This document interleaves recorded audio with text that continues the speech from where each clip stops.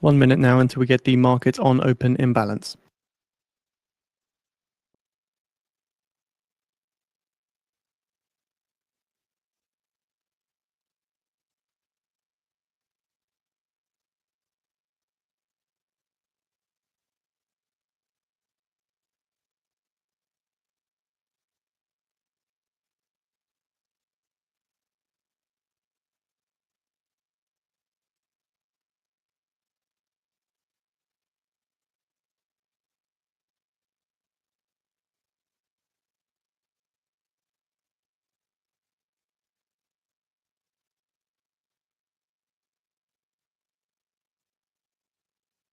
Ten seconds.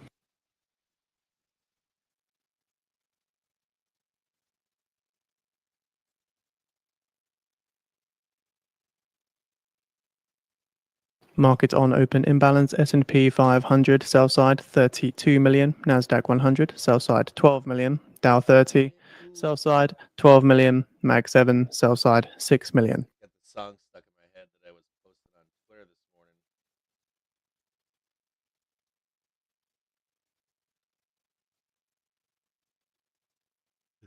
It's like they're so catchy. Oh, they think that we're not going up today. Oh boy, they're gonna get smoted.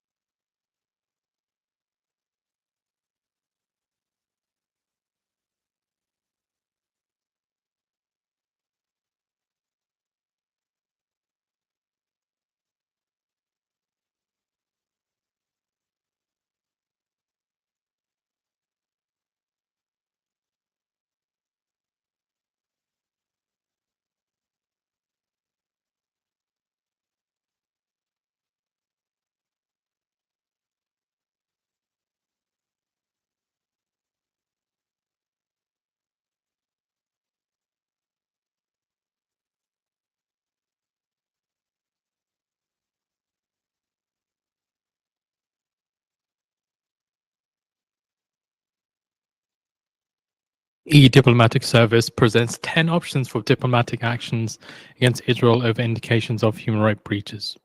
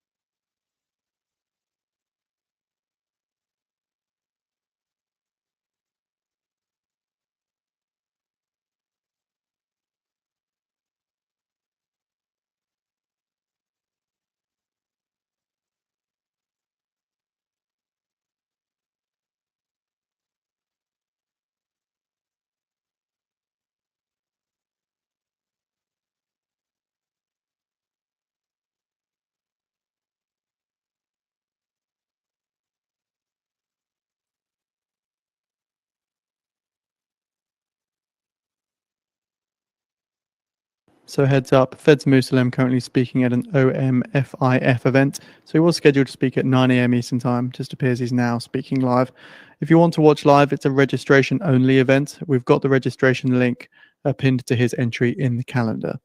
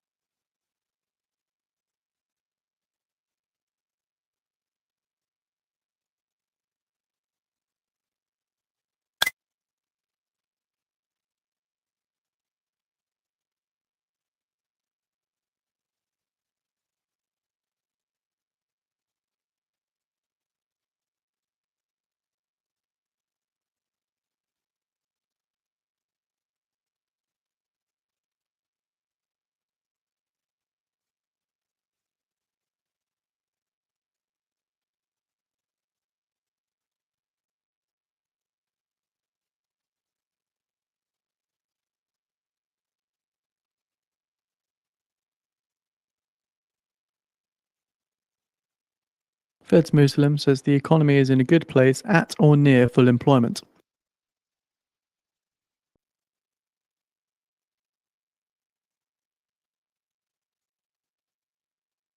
Musalem says there is some upside risks to inflation.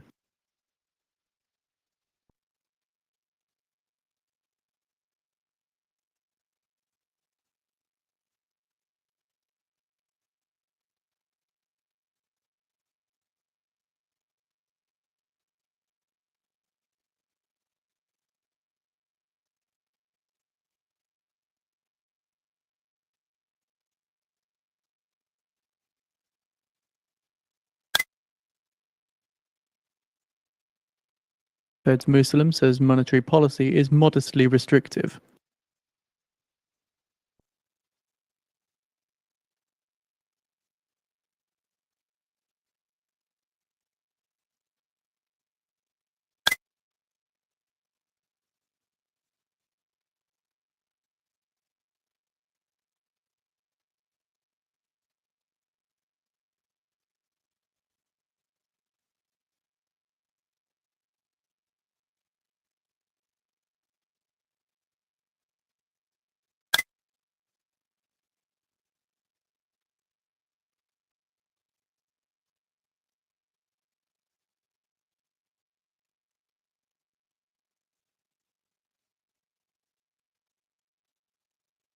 Feds Musalem says financial conditions are supportive for growth.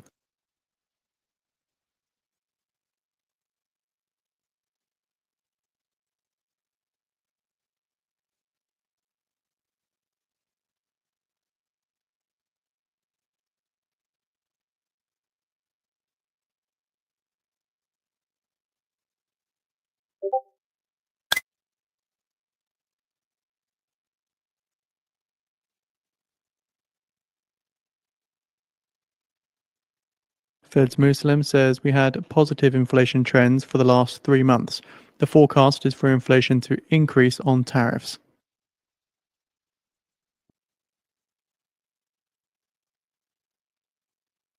So again, Feds Musalem there says there have been some positive trends on inflation in the recent months, but the outlook is for it to increase going forward due to tariffs.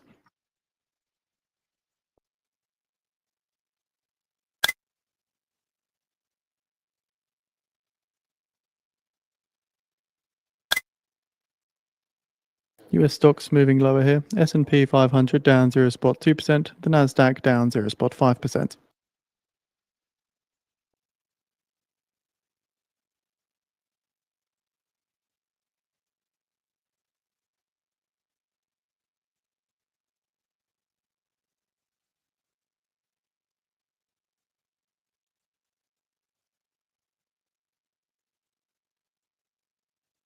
Fed's Muslim says the effective tariff rate may settle in the teens or 20s.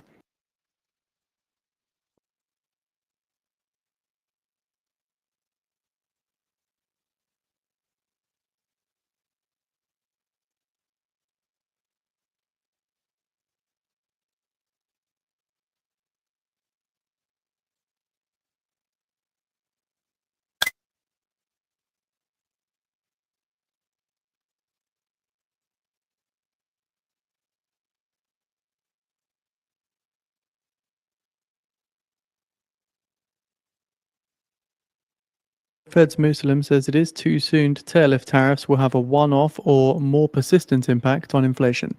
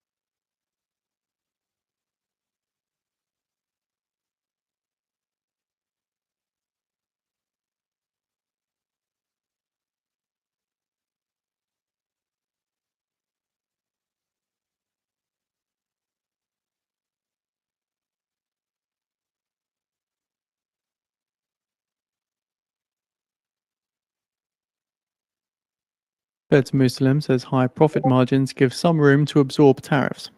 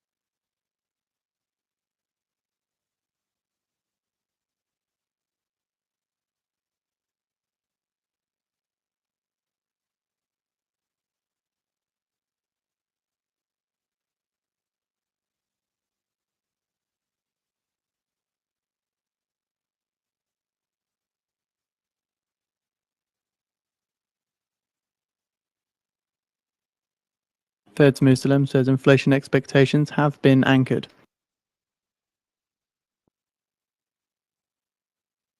And Muslim adds that the dollar weakening could add to inflation.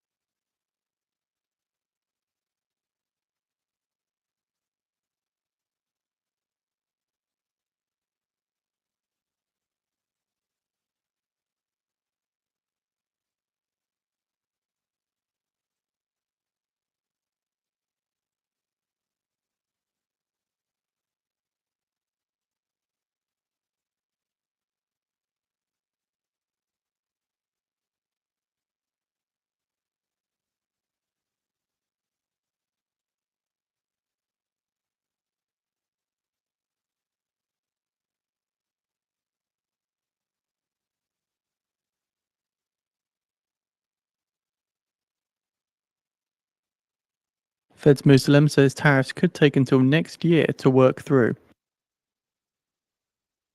So that's Muslim there saying it could be later this year or early next year for the impact of tariffs to be fully felt.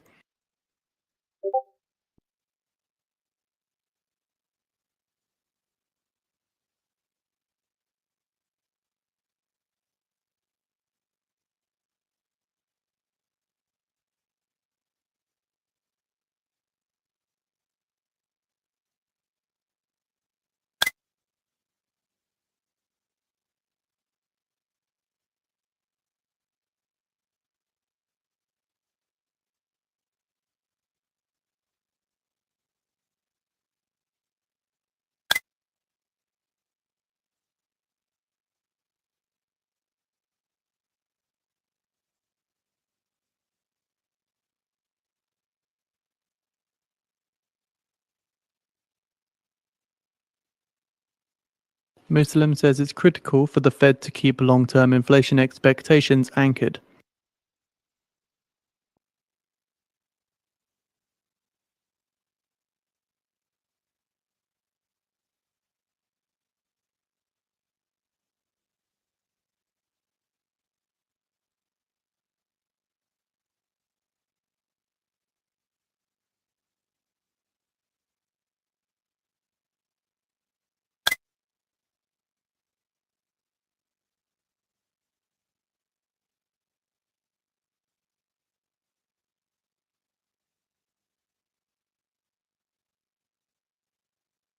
Fed's Muslim says long-term inflation expectations are anchored.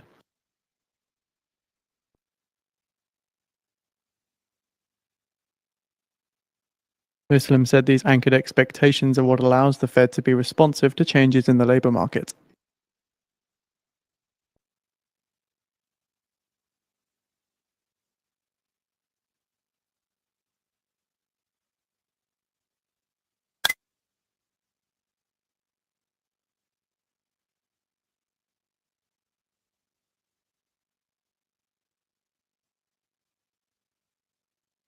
So a China minister and the ex-US Treasury Secretary discuss AI and others.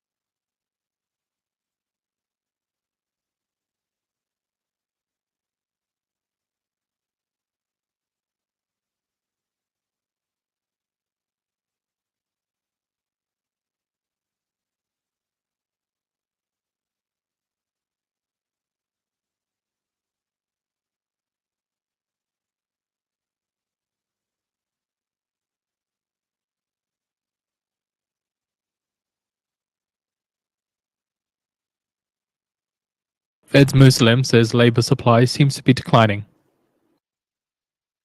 So labor supply seems to be declining, which may be due to slowed immigration or other factors. Hiring trends have been softer than usual.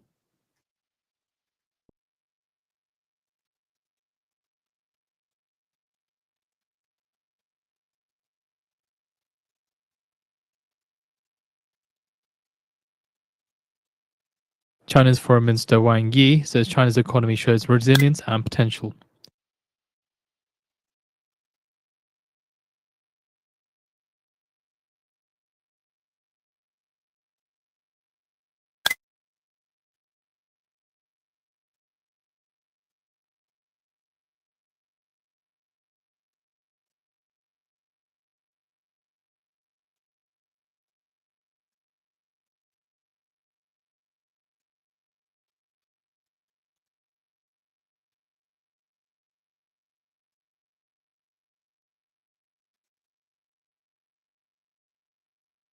Fed's Muslim says that firms are less reluctant to lay off employees.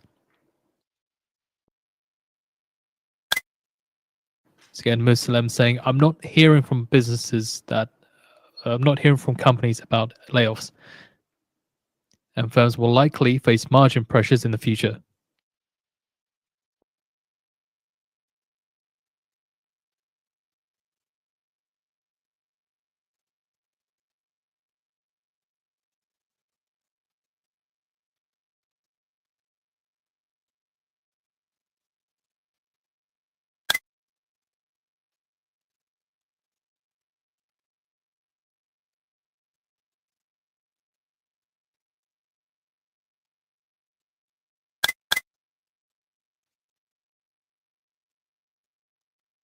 Muslim adds there are reasons to be mindful of downside risks to the labor market, including drop in hours worked and compensation.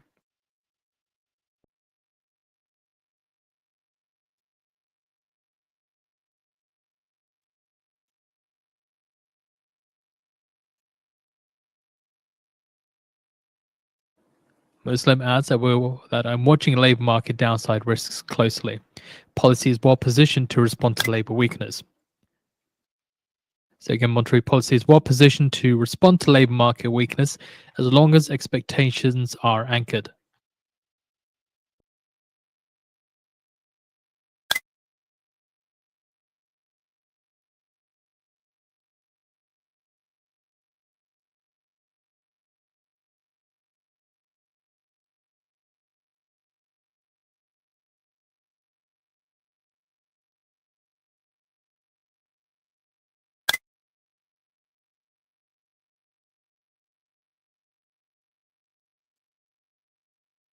Muslim says, I don't think that the US is in a stagflationary environment.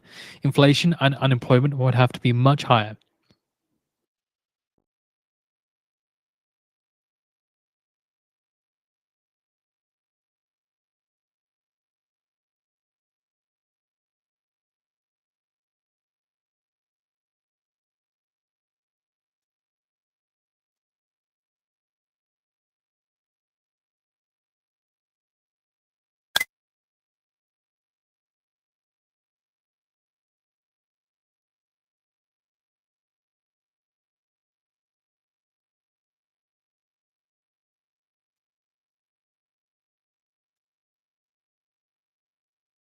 So just a reminder, about 10 minutes time we get the EIA natural gas change. Forecast is for a build of 62 BCF. Prior was a build of 55 BCF.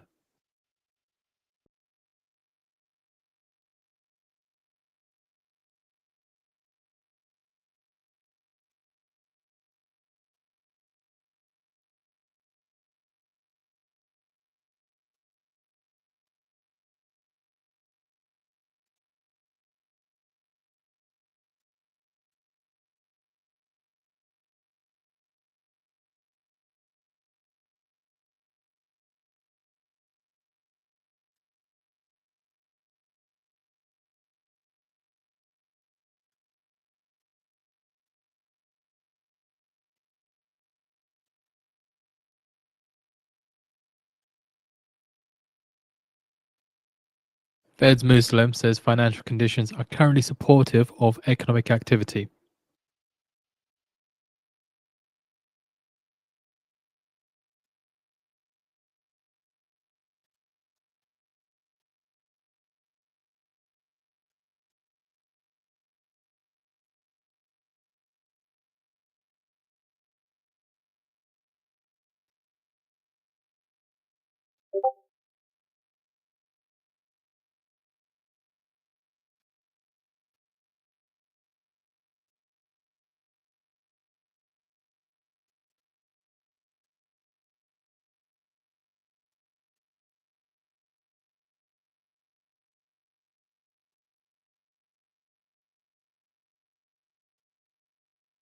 Muslim says that I'm not observing a tremendous amount of restrictiveness due to monetary policy.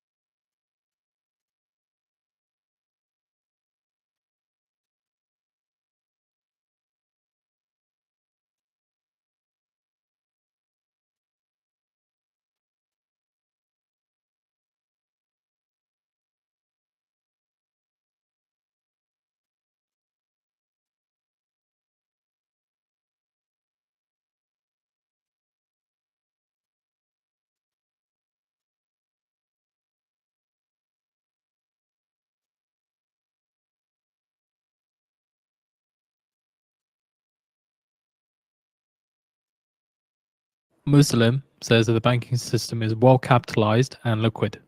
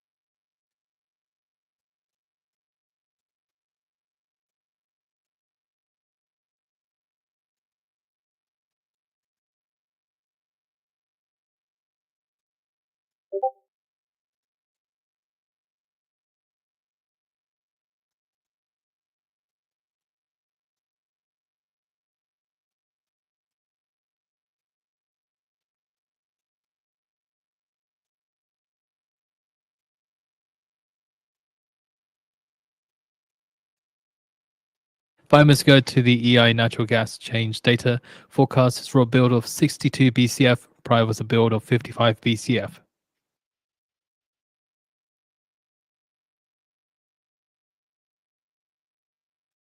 Fed's Muslim says non-bank financial risks need to be well monitored.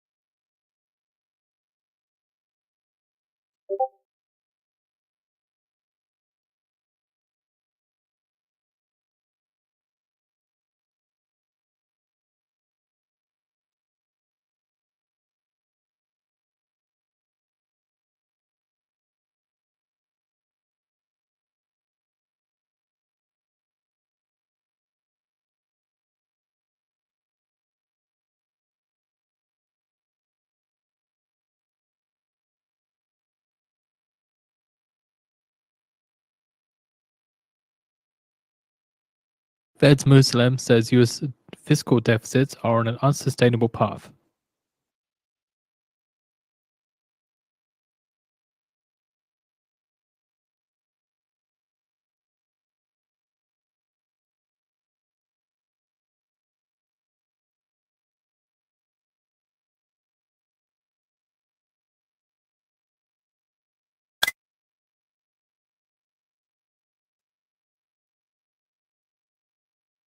One minute ago now. Okay, Trump's just said something on Truth Social here, just touting the markets.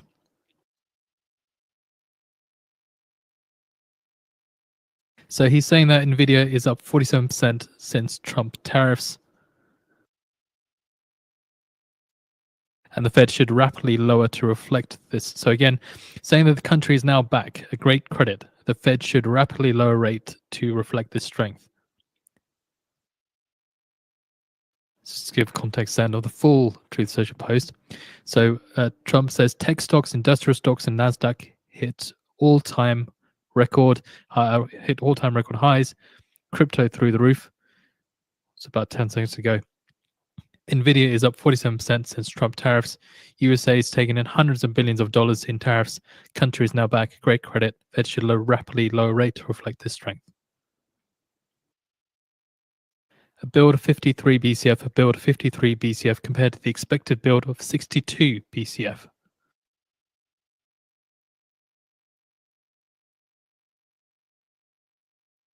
Seeing some a little bit of move towards the upside on natural gas there. So again, a smaller than expected build of 53 BCF compared to the expected build of 62 BCF. As I said, a little bit of movement towards the upside on natural gas.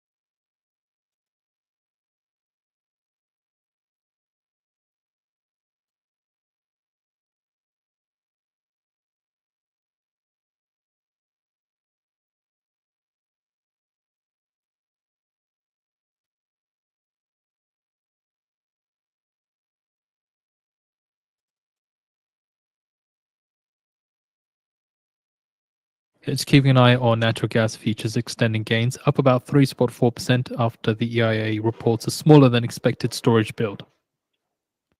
Fed's Muslim says, I hope next framework is more robust to normal economic circumstances, whilst acknowledging of zero lower bound.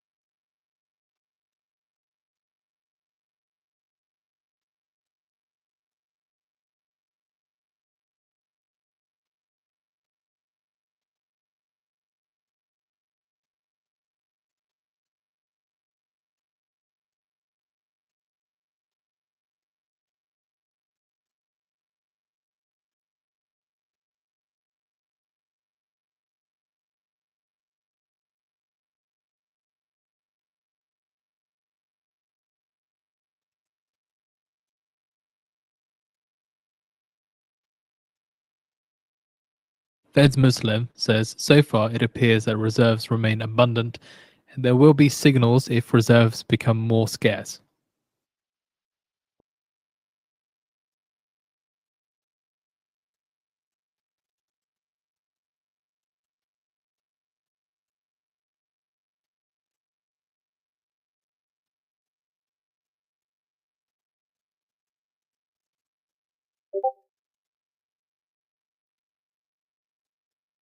Trump on Truth Social says, too late demeans the great creditor of the USA.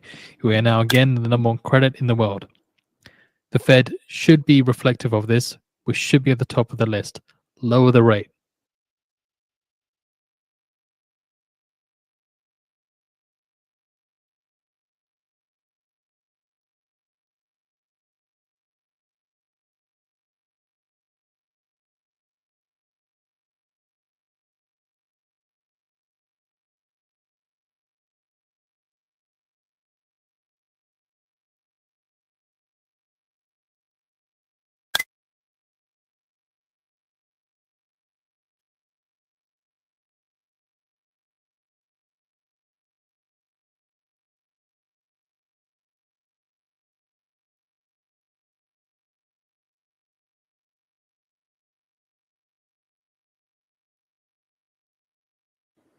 Muslim says, if the Fed could not pay interest on reserves, it could be disruptive.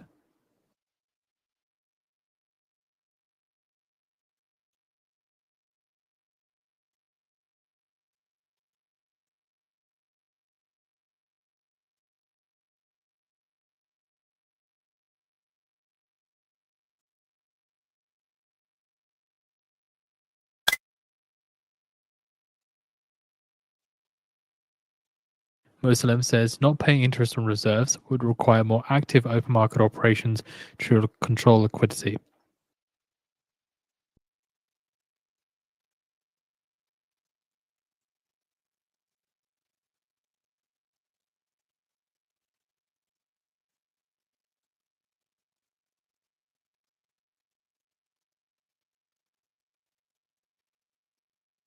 Muslim adds that paying interest on reserves allows the Fed to inject liquidity if required without sacrificing interest rate control.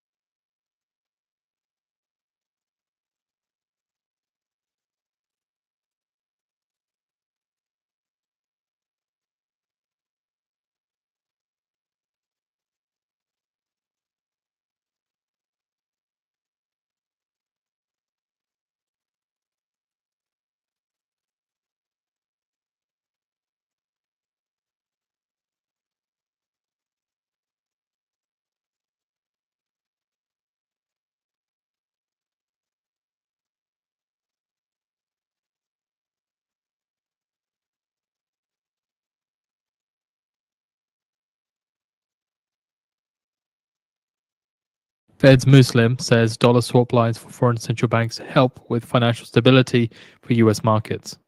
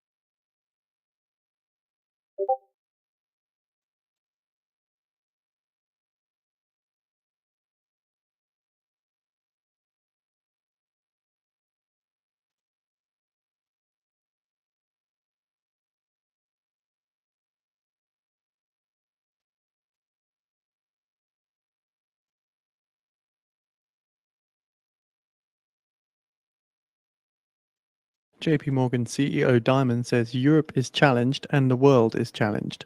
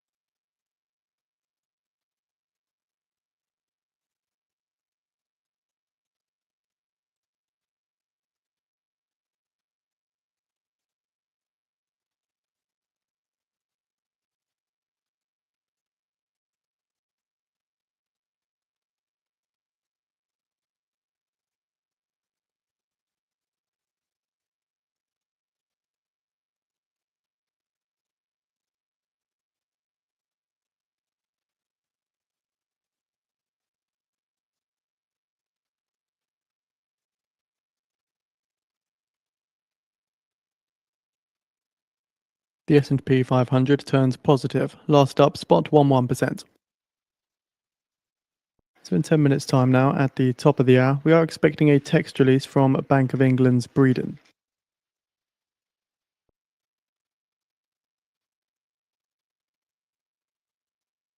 Fez Muslim says that I'm not hearing from firms that there are supply chain disruptions.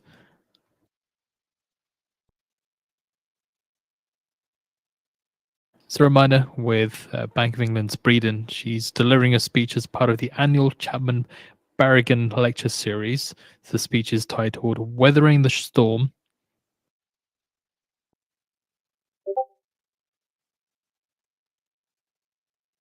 So again, the speech is titled Weathering the Storm, Stability in a Changing Climate.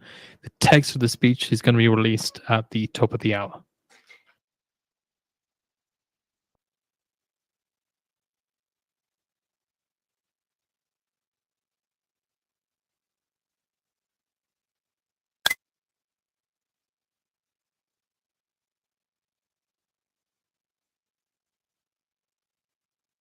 Fed's Muslim says so far the tariff impact on prices appear to be mild, though it is early in the process.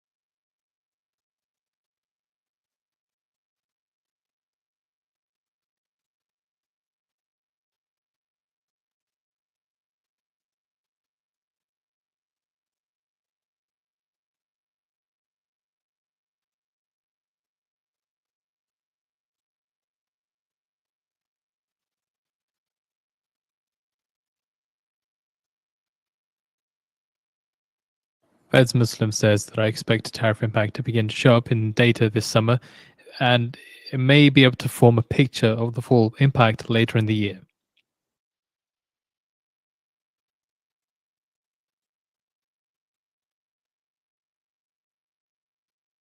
So to specify, Muslim says that I expect tariffs to hit inflation beginning in June data.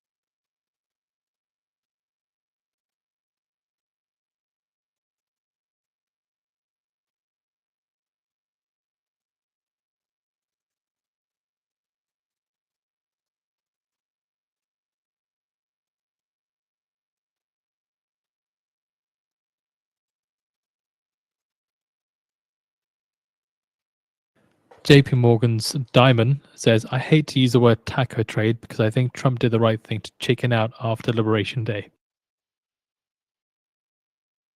Fed's Muslim says stablecoins are an interesting innovation in payments. It is good that there will be a regulatory framework.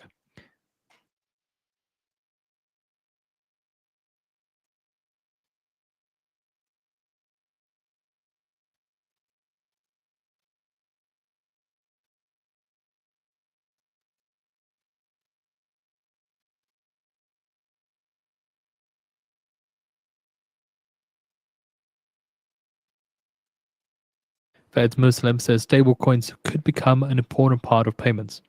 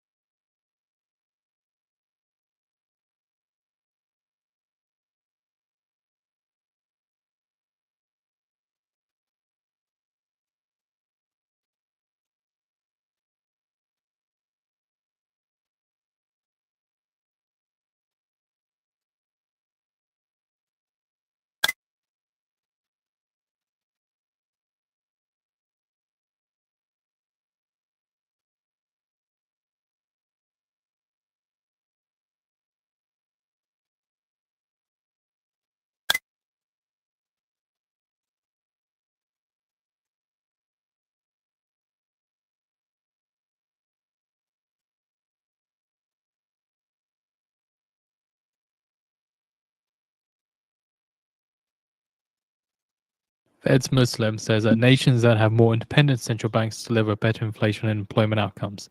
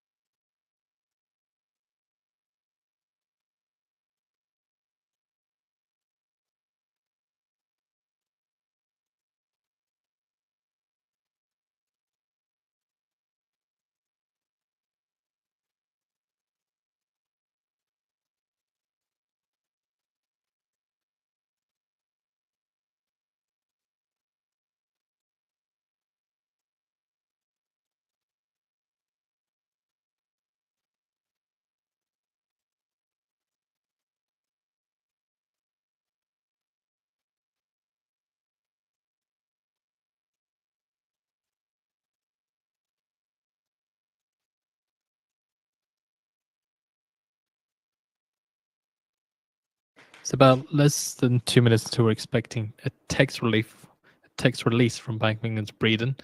She's due to be speaking later on at 1:45 p.m. Eastern Time.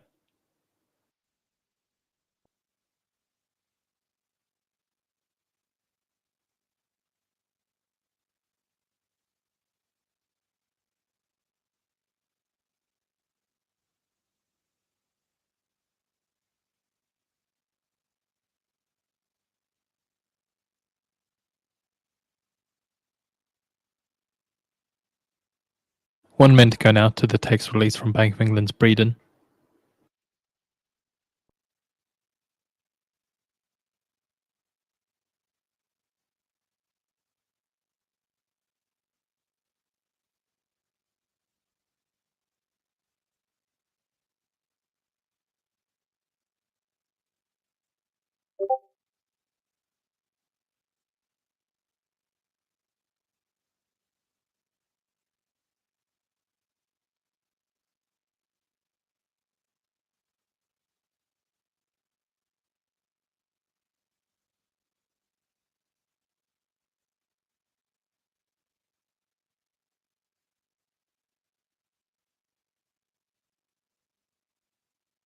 Ten seconds.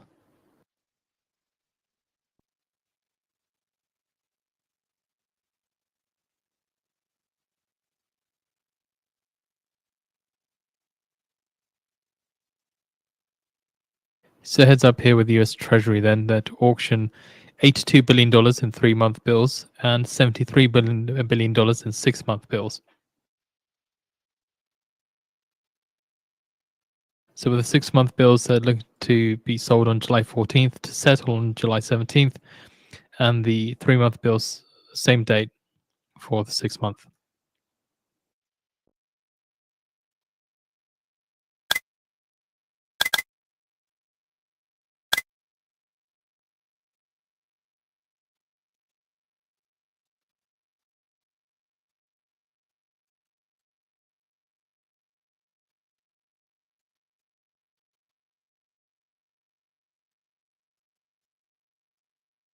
So text has been released for Breeden. I'm just working my way through it.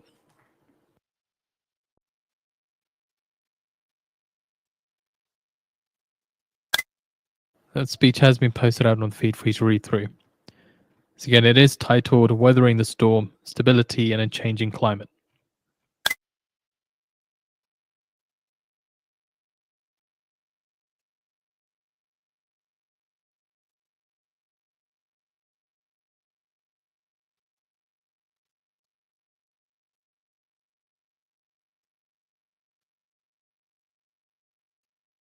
So just reading, just Breeden sharing some real world examples of how risks to price and financial stability from climate change are emerging now and how they might grow going forward.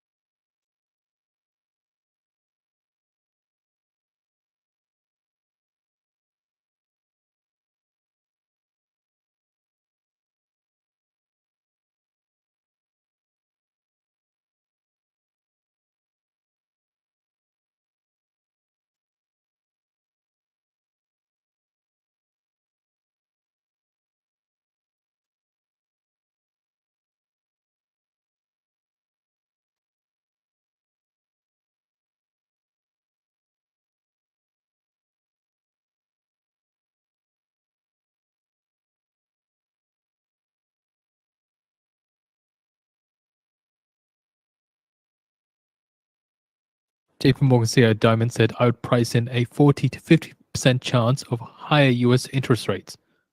Voice news disconnected.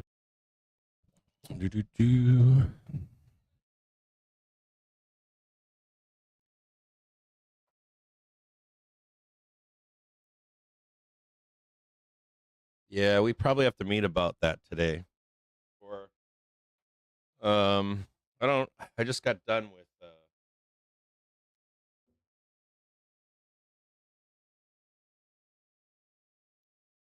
I'll see if I can take a break today.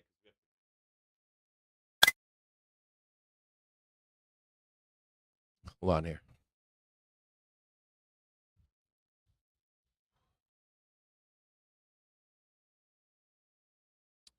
Check 1, 2.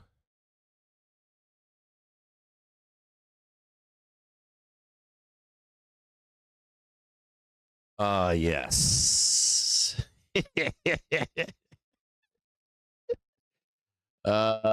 Yes. Just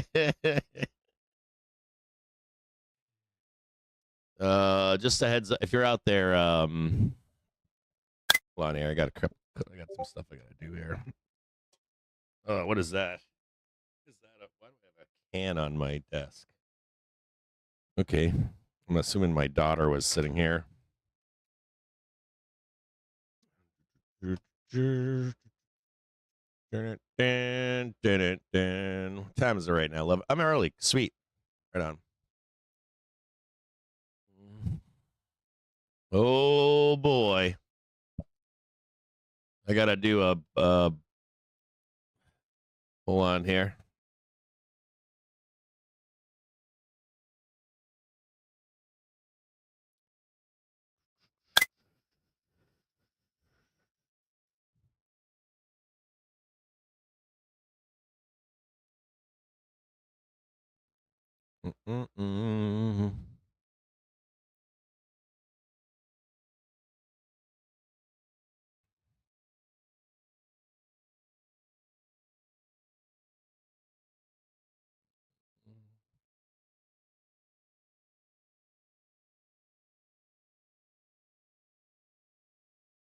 How high did I say we were going today?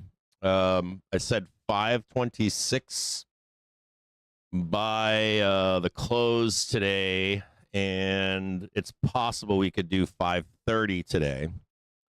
So let's look at that. I'm going to answer that question right now.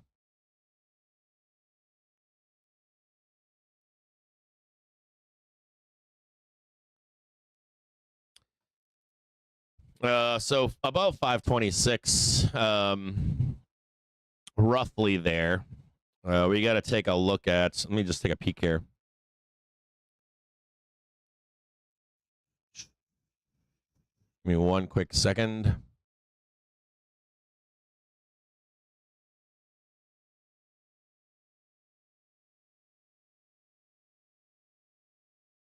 When we're getting pretty close, so the idea here would be we'd do the equal legs on the prior high on July 3rd. And I think that is 626.11. I have a green box up here for it. Now it's 626.07. Now you do want to see if we get the new high. It's an important next step. Good morning, by the way. I hope you're all doing well out there. So we got number one, I got to let you know a few things. There's some rotation going on today. There's also, I was looking at a heat map earlier, and there's a lot of like dealer. You got to remember that there's a lot going on right now. So let me see if I can bring something up here for you guys, because I wrote this in a brief, and I just want to read this to you. Give me a quick second here. Dude, what is with this? Like, fucking 2FA everywhere. It's like 2F, like, I can't win. You know, like, I had to add an extra step into my routine every day.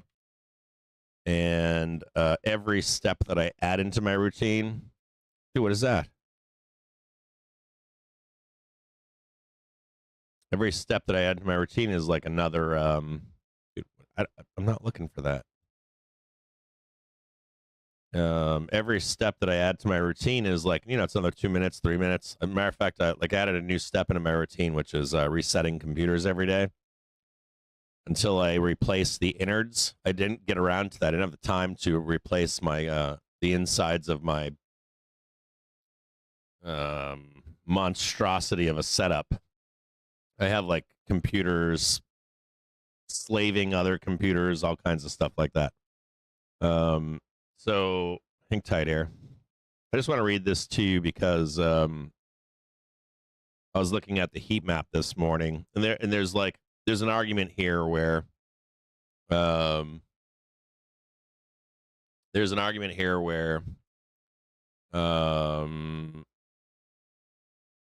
was on the phone yesterday with a professional, and we were discussing like what holds the market up right now, which is, of course, everybody knows it's Mag 7. And the theoretically you'd say to yourself, if we get into an unwind, Mag 7 would be the if Mag 7 unwound,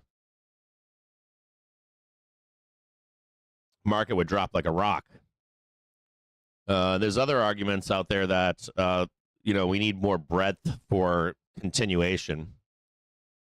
So this morning I was checking breadth in the market. I was looking for rotation in the market, but not only that, there's mechanics going on, right? You come into an earnings season, and if you watch a guy like Winky in our Discord, what I've always loved about Winky is that you've got me sitting here day trading with you all day long, right? And then I need people around me that are focused on other things, no matter what they are. And I keep those people close to me in my life because they're on a different, I don't know if I call it a different trade, but they're on a different schedule. It might be better. It's like David AMS. He works. He mostly trades Globex, and Winky mostly does quarterly run-ups on ERs and outside the range moves, or I wouldn't say outside the range moves, but outside the norm of the rest of the market. Downside moves on tickers that should be with the rest of the market. An example would be FedEx, right? Just a couple weeks ago, FedEx, you had like the market going like this, and FedEx was dumped hard, right? And so you're looking for those opportunities to get long. And the same thing applies to an earnings season. The market will bring not just earnings season, but events, right? If market's in trend to the downside, doesn't matter if it's down or up or whatever, but if we're like trending down and we have an event coming up here, it'll or dealers in particular will like move the price there and then park it for a set event, right? And then from that event, depending upon positioning, oftentimes dealers will fulfill both sides of the chain, the options chain, after a set event. Sometimes they don't. You can tell often if you hold through an event, you'll see a second round of buyers or sellers, and they might not ever come back and actually fulfill that other side. But that's not often. No, most of the time we're like parking into an event, or coming up or trading up into an event, right? Park it, and then we're dumping, right? Or mooning if we get more buyers next day, something unexpected. So my point behind this though is that people are on different schedules. People are like, hey, I know earnings season's coming or is finishing. This is a good point too. Think about the fact that there are traders out there that are looking for, let's say, the end of an earnings season, and let's say I don't know, I don't care, like ticker PORN is cranking, right? Goes sideways for their earnings and then cranks up. And, everybody forgets about that earnings. Oh my God, it made so much money. Look at that. Woohoo. Right? Everything's awesome. And then, everyone's eyes move on to the next earnings. Dude, we made so much money on, I don't know, Meta. But now, dude, the next shiny rock is Microsoft. So like a week or two later, you'll see this stock over here, this one you were looking at, start dumping, right, as all the interest goes elsewhere. Well, there are guys out there like Winky, and what they'll do is they'll be like, oh, look at that. They just hammered down over here, and like they're watching this stock after, and they're looking at when is their next expected ER and where does the accumulation begin, and they're in that trade before we ever get to that earnings. And they run it up into that earnings, and they're out before we ever get there.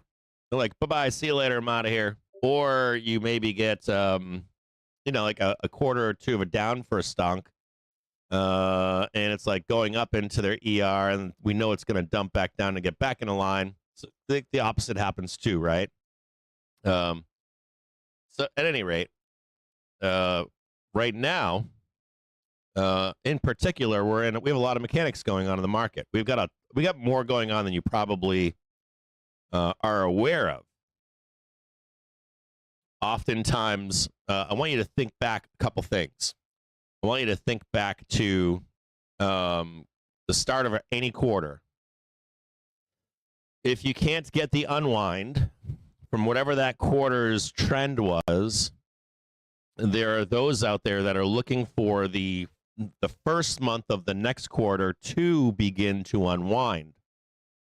Get me? At the first month of the following quarter for an unwind. Is there going to be an unwind? Is there new information we don't know? Is there seasonality involved? So we already know that there's seasonality, right? We already know that. I think everybody out there can agree that there's seasonality at play here. So in that case, right now, there's a lot of mechanics going on. And I want to read something to you that I wrote earlier this week. I want to read it to you. It said, welcome to the third quarter of the summer doldrums and earnings season, which kicks off in mid-July. Minding that this year, the White House has also still not yet to finalize tariffs, trade agreements, nor permanently found solutions to geopolitical risk. And on that note about geopolitical risk, yesterday, the Houthis sank, 2 oil tankers. It didn't matter, did it? Sometimes it matters, though, doesn't it? Did you know that? That two tankers were sunk yesterday. Didn't matter today. Just the threat of Houthis has been assigned in the past to down markets. So we have no permanently found solutions to geopolitical risk, though they have made progress on their immigration fight, which is yet to have much impact on markets, which could, as a matter of fact, have impact on markets, but doesn't at the moment. Did you know that ICE is in California and they're rounding up illegal immigrants in LA County? But did you know that a federal judge stopped ICE from rounding up illegals in the Central Valley? So they're able to work in LA, right? LA County, but not the Valley, the Central Valley. If you don't know what the Central Valley is, if you ever drive up the 5 and leave LA, it's literally farmland. It's the breadbasket of America. No, I wouldn't call it breadbasket, but the fruit and vegetable basket of America. If any of you guys remember who Hugo Chavez was, famous workers' rights guy from way back for tomato harvesters, right, and planters and stuff like that. So, I want to ask you that question. If you saw that judge's decision overruled, I found it ironic that it wasn't, or I found it ironic, number one, that the judge was able to pass that blocking of ICE agents in the Central Valley during their harvest season, which began in early summer and is lasting through summer. You know, it's like a shocked Pikachu moment, right? But we can round them up in LA, but don't fuck with the fruits and vegetables in Central Valley, maybe until the season's over. But my point here is that when does, like the Houthi thing, when does the news matter? Right? When does it actually matter to markets? And what do we not see or know or whatever? And when does the market care? Usually around seasonality, right? Or known vol is coming or expected or anticipated. The third quarter seasonally also marks the end of NASDAQ seasonality and the rise of volatility and the rise of the bond market. There is also usually a rotation into safety, including consumer staples, utilities, healthcare, and biotechs. As a matter of fact, we've got Trump saying he's going to do 200% tariffs on pharmaceuticals, right when we're coming into seasonality for that issue. We're not quite there, but we're almost in that seasonality. It's kind of like interesting, right? The news just seems to matter at this moment with this issue or this price or this sector. Copper is another one. As a matter of fact, yesterday, I was reading a piece on rare earth metals and how they're going to matter. Well, guess what comes into seasonality? What would you think comes into seasonality, as this is now an important issue? You guys know? Gold comes into seasonality. Silver, copper, crude, then natty gas, right? All these things, all these like metals, rare earths coming into seasonality. You know, as these things all of a sudden matter right now. Also, notably, some will begin to look at oil exploration and services, pharma, real estate, and later telecoms. And you see some rotation going on right now in the stock market, don't you? Like some rotation today. If you look at a heat map, you'll see some rotation going on. You'll also likely see what? Dealers parking stocks that are going to report. You've got last week, the same thing happening to banks, right? Last 5 sessions. You saw like the banks get super ramped up like a winky trade, right? Ramp it up into their ER and then dump it and then park that thing. And we're in a range now until they report. You know, the big commodity in midsummer is usually crude, though live cattle and wheat can also find a bid. But I don't usually like the idea of trading wheat or cattle until their seasonality is near end, believe it or not. They don't tend to find bid, in my view, until later in their season.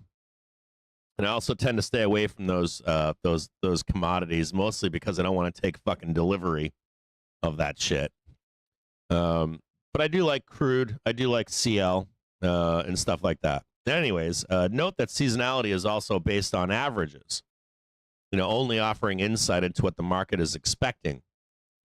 Though outcomes will sometimes vary. You got to remember that about seasonality. It's not perfect. It's not going to be ever perfect. It's going to rhyme, but that doesn't mean that it's like exactly when you want it to happen.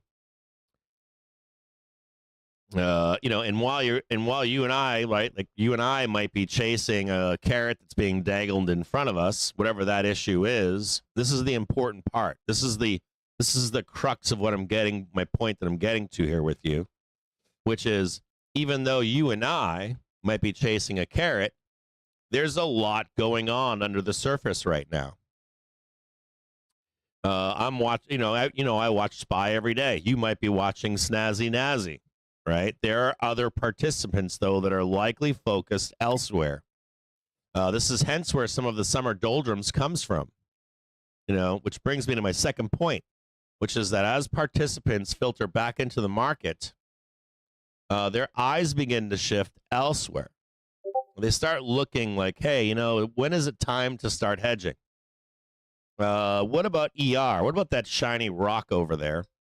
And what about that? What about that rotation into safety? Or what about my favorite stock ticker, NVIDIA, Meta, whatever it may be? And then all of a sudden that you've got other participants that are like, I'm going to sit on the sidelines and just wait for the seasonal low. They got like a lot going on in the market, believe it or not. Even though it's not showing itself, like on SPY as an example, there's still a lot going on. And one thing that you should do out there, if you have time, is go find people that trade something else. Like most of their time is spent on something else, and say, what are you looking at right now? Well, I'm looking at memes. What are you looking at right now? I trade the indexes. What are you looking at right now? Well, I trade ER season, and just get a glimpse into what they're doing. And especially right now. Like right now is like, January, February of this year. Everybody's rock and roll. Everybody's happy. But there are others out there that are looking for what? There are hedge funds out there right now. They're getting annihilated. They're all short right now, and they're all getting annihilated. And they're all making cases right now for when the market should begin to roll. And that's part of that conversation I was having yesterday, which is, and what I'm doing this, one of the things I did this morning, which was, hey, is there any rotation going on? Does this market have legs past expiration? And can it run into, July 31st? Or do we begin the unwind early? And you see people putting out the manifestos are coming out already, aren't they? Manifestos are there. I'm seeing them being rolled out. I'm reading about them right now. And everybody's looking like a rocket scientist. They're eventually going to likely be right. The question becomes, when will they be right? Gotta keep on going up there. We're not done going up right now. We want to see, too, there's a couple things here. I want to show you a couple things here, okay?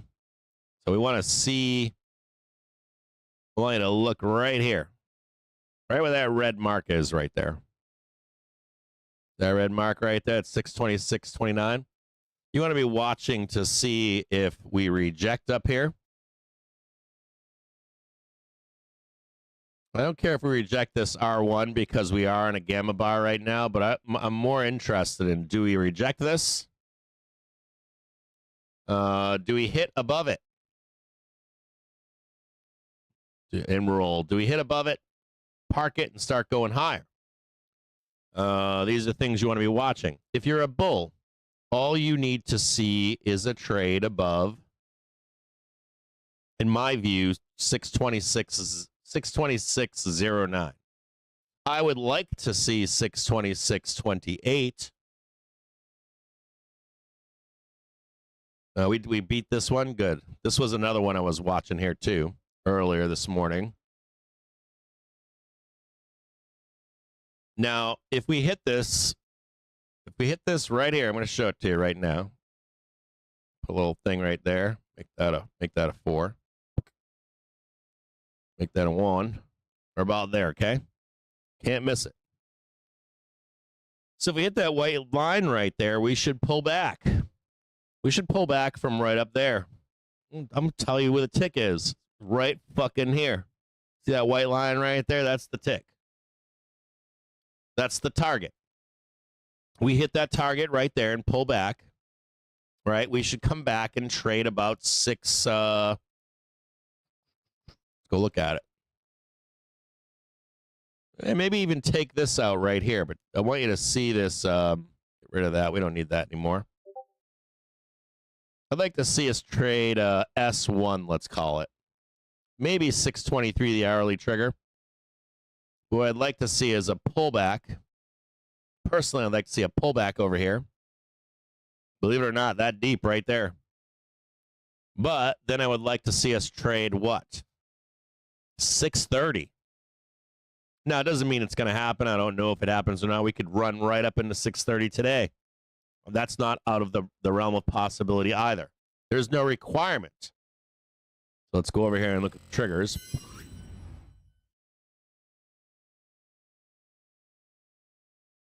Yeah, we got a new, and we beat yesterday's prior high. Shocker. And to boot, we got this one right here. Whoop. Trend day. What did I say on Twitter yesterday? We are going to trend. We are going to gap up tomorrow. That's today, right? Are we doing that right now? I think we are. Let me see if I can read exactly what I wrote on Twitter. Fine. Let's find my tweet. What did I say? I said, we are going to gap up all day tomorrow. That's what we're doing, right? I didn't say overnight. I said all day tomorrow. What are we doing? Yeehaw, daddy. Now, the all day long part, we don't know yet, do we? So, oh yeah, fuck yeah. Keep on going, baby. Keep on squeezing. You thought it was happening on Friday, didn't you? So, we got this target up here, right? The bigger question becomes this right here. I want you to look at this here. So let's scroll back down over here. And, there's an argument here that we could, hit this here or even this here. And I would take that as good. But if we don't, if we just hit this and roll back down over here, there's like one more. That would be a Friday move to like 6:30. Now, I don't know if we do 6:30 today or if we do it tomorrow on Friday. It's possible we could do it today, though. I personally would prefer it today. And I've told you already the reasoning why I'd rather see the move today and not on Friday. We're kind of if I was a dealer, I would not like to trap a short over a weekend. I personally wouldn't. I wouldn't want, if I was a dealer, I'd be like, what are we going to do? We're going to start, trapping all these shorts at 6:30 and start, fucking going vertical for the next week or two, trade 650. I don't think that's required. I think as long as you hit this 6:30 over here, let me get down here and show you this. If I was a dealer, so here's Friday at 1600. This white line is 4 p.m. on Friday. Personally, I'd really like to see us get up here before Friday and then close below the 6,300. So you've got the new high. Perfect. That implies we're going to go higher next week. You're not trapping shorts. Dealers are aware of this. It's not like they're not aware of it. They're aware of it. And it makes it for an orderly run to fail 648. Now, we don't know if we're going to do that or not. We don't know if it's a trap for bulls. We don't know if we're going to unwind on Vixpiration or on OPEX or on end of the month. We don't know. But if I was a dealer, I'd be like, yeah, let's do this right now, early. Here's your jackknife down over the weekend, right? And then we start again so that you can sell calls where? At 640, right? And we'll do the same, a similar operation next week. And then one more operation and failure ass on the end of the month. Now, this is the thesis from bulls. It's not my thesis. That's the bull thesis. So I think early is better for the market here. I think if we wait to do the 6:30 into the weekend, it can get messy. So I don't want to see that. I want to see like that 6:30 now on SPX 6,300. And then next week come up here and make it orderly. So if not, if we do this I want you to see this here. This is 6275 right now. This is a gamma bar 6275. It's kind of prominent. And what I'd really like to see is, do you see this? Do you see this right here? Whoop. Right there. I'd like to see just that little touch. Come back down 1 p.m., hit it up there, 6,300, and then start selling Friday down into Monday. That's what I would like to see. Does it mean it's going to happen? No. Do we, we could reject this right here, right now, right? Start coming down, and start hitting that, or even hit this on Friday, or even hit this on Monday. There's other options as to where we go and how we get there. So it's not like we have to do this or we have to do that or whatever, but I would like to see it. So currently, we're close to some kind of a, take your money and run. Take your money and run and leave this to the FOMO gang. We know that FOMO gang loves getting caught up in this kind of stuff. But that's not really your concern. Your concern is buying bottoms, right, and selling before we get to where the FOMO guys are, right? That's how your modus operandi, right? So we're gonna sit right here and watch and see what this price action tells us about the future. And there's a lot going on right now, isn't there? There's, as I explained to you earlier, there's a lot more going on than just what's happening in the market right now. I want you to keep that into consideration no matter what you're trading right now. I want you to be thinking about, well, what are we trading right now? 625.54, right? What's all-time highs? Right there, right? So if you haven't had a chance to hedge, but what about 650, Cap? I don't know if we're going to trade 650. Nobody does. Anyone that tells you that they do is lying to you. So they're lying to you. So you have an opportunity here to hedge. If you have other interests in the market, you can wait until 650. You don't have to hedge anything if you don't want to. You might not even need to. You might have been buying for the past 3 years. Like, what do I care, man? I'm just going to wait for whatever that down move is and just add to my position. You have a choice as to what you want to do here. And your situation may be different than mine or other traders. So we could begin to unclench on Wednesday. We go up here, we trade the 6,300. Let's go back down here. You trade this 6,300, right? You come back down, you come back up, and Tuesday, Wednesday, you don't get the new high. We come into Wednesday, we start selling. You're going to look like a rock star. You're going to look like a fucking rock star. You called the top, right? And in any scenario, I highlighted this yesterday with you, and I want to highlight it again this morning, which is, this is another conversation I had yesterday after the bell. I had another conversation with another actual professional, and I'm talking to him, and I'm like, it's like anything. If you go back and look at, you look at Charlie McGilligot, who I like him a lot. He actually thinks, I think he thinks a lot like I think. And that's not trying to say I'm great like him or anything. It's to say that when I read what he writes, I oftentimes write like that and think like that. And I'm like, maybe some of you out there feel the same way about Charlie McGilligot. Some of you may not. But he has a lot going on. And when I read his stuff, I'm like, I totally get everything that guy's saying right now. And I totally think about all that shit that he's talking about right now.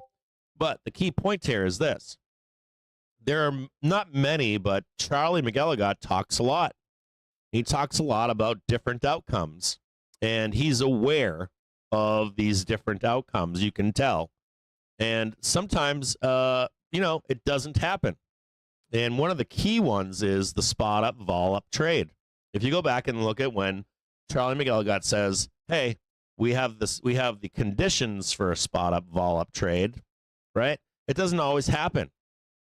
And it's okay that it doesn't always happen. But why does that matter?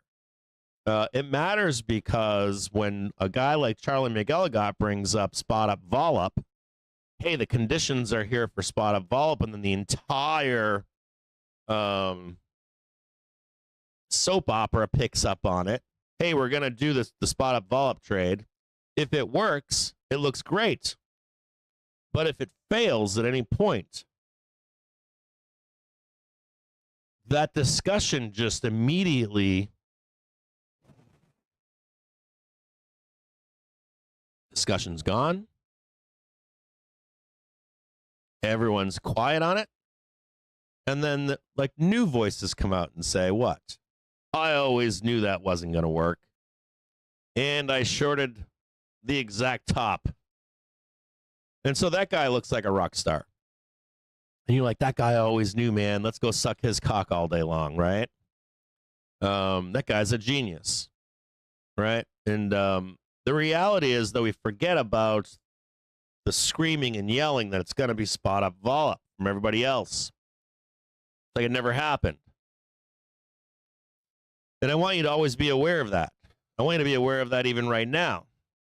Like if we trade up and trade 648 on August or July 31st, everybody's happy. If instead we begin to unwind on Wednesday of next week, if this is the top, you know, none the wiser, right? It's like, and we're not even there yet. So, you know, keep that in mind when you're trading. Be aware of all the outcomes, all the scenarios, and be open to those scenarios. We were having that conversation on yesterday, and I was like, you know, I was like, when you listen to a bull right now, it's, you know, up, up, up. It's up, up, up, up, up, up, up, up, up, up. We're going moon, moon, moon, moon, baby. No, we're not even going to look back. And that conversation could be gone tomorrow. You know, that conversation could just be over.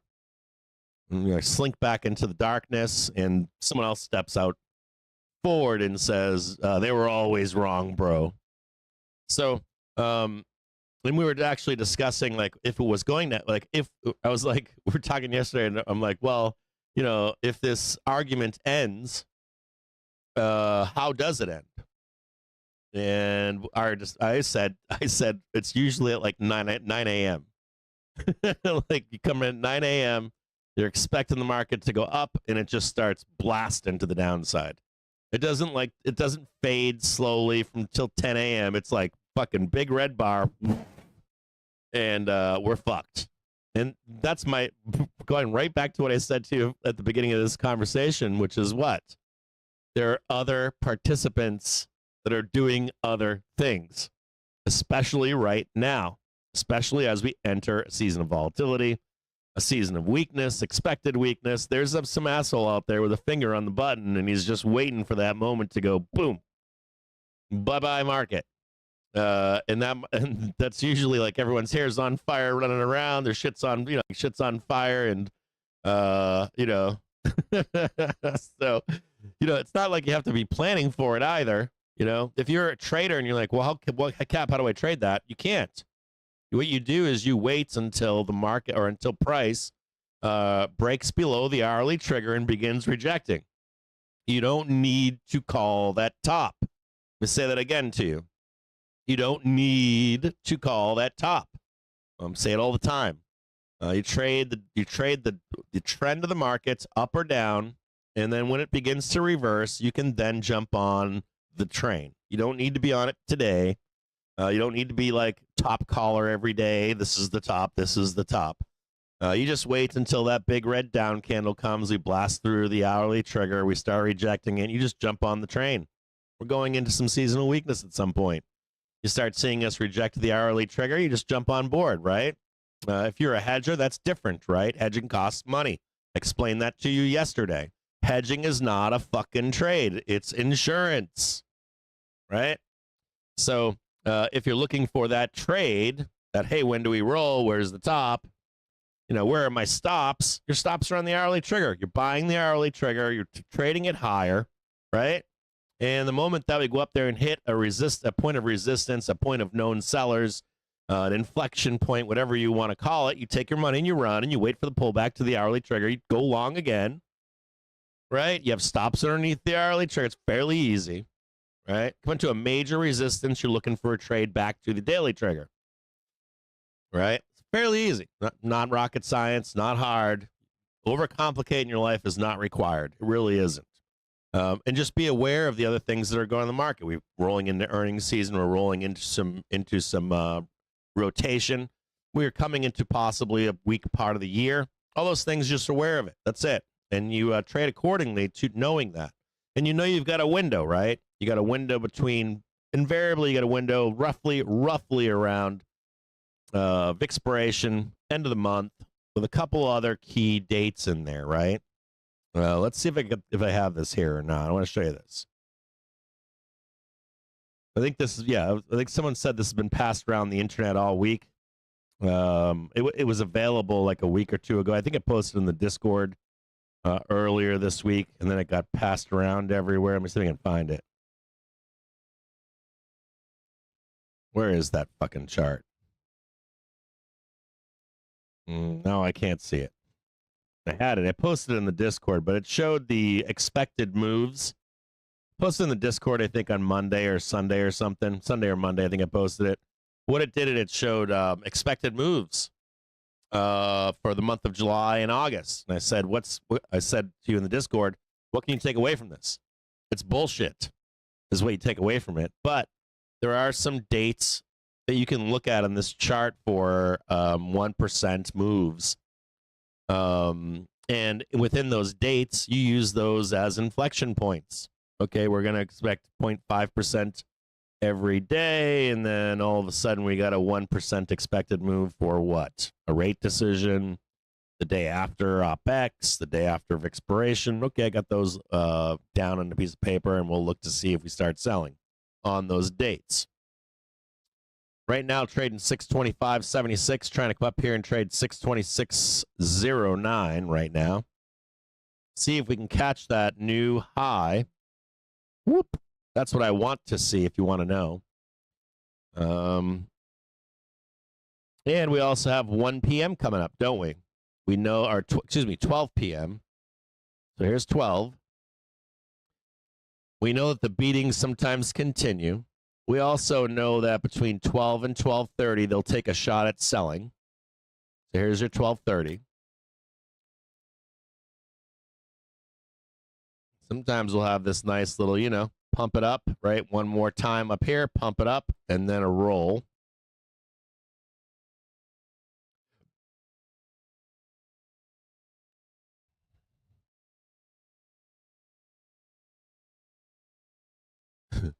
Is that what?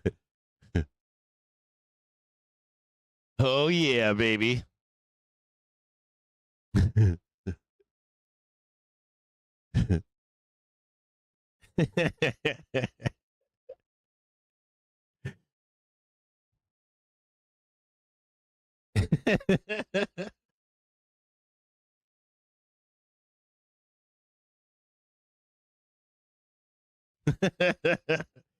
Hey, 141 likes. They had to wait to like that fucking post until we started doing it today, didn't they?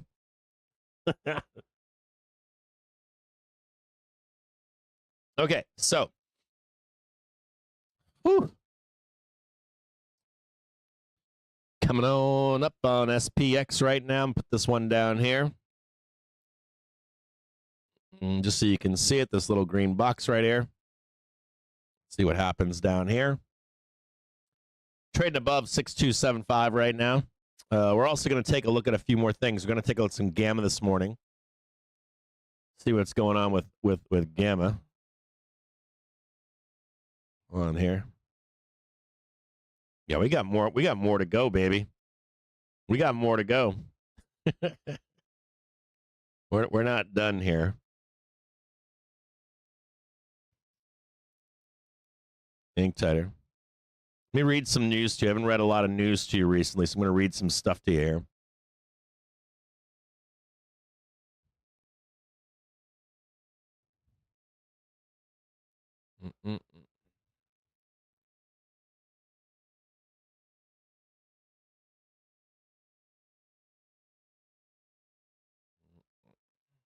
Yeah. I thought that was funny, too. I'm reading this right now. There were people saying to begin hedging. I was reading BBG yesterday. They were saying that everyone's like, you got to start hedging. Second half of the year is unrealized. So like yesterday, day before, there was some I forget the analyst. It was from a smaller bank, or I think it was from a hedge fund, and he was like, we feel as though second half of 2025 is not pricing in the damage from tariffs and trade deals, and there'll be no recovery from it. So you should start hedging. And I'm like, they're lying. They're only looking for the seasonal weakness print. They don't actually believe that bullshit. So what they'll do is this is, let's say, pretend this is like a day chart or something. What they want you to do as a trader, this is a daily chart. Pretend this is I don't know. Pretend this is like July 31st. What they're trying to tell you is it's going down here, and they're actually only looking for that print right there. So what you do is you buy puts down here, and they get their print here, and they wrap up shop. And they're like vampires. So they tell you it's lower. It's worse than it's going to be. They never tell you it's right here,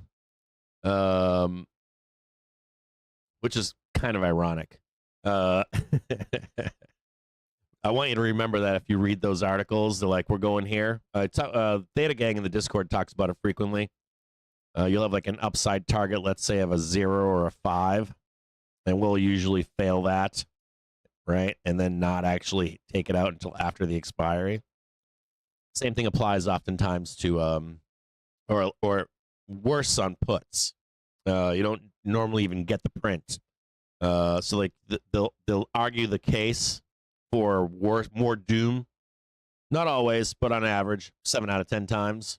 They'll make it worse than it seems, and their positioning is not to trade that. It's higher. So we see the gamma flip is not moving up because of hedging activity much lower. I want you to know that. What else? Contracts keep being rolled higher. We know that too. Vol control still in. Let's go look at some of this stuff. Let's go here. Hold on here. Let's just take a look at some of this stuff here. Let's take a look at the market together. Hold on here.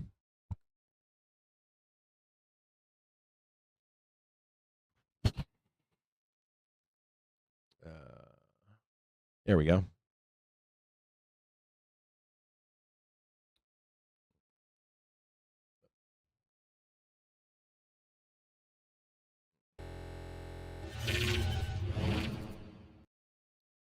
Now, I do find this fascinating here. Yesterday, 6,500 was more prominent than 6,400. Or excuse me, 6,300, right? Or sorry, yesterday, so I'm mixing my words up here. Yesterday, 6,400 was here. 6,500 was here. 2 days ago, 6,400 was here, or 6,500 was here, and 6,400 was here. So 2 days ago, the top was 6,400. But yesterday, we eclipsed 6,500 just a little bit. But look at today. Today, we're rolling calls much higher. This is huge. You see it right here, 6,500, 6,400. We're rolling calls now from 6,400 to 6,500. That's important. And I'm going to explain to you why it is right now. 6,300 was lower yesterday too. It's now serving as a what? A wall. Serving as a wall. It's huge and omnipresent right now. It's higher than 6,500. And this, believe it or not, is what? This is the call wall right here. Call wall is actually at 62.75. This is major resistance at this point. So we kind of need to get above this 6,300. So let's look at SPX Gamma really quick. And what are we trading right now? What are we trading? 62.75. This is the call wall. So this is the actual call wall here. Right where we are right now. That is the call wall. Well, the real call wall is higher. It's at 6,500. Way up here. So what do we need to do here? we need to break above it, don't we? We need to eat through, right? We need to eat through all of this 6,300 up here, right? This is where supply is. This is where people close their 6,300 contracts. And how do we break above this? It ain't going to be easy, is it? We likely need a catalyst, right? We need some expiry would help too. If a bunch of this 6,300 expires on when? When? Next Friday, right? 6,300 expires next Wednesday, and more of it expires at the end of the month.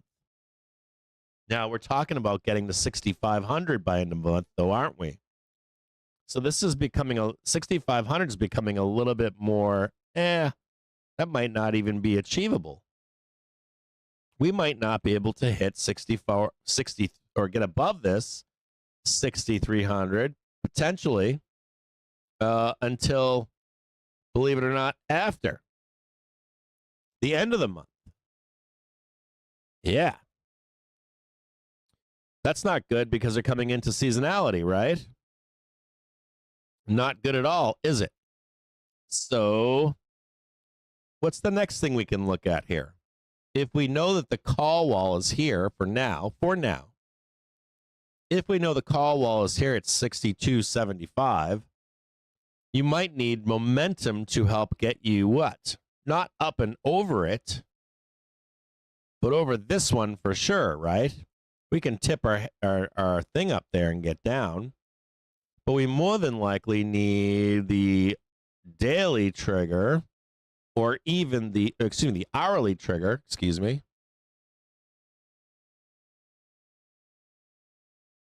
the daily trigger to break us up over here, or we need the daily trigger to smash us through, which is way down here, right? So think about this with me for a minute here. We have a call wall.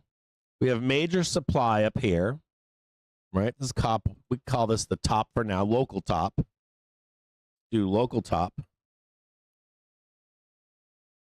We'll actually change this to a local call wall. Not the call wall. Call wall is actually higher, right? So local top, local call wall. So let's look lower. Here's SPX gamma. We don't need this anymore. We didn't get any lower. There's the daily trigger right there. Look at that daily trigger.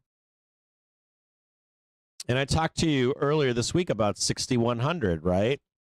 And 6,180.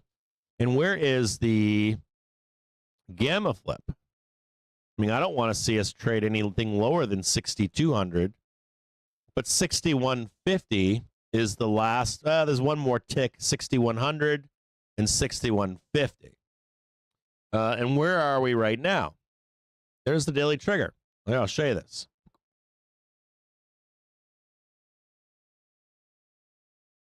So in reality, this is 6,150. That's 6,100 right there, that little tick. This is neutral gamma if you want to see it, or this is negative gamma, but it's still not negative.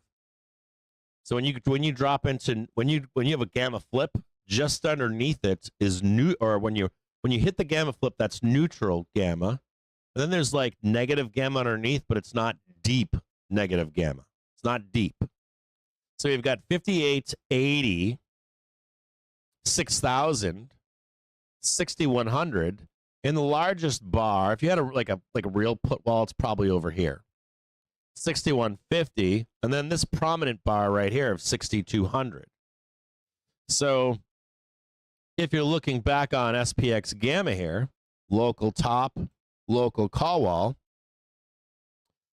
if you're able to get this new high, right, push up into 6,300, you want to see that as a bull. And then some kind of a drawdown over the weekend, right? Here's 6,100. We know 58.88's down below, so some kind of a pullback to either hit the daily trigger to get us above again and up and over, or even the hourly trigger, one or the other, right? You're going to need that momentum. You're going to need the momentum of the hourly trigger, the daily trigger, right? You need that momentum. And to get above this major expiry, or what do you need? OpEx. Some of that, those calls expiring, right? Or even end of month, which is bad news bears, right? So if you think about it like this, up here, do this, you do that, right? You come into next week, you get a little bit of expiration, and you get a little bit of OpEx down here. You get a little bit of, hey, expiry on 6,100. The door begins to open, right? Some expiry here. That big gamma bar starts to get lesser, and the door opens to the upside, even if it's only briefly. Bam, bam, up there. And now we're party time, trying to trade 6,400 and some kind of like looming failure at 65.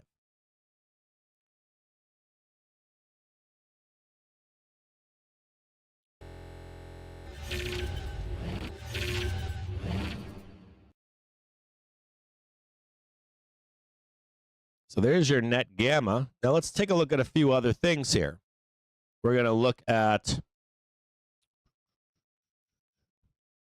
no. Right here, net gamma, 1 day, net gamma, 62.75. Where are we trading right now? 62.75 on SPX, right? It's right where we are. This is 1 date options, right? 62.75. The next one that we've got is 2 date volume. Let's see what the expectation is in the next 2 dates. 62.80, a little bit of rolling to 6,300, but you can see that. And note that, look at this. We got a lot of put buying going on. Do you see that? A lot of hedging activity going on right where we are right now. There's a lot of volume on puts. A lot of put buying going on right now. They're looking for a fucking roll. Sellers are looking for a roll right where we are right now, even if it's only a quick jackknife to the downside. Let's look at CTAs. This is S&P 500 CTA positioning. You can't see it here, but we're slightly higher, right about here. And they're getting a little long in the tooth, aren't they? You look at CTA positioning is right about, sorry about that. It's kind of a shitty line. But CTA positioning is, hey, right about there, right? So you get a little bit more bump up than down, right? That's not really showing itself well, but, you know, like down there and then up. So we're getting a little long in the tooth here, aren't we, on CTAs?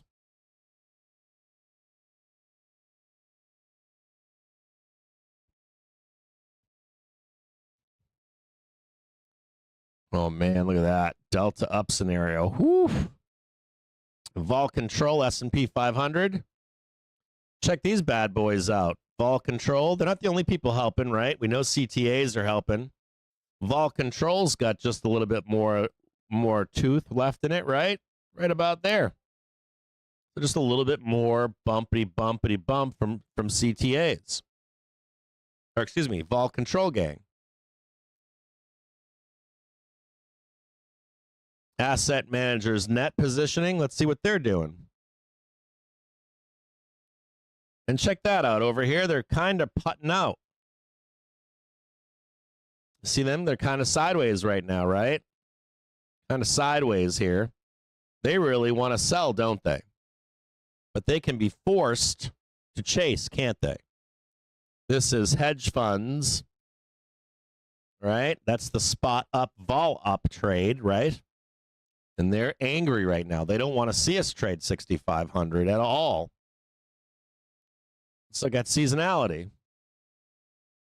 Not bad, huh? That one bit larger than expected move to the downside. Right back on track right now. I want you to look at SPX, and it's not showing much down, is it? Showing more up. Not showing down, showing up.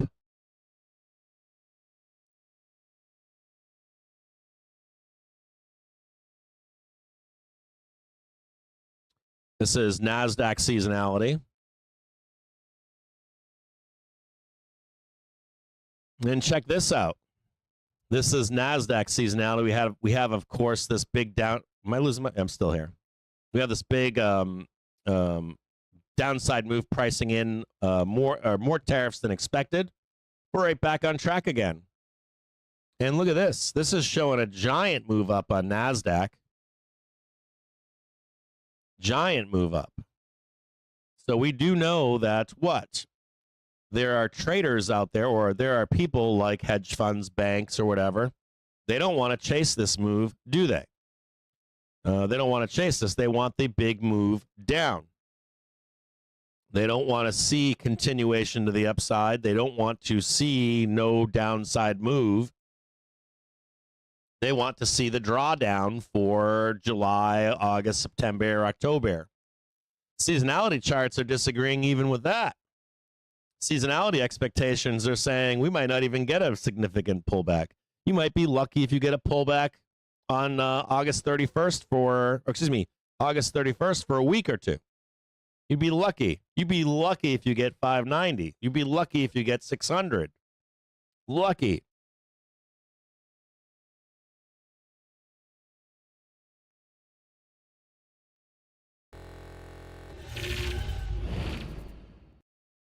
And meanwhile, the market is being hedged right now. Today, we've got lots of downside hedging entering the market. If you have a reason to hedge, hedge away.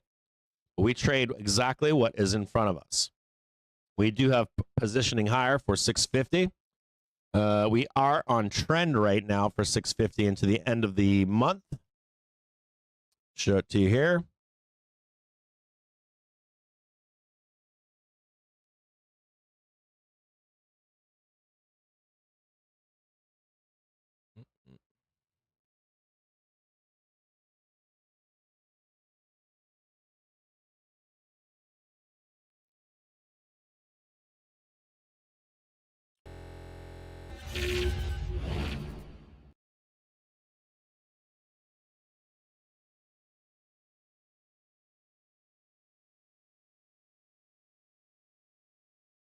Here's month end. And check that out. That's 650 right here. And we're staying on trend right now. We're locked in. Kind of locked in on trend right now, right?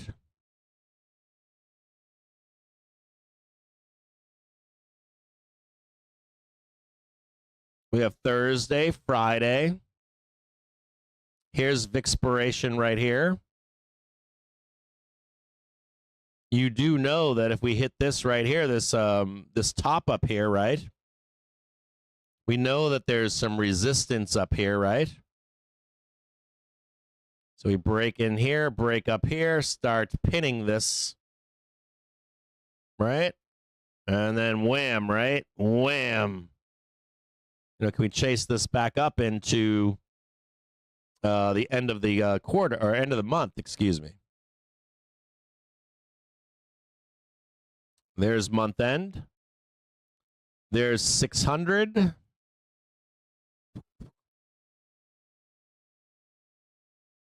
Still in range, right? Slam into 6,300. Park it sideways for bank ERs. Selling it up, selling it up. Maybe Vixpiration gives us that unwind that we need, or OpEx maybe gives us that unwind that we need. So we're like pinning 6,300. Pin, pin, pin, pin, pin, pin, pin.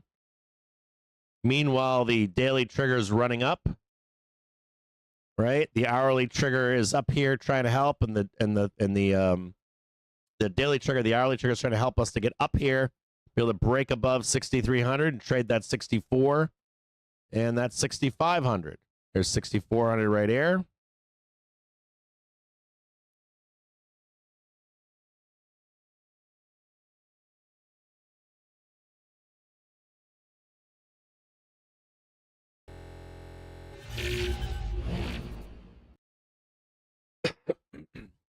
You see the sellers making the attempt right now. They came in at 12 p.m. They're going to come in at 12:30, and they're going to try to sell this down.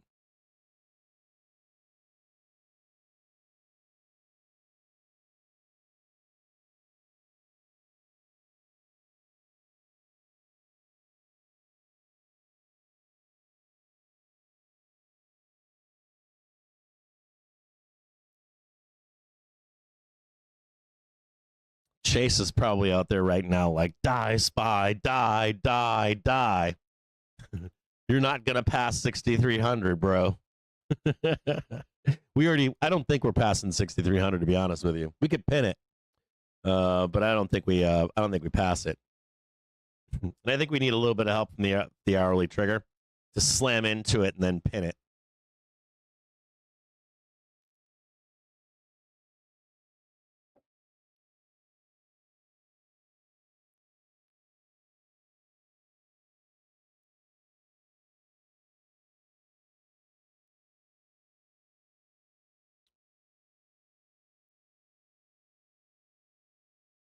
Here's your downside target. Here's trend. There's trend right there. This is the target right there. Wham.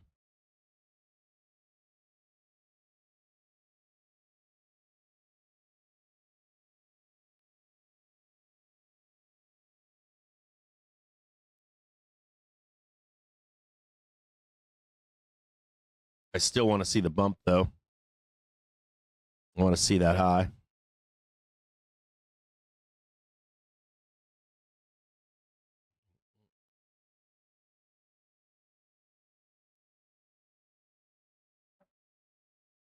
Give me one quick second here, guys.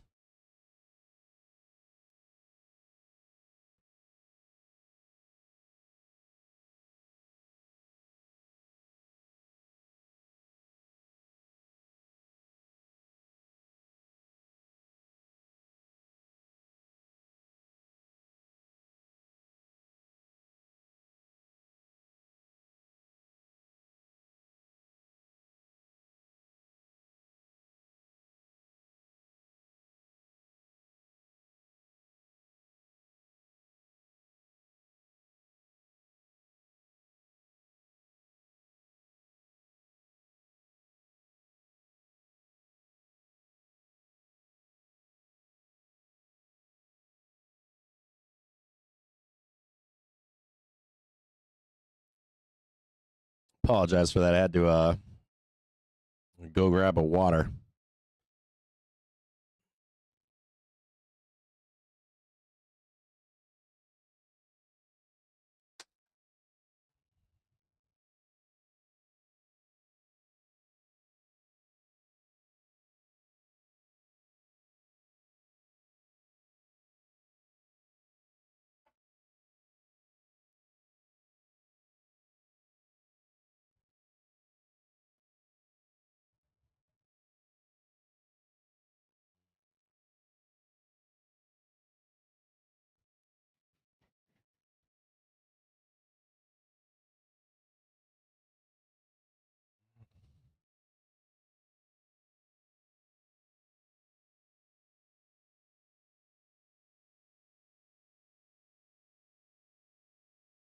Any tighter, guys.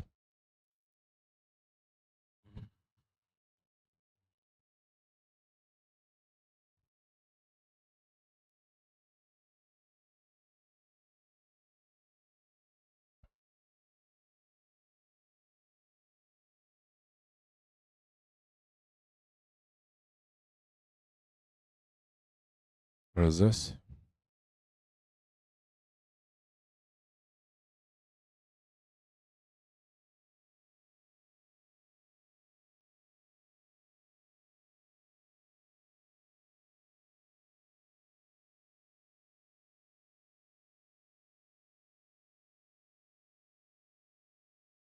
Who are these people? These people think that I want to sell subscriptions.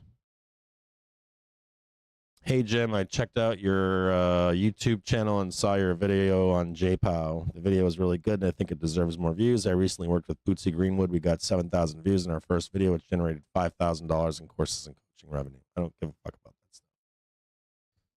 Fuck right off.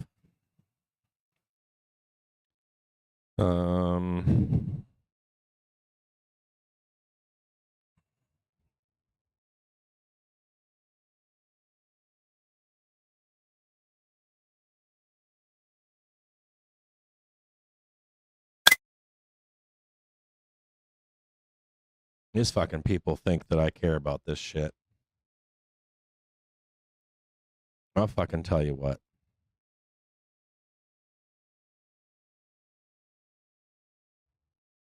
Whoa.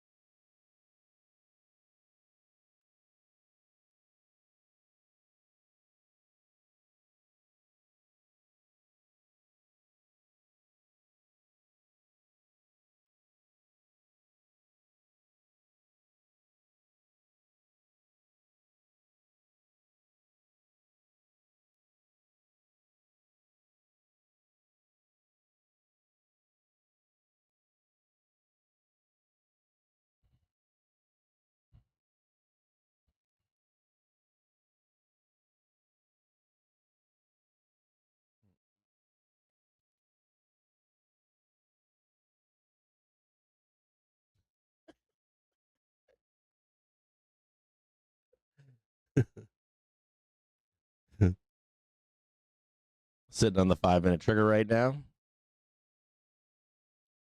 We're going to see if we can confirm a downside move. We're not quite there yet.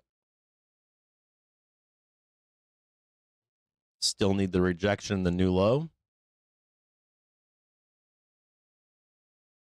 Be looking for this move right here, and then new low, and then jump on the short right here.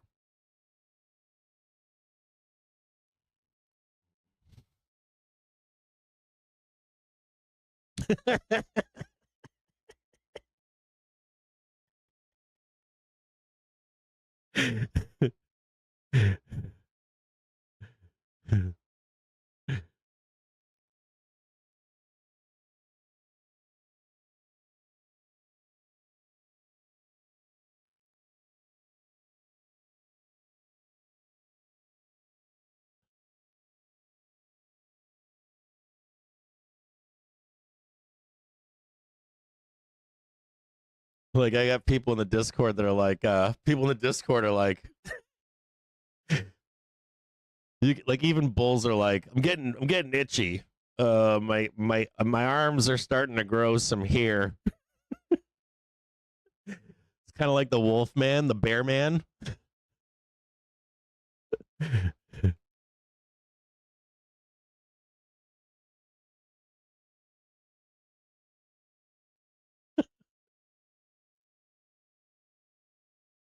Like bears are fucking getting all fired up. It's like the wolf man, right? The fucking the monthly like moon comes out. And you're just like, I'm starting to itch over here. I'm just looking for that unclench. It's on Vixpiration, dude. Well, dude, we're close to Vixpiration. It's Thursday. Like, dude, you got like 5 sessions in a fucking weekend. In a wake up. No, dude, I can feel it. It's already coming in. You can look at my hair, man. I got my chest is growing out. Like, I'm just like my legs are.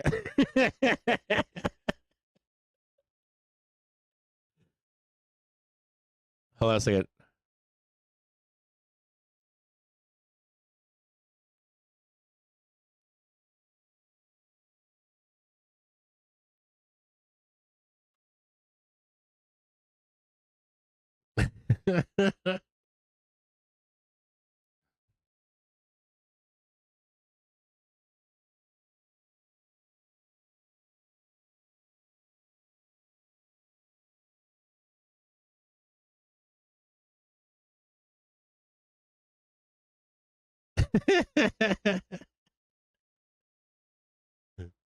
Hold on, where is this going on? Developer tools. Dude, what is with Microsoft fucking sucks. It'll always be 45 to me.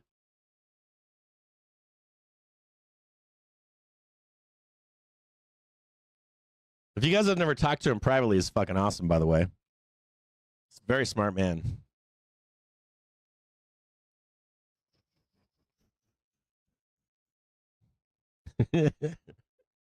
I think he didn't want to catch any more shit. I think our Discord, I think it like becomes tiring to like if you say like, I don't know, I'm Biden forever, 45 forever, it just becomes, it doesn't matter.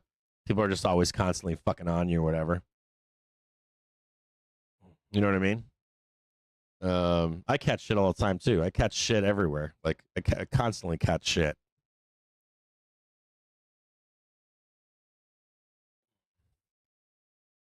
Hold on here.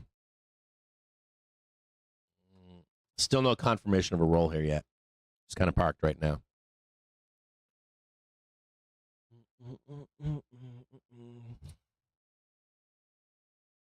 Oh yeah, Winky Face does that. There's a whole actually there's a bunch of you in there that do that. So that's another thing too. If you don't see certain people in our Discord, if you're like, where'd that guy go? They might just be blocking you too. Like you could just be like, did you know that on like Discord you can just block people? Just be like, fuck it, I don't want to hear that guy anymore. You can do that in Discord. It's kind of cool. There's some other, I have never done this, but there's some other nasty shit you can do. I caught a moderator or an admin. This was what we had we used to have a free Discord, and the free Discord, that fucking thing had like, at time, I counted all the memberships at one point. It was close to like 15,000. It was pretty high. We would like purge people like by the 1,000. We'd be like, oh, what was the last time that guy was here? Purge his ass. And I caught an administrator. I was like, what's going on in here, right? I did this like whole what's going on in here thing, and then I found out what they were doing was if they had a problem member, what they would do is they built a whole second or a Discord within a Discord, and they would like mute people. I forget how this exactly goes, but like they can see the entire Discord, but when they would comment, their comment would be forwarded to the fake Discord. So no one could see or read anything that they were posting, but they thought that people could read. So you'd be like in a Discord and be like, hey, dude, did you guys see that the sky is green today? And no one would respond to that person. And they would just be like, oh, nobody likes me anymore. We don't do that. But that was being done in a free Discord that we had. And I was like, we're not doing this shit anymore. I'm like, this is fucking stupid. Just tell people. Like, you stop doing this or whatever. Yeah, it was like Discord jail, exactly. Because they don't have the Discord rules are kind of weird. You can't just like hit a button and say, we're going to mute this guy for the whole Discord. He's just talking into the air or whatever. So you have to like do it in a roundabout way. But we don't do any of that shit. That's part of the reason we started charging. Like, I should say a majority of the reason. Our Discord has become way better. We had a free Discord. It was a fucking shit show. And I can't blame that admin either. You know what? I shouldn't be saying it like that. The way that I'm saying it probably sounds worse than it is. I have to give that admin a lot of credit because that Discord was fucking crazy. And it was like Lord of the Flies at some point. They had like factions, and then they had their own rooms, and then you had like the politics, and it wasn't just politics. It was whatever you were into. I'm in the BDSM. There's a room over there for you, bro. You know what I mean? I'm not trading anymore. I want to go beat myself up with a whip. But it got out of control. And I can't blame that admin. I really can't, because wrangling that Discord was a fucking nightmare. It was a fucking nightmare. Oh yeah, there we go. Let's trap in some of these early sellers. There we go. Get them in there. Go up there and hit that new high. Squeeze them all out. Just one more tick. Give me one more tick. One more fucking tick. One more fucking tick. Squeeze these fuckers out right here. Go ahead. All you need is one more tick. Just give me like 625.59. Go ahead. 625.59. Trust me, you'll squeeze them. Squeeze all these little fuckers out. Make them rage.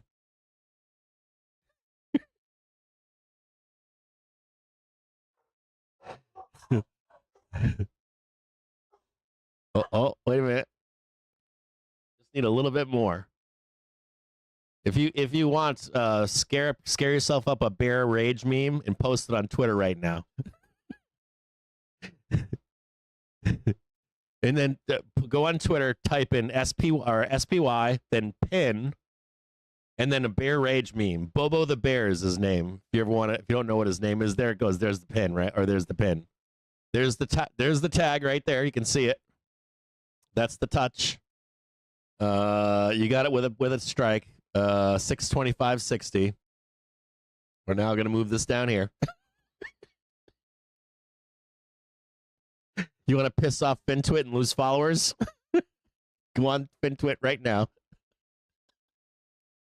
Type in SPY pin and then a bear rage meme, and they're going to be mad. They're going to rage right now. So that Discord was crazy. It was fucking pandemonium, and I can't really blame those guys, because I'm like, when you have a free open Discord, it is fucking, you attract everything. You attract like Russian bots, Chinese bots. You attract like sub sellers that are trying to steal your people. It's insane. You get like Robin Hooders, and I don't mean like Robin Hood app. I mean like do-gooders. Do-gooders are great to know. You don't ever want to be around a do-gooder. They make good things bad. Like they ruined GME. Do-gooders. GME was like a great thing back in the day. They're usually the sign of end times, because everybody knows, right? Once everybody knows, the jig is up. So I do really like the private Discord now. It's amazing, because people have skin in the game. You know what I mean? They care. They're trading. Very, very important to have in a Discord over time. So much better Discord experience. More like a community. Oh yeah, BluesSky. BluesSky is a fucking shit show. It's an utter shit. My own party, Winky. I can't do it, dude. I can't do it right now. Like I can't do BluesSky. I mean, I'm on BluesSky. I can't do the fucking BluesSky thing right now. I'm not exactly with Mark Cuban right now on that, but what he's saying is legit, to some extent. It's just fucking, it's bizarre. I'm with you, bro. I can't do it. I can't do BluesSky. I mean, I'm on it. I'll get on it and post and stuff, but I can't do the ridiculousness. I mean, that's as bad as the fucking crazies on the right. You know what I mean? It's like Truth Social. No offense to you out there if you like Truth Social, but I can't do it. I need a little bit of fucking. I need like someone. I saw a video yesterday. I didn't get to watch it. I liked this guy's take, but I haven't seen it yet.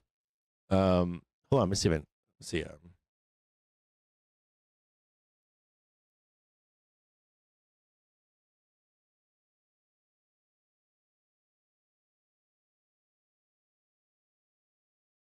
can't find it. I haven't watched it yet, but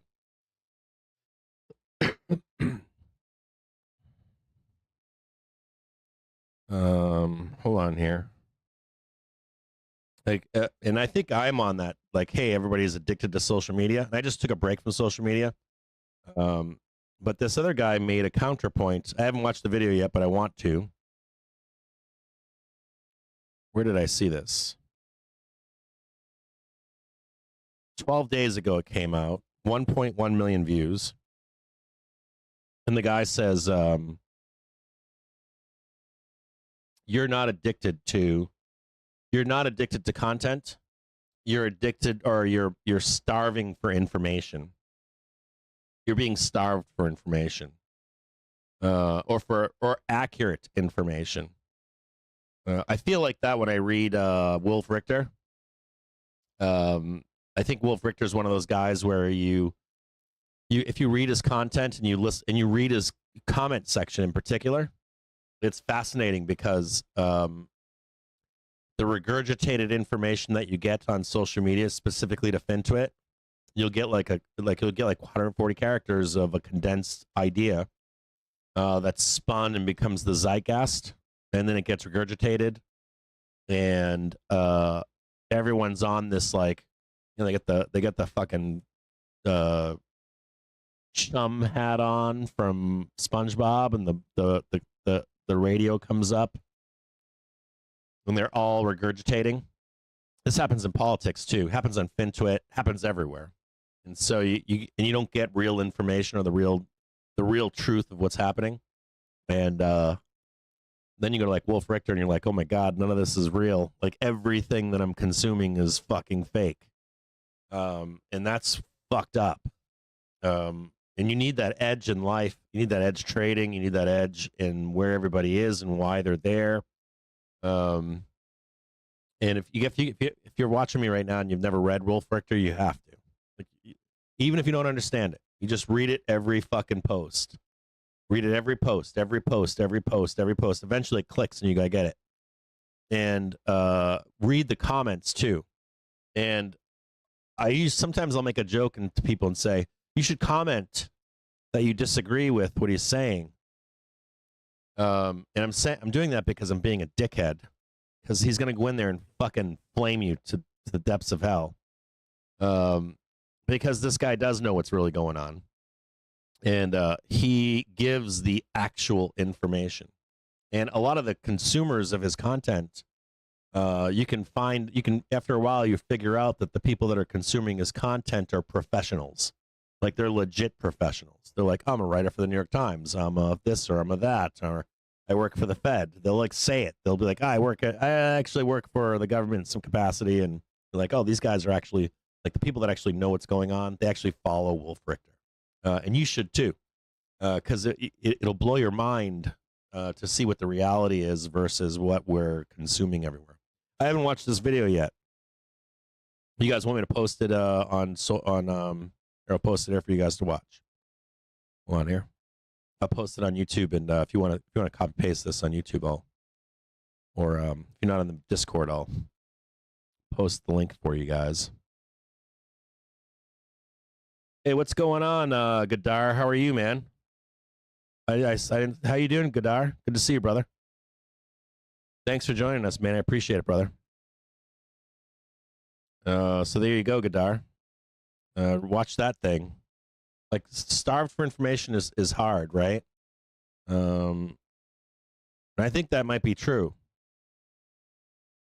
I think that starved for information is probably more true than even addicted. I think there's an addiction part to social media, but I also think that there's like a starvation of actual truth. Doesn't even have to be truth. You can take your own things away from it, but the data, so you can see what the real data is, be unbiased, and that brings me right back to Truth Social and BlueSky and Twitter and Reddit and all this other shit.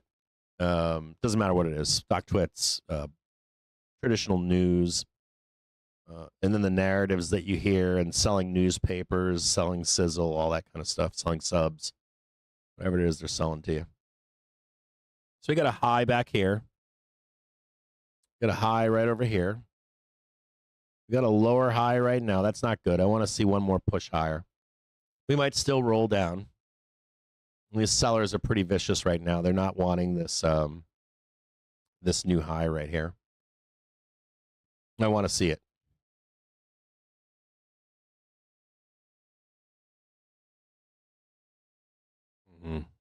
I just want to see the tick. I just want to see like one tick, and then you can sell it to the depths of hell. And of course, sellers don't want to see that one tick, do they? They want this run to be over.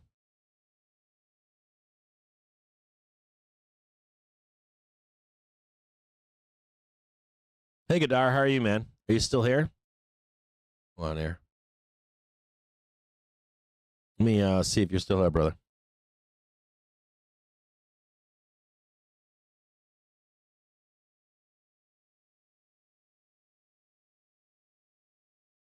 Respond to him?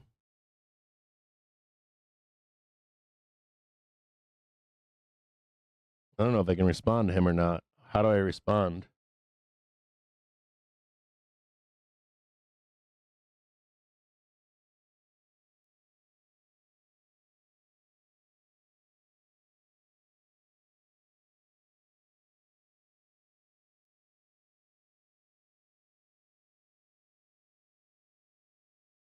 Oh no. Shit, I'm in the wrong place.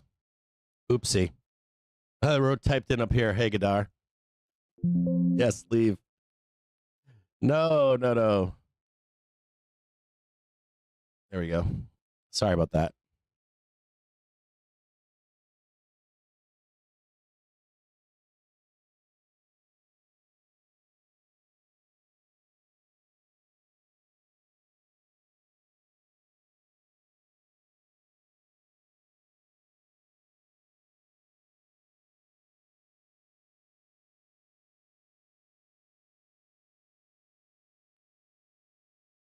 Just respond to Gadar really quick. Oh, thanks, Mr. Talking Monkey, for posting that. Appreciate it.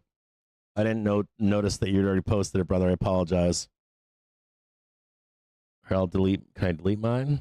I don't know if I can delete mine. Okay.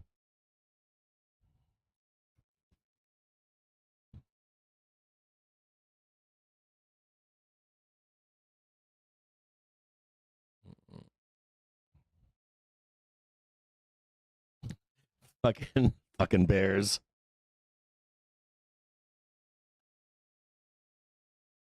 We got a 1 p.m. auction coming up, boys. 30-year note. Phillips is out there right now. I can see him smiling. Mr. Phillips is out there. He's like, we're going to get that 30-year. We're going to start selling it down in the depths of hell on these fucking bulls. Get my buy-in.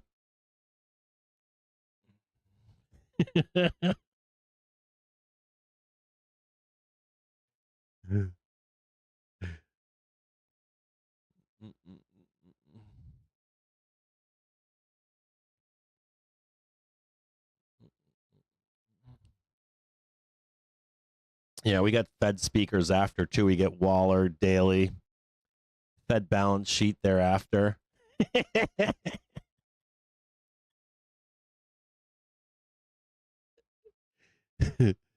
Want to see the fucking world burn?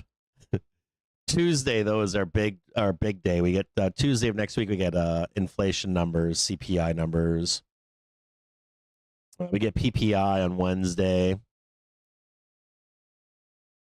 Wednesday we also have expiration. Friday we get OPEX. Thursday we get retail sales. I mean, look at that. We got a stack of shit next week.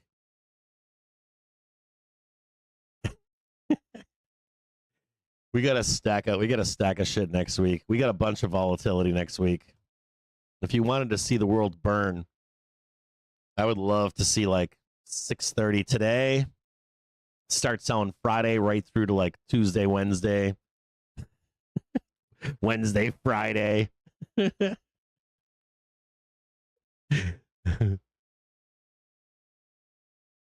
can see that they're already drooling about it right now. Here.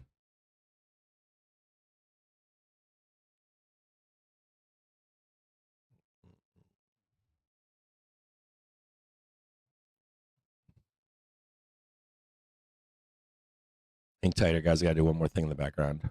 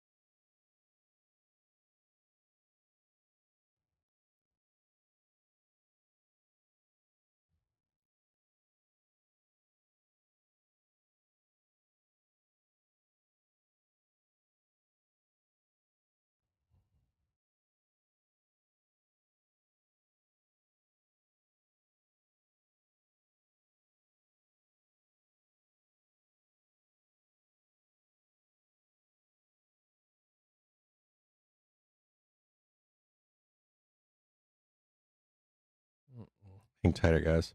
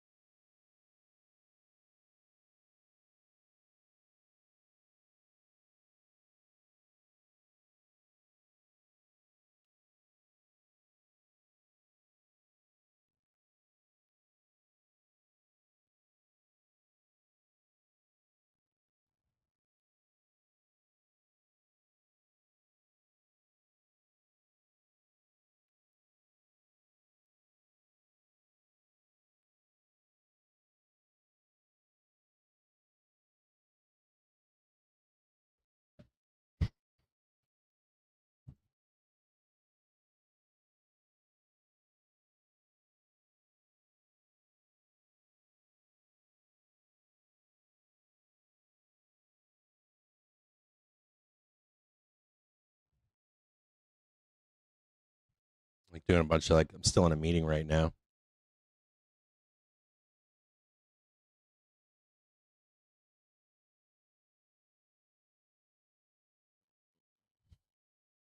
Start squeezing this up here.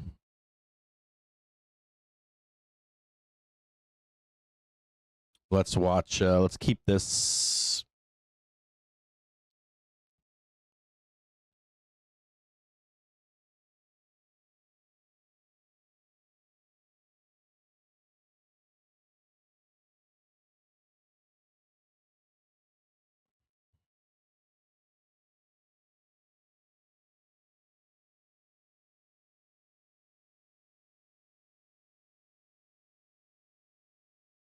Surprised they didn't do this overnight last night.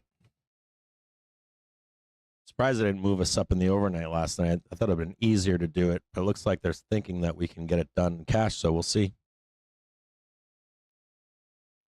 Maybe because of all that hedging that's coming out.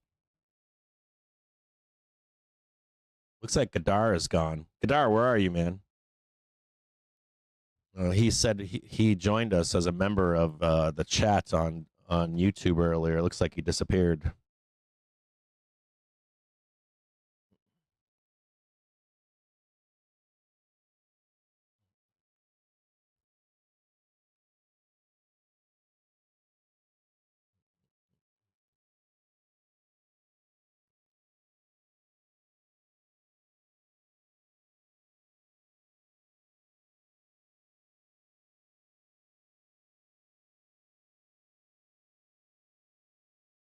What did you guys say about has let him do whatever he wants? Why would they stop? You're hunting for the truth. If you're hunting for the truth, go to Wolf Richter.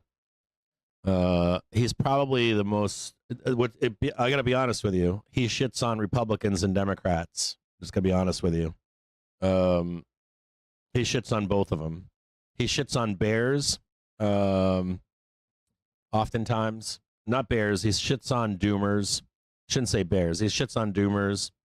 He shits on Republicans. He just shits a lot on the Zeitgeist, which I think is what Winky was saying. You just want real information. You want to know what like what's really happening. And the semantics are kind of like, you know. I guess if you understand that there's semantics, then it's no big deal. You know, if you're aware that you're repeating semantics, that's fine, I think.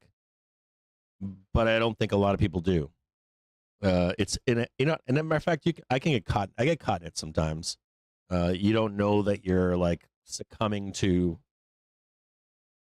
not reality, fantasy. I was reading an article where they were pushing the narrative that we're going to start to have blackouts due to not enough power. And this one guy was like, it's a bullshit article. He was like, the reason it's bullshit is because you have AI companies that want the expansion of power. So there's a narrative being pushed right now to expand power generation in the U.S.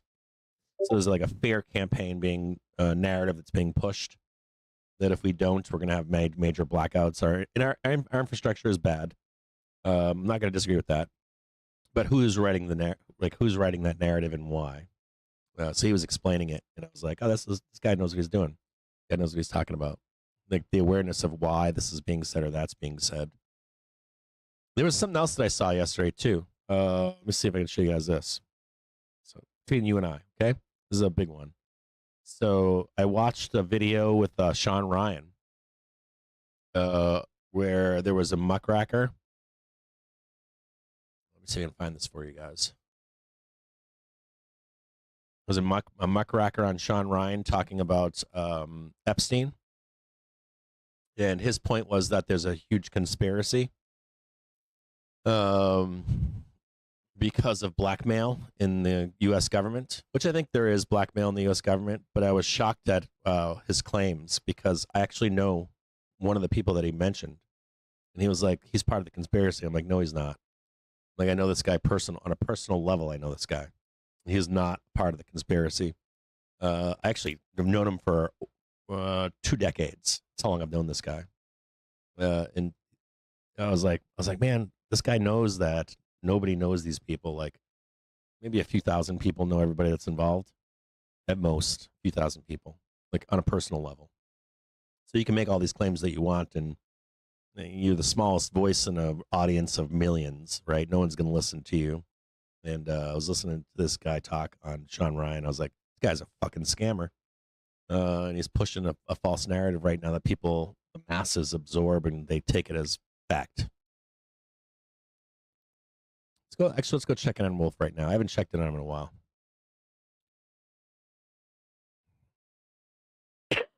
Getter, you're still there. Did I pronounce your name right? Gadar? Is it Gadar? You're still here. I'm going to say your name twice. Is it Gadar? Gator? Gadar, I think. If that's correct, just say yes.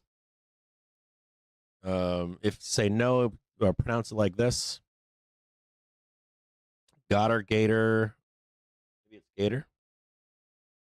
The guy from YouTube. I'm talking to you directly. Do you trade the market? What do you do? Gadar, I'll ask you some questions. If you want to answer them. I won't ask you any personal questions. So we're just getting to know each other right now. So what do you trade? All right, I'll ask you a series of questions. How long have you been in the market? So I got your name right, Kadar. So who? What do you trade? Yeah, what do you trade? How long have you been in the market? And what do you hope to gain out of having me on? Is it just a voice in the background, or are you looking for signals, or looking to learn something? What are you looking to learn? Or if you're not looking to learn something, if you want to help the community, what do you want to do? Why are you here? I guess who, what, why, what, when, or when are you available? When are you available to watch the show? It's a bunch of questions, right? Probably in back, like, tech. I gotta think about this. Don't overthink it, by the way. You can't lose here with me. I won't shit on you. I'm not that guy. Just give me like an easy answer or something.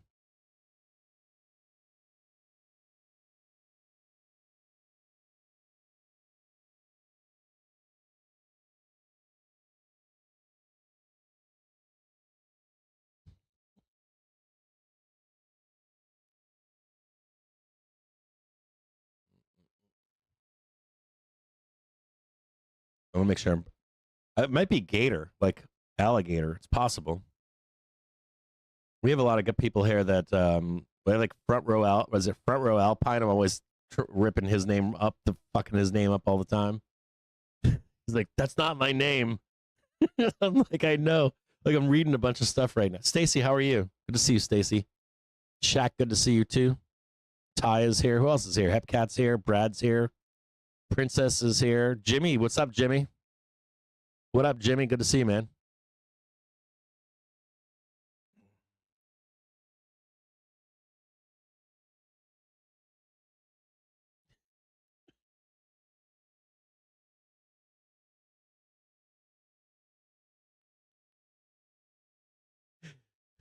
I'm reading the Discord right now. The Discord's trash. Gadar, can you type? What are you doing? Are you driving right now? Gadar's probably driving out of his car. He's like, God damn it, this guy keeps asking me questions. I can't do anything. What up, Matty Coella? What up, brother? Good to see you, my man.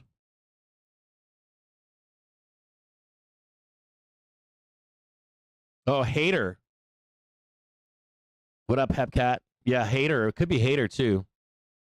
Or Hatter, right? Hater's a good one.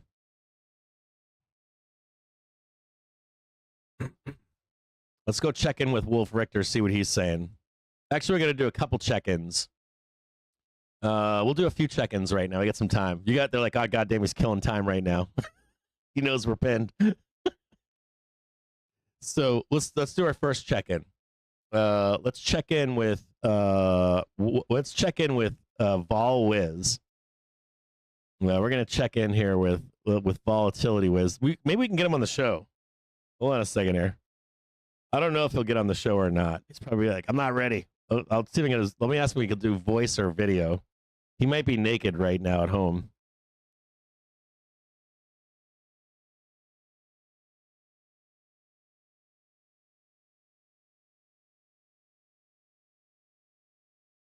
I'll text him right now. I'll send him feed pics. Oh, here we go. Gadar's here. Are you driving? Oh, you said yes. It's Gadar. Cool. I got it right the first time. You guys all sit down in the back in the cheap seat. Sit down.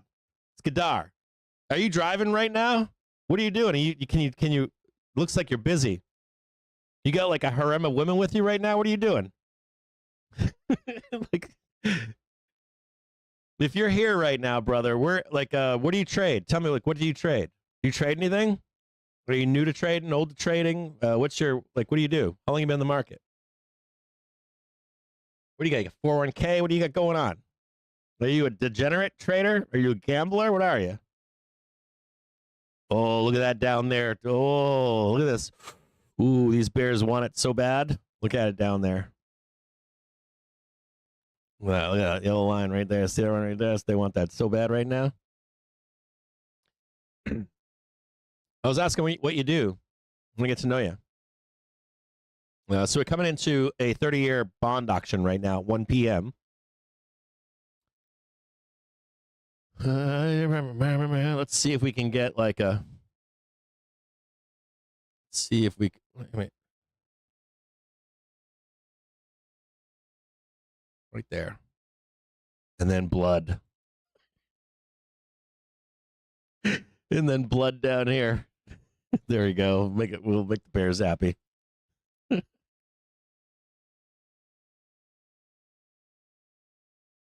Yeah, don't feel like you can't respond, man. Like, I'll protect you. Fuck all these guys over here. I'm being serious, brother.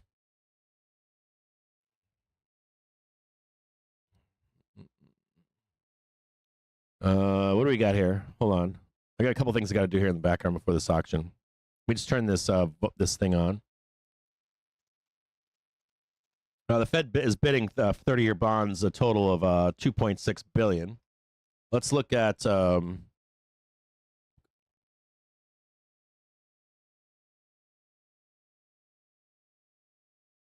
30-year yield futures down below here. On here, daily. It's on the day. It's on the daily.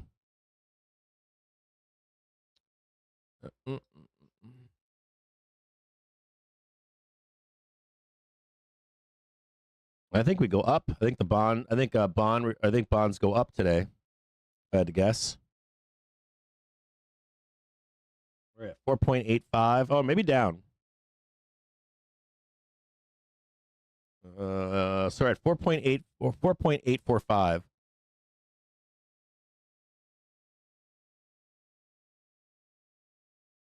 Just check this really quick. Eh.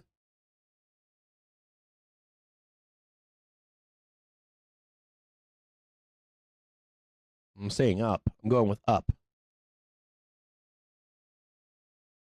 Bid cover should be above 4.845.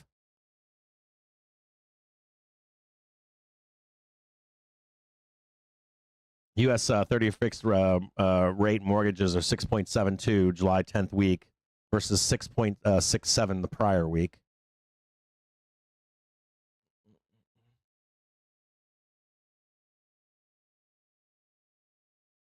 Okay, here we go. We got Harry, so he's here. Chaz said, I've been in and out of today, headed to work to teach a 4-hour class, catch you tomorrow. Hey, Chaz, definitely, man. I think bond rates are going up, personally. I think the 30-year is going up. That's what I think. If I had to guess, going up. Good to see you, Chaz. Yeah, I'll be here tomorrow, man. 25. He's been trading 25 years. Godar's been trading 25 years. That's awesome. That means this guy knows the fuck he's doing. That's a lot of time in market. Mainly SPY. Ben, Amazon. My first trade was 1990 as I worked for Franklin Resources. No shit. You worked for Franklin Resources? God damn it. I knew this show was filled with hold on here.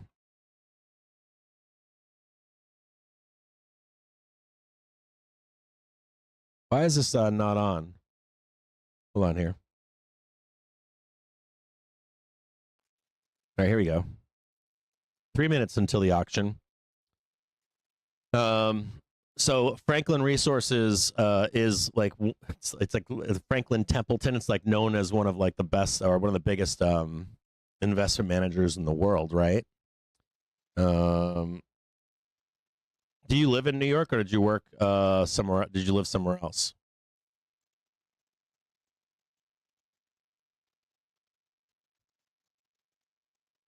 No, I think rates are going up. I think that's a good thing for bulls, by the way. I don't think you're getting a rate cut.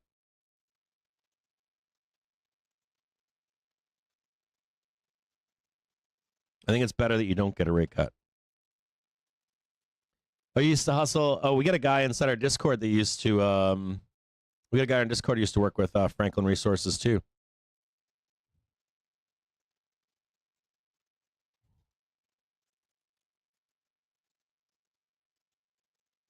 Yeah, they're an asset manager, one of the largest in the world, right? Been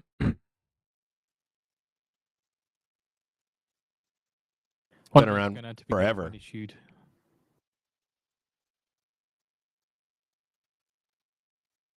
So it's I find it interesting that he's trade SPY. Do you trade SPY, SPX, or futures? Do you trade ES?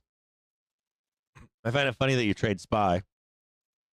A lot of pros I know trade SPY, but a lot of like non-pros say that you're not a pro if you trade like educated people trade SPX and futures. And then I meet like a real pro and I'm like, fuck no. I hedge SPY all the time. I'm like, okay. Gray Light Cap was Merrill Lynch, late 90s. We got a bunch of guys we got a bunch of like licensed, and we have a lot of old timers in our group that have been in the market for a long fucking time. 10 seconds. Here we go. 10 seconds, boys and girls.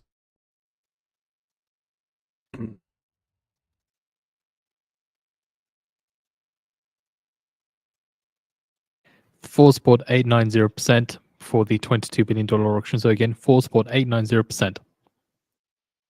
Yeah, we're at 4.845 right now. That sounds right. 4.89. That sounds about right. I bet you it comes in pretty close to that.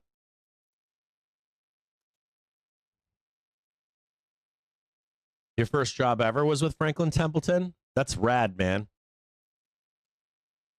Oh, you're an engineering program manager at Cisco? That's got to be nice. That's got to be way less stress, right? Has to be. Has to be way less stress. Congratulations, by the way.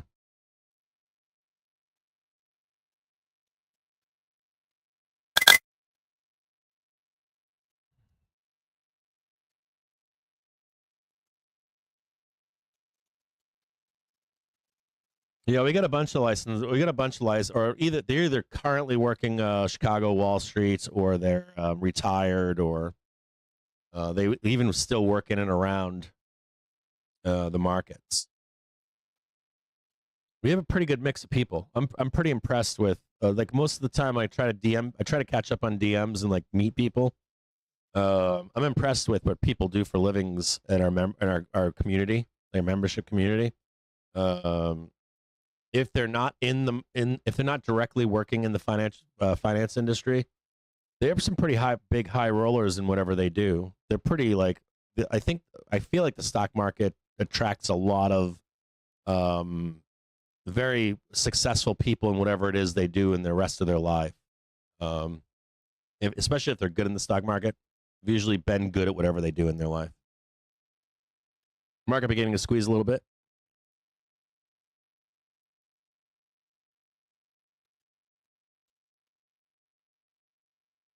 Treasury yields fell as traders braced for a 22. Full spot 8.89%. Full spot 8.99%. Close. That's close to the 4.89 of 2 spot 3. That was expected. 2 spot 38. The US selling $22 billion of 30-year bonds at a high yield of 4 spot 8.89%. That's pretty goddamn close. 85% of bids at high. Primary dealers take 12 spot 82%. Direct 27 spot 74%, and indirect 59 spot 78%. That's a stop through of 0.1 basis points.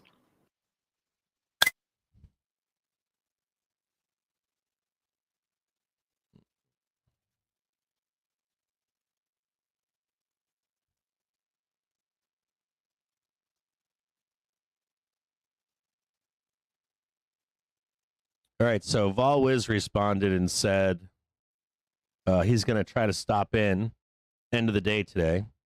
He's finishing up a note. So if you don't know who Volatility Wiz is, It's a little changed after the auction at about 4 spot 888. Yeah, it's in line.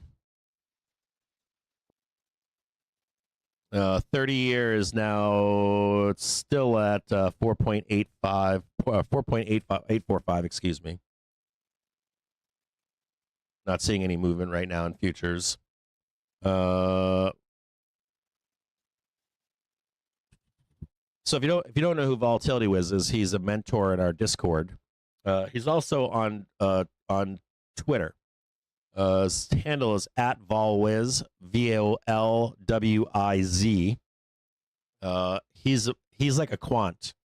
He's one of the quants that we have. We have a couple quants. John L is a quant in real life. He's a quant. And there's a few others that they haven't told me that they want me to say their names, of course. They've never said, I've had guys say, don't say this, don't say that. That's fine.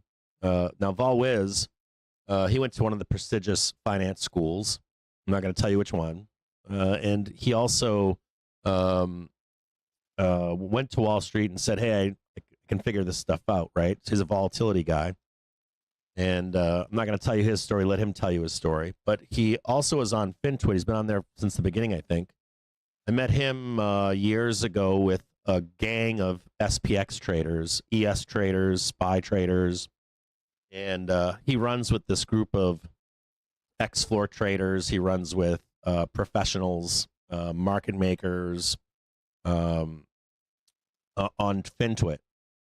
And I always liked VolWiz because how I really began to really start liking this guy was they were selling volatility as an asset class. At one point, there was like a let's sell vol as an asset class and stuff. And I was like, oh, God, here we go. And I like Chris Siddell and people like that. Nope, it's slowly. We are expecting a comment from Fed's Waller. Vol Signals, all those kind of guys. And Gamma Lab, fucking love that guy. Those guys are all like ex-market makers, ex-Wall Streeters. And I like that VolWiz would try to simplify the plebs like me, complex vol surfaces and structures and things like that. And although he can get very Volwiz, if you ask him for details, Speaking at a Dallas, like right over my head. the live video. Not really, but kinda. In the calendar. We'll just pop the video out on the feed as well for those interested. Like, can you simplify this for me, Vol? And he does. And he writes a newsletter, and he manages money. And he writes a newsletter. And so I started to befriend him. And he lives in a place near where I grew up and have family there. So we started getting it on and getting along. Matter of fact, our wives hate each other. No, sorry. Our wives hate him and I because we'll stay up talking until like 1, 2, 3 in the morning, 4 in the morning sometimes. We just talk market like all night long, talk comedy, all kinds of cool stuff. And he has a newsletter. And he's working on it right now.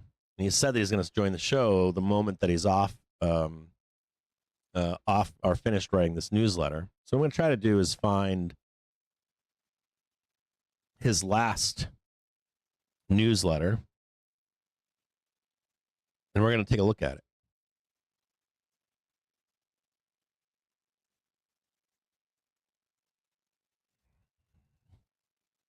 In his last newsletter, I'm going to read a portion of it to you. If you don't get his newsletter, you should. I don't make any money off this or nothing. We're just friends. Seeing comments I got no like Waller now says the U.S. central not his partner or anything like that. In shrinking the size of its holdings, a hypothetical $5.8 trillion balance sheet might be the right level to aim for versus the current $6.7 trillion. $2.7 trillion in reserves might be the right level to aim for versus the current 3.3. He says the Fed's balance sheet may not need to shrink as much as some expect. We have speakers coming out just as a heads up. Towards more treasury bills over time. Any shift to treasury bills should be gradual and predictable. We're just looking for the tip up here. Greater bill holdings likely lies down the road. It says Fed losses are a function of asset buying actions, not policy regime. And the Fed holds too many long maturity assets right now. Hold on here, guys.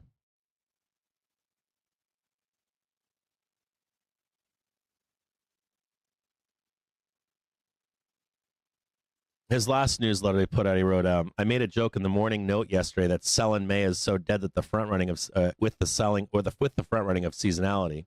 But the reality is more like the pundit tripe blather should be buy in April.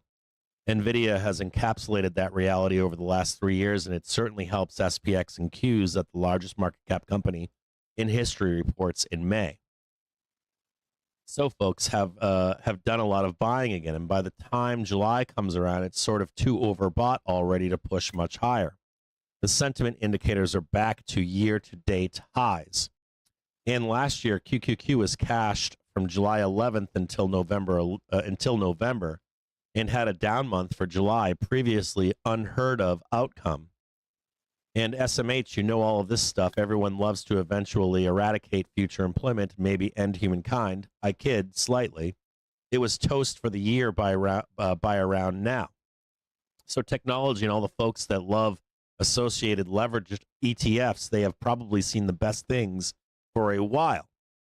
In fact, this was the fastest recovery from a minus 15% drawdown in history. Bettered only by, you guessed it, the tech Bitcoin bubble. Extends rally, rising to $113,000 for the first time. In the buy the dip crowd, those folks that have trounced the professionals in performance year to date, well, they are having the second best year ever in cumulative dip buying performance this year. So I'm thinking we are stuck here for a bit. And so started a few short CPI day vol paired with long PPI July OPEX with call diagonals, dated for July 15th and 18th at 62.50 and 62.55 for $7.90. The current 3-day wide 5-point diagonal are 2 to 3 times this cost. I will set a modest target of $13 to $15. Pretty good, right? Since I vol is in the gutter, as realized vol is compressed to 8. The I vol is the chart that I posted for you on Monday. In July you can't reach for the moon on vol. Hope for it. I mean, like you can hope for the volatility in July. But the mooning volatility in the month of July, you might catch it towards the end of July or August. It's a vol desert out there. In fact, I'm still looking for something in QQQ to do for the next week. And it's this, mind you, this is last week's note. And it's not easy with vol being annihilated. But when I find something attractive, it'll be in the chat section as usual. I am also continuing to scour for cheap earnings volatility, as most of the trades from last week in that vein are performing nicely. So that was his last, I think that was from the 8th portion of his newsletter. And he gives you trades to open and close. We're going to have him on later this afternoon, hopefully. So Volatility was hopefully joining us. I hope he's listening right now. He's like, God damn it, stop mentioning my name. Yeah. We're going to also check in with Wolf Richter. And we're going to check out his blog is called Wolf Street. I have no association with this guy either. As a matter of fact, I want to have him on the show, but I think I have to do a ton of research because I don't want to look like a complete fucking idiot. Hold on here. Because this guy is smart. As a matter of fact, I got his, what am I doing here? Hold on here, guys. This is his blog. If you don't already follow it, that's his blog. And I suggest that you read it regularly. Try to get in the habit of reading it. It's going to give you a different perspective from the low information that you consume everywhere on the internet. Hold on a second here.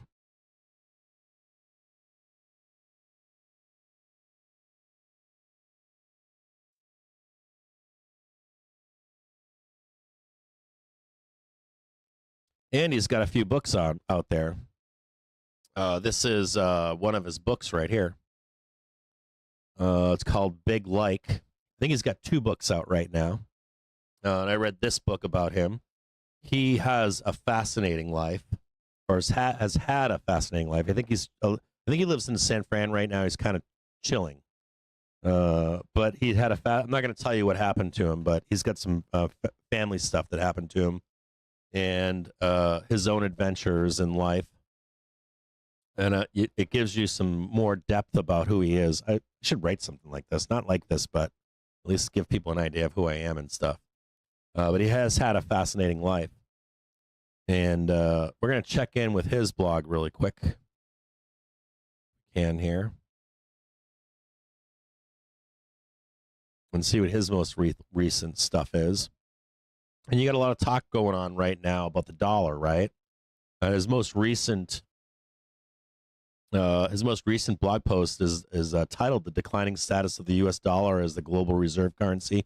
Central Banks Diversify into Other Currencies and Gold." And who's doing that right now? China's doing that in a big way, right? We know that they're one of those people that are doing it.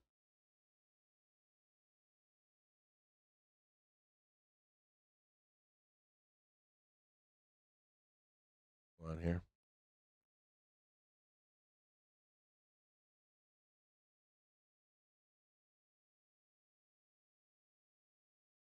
I'll post it right here for you guys right now.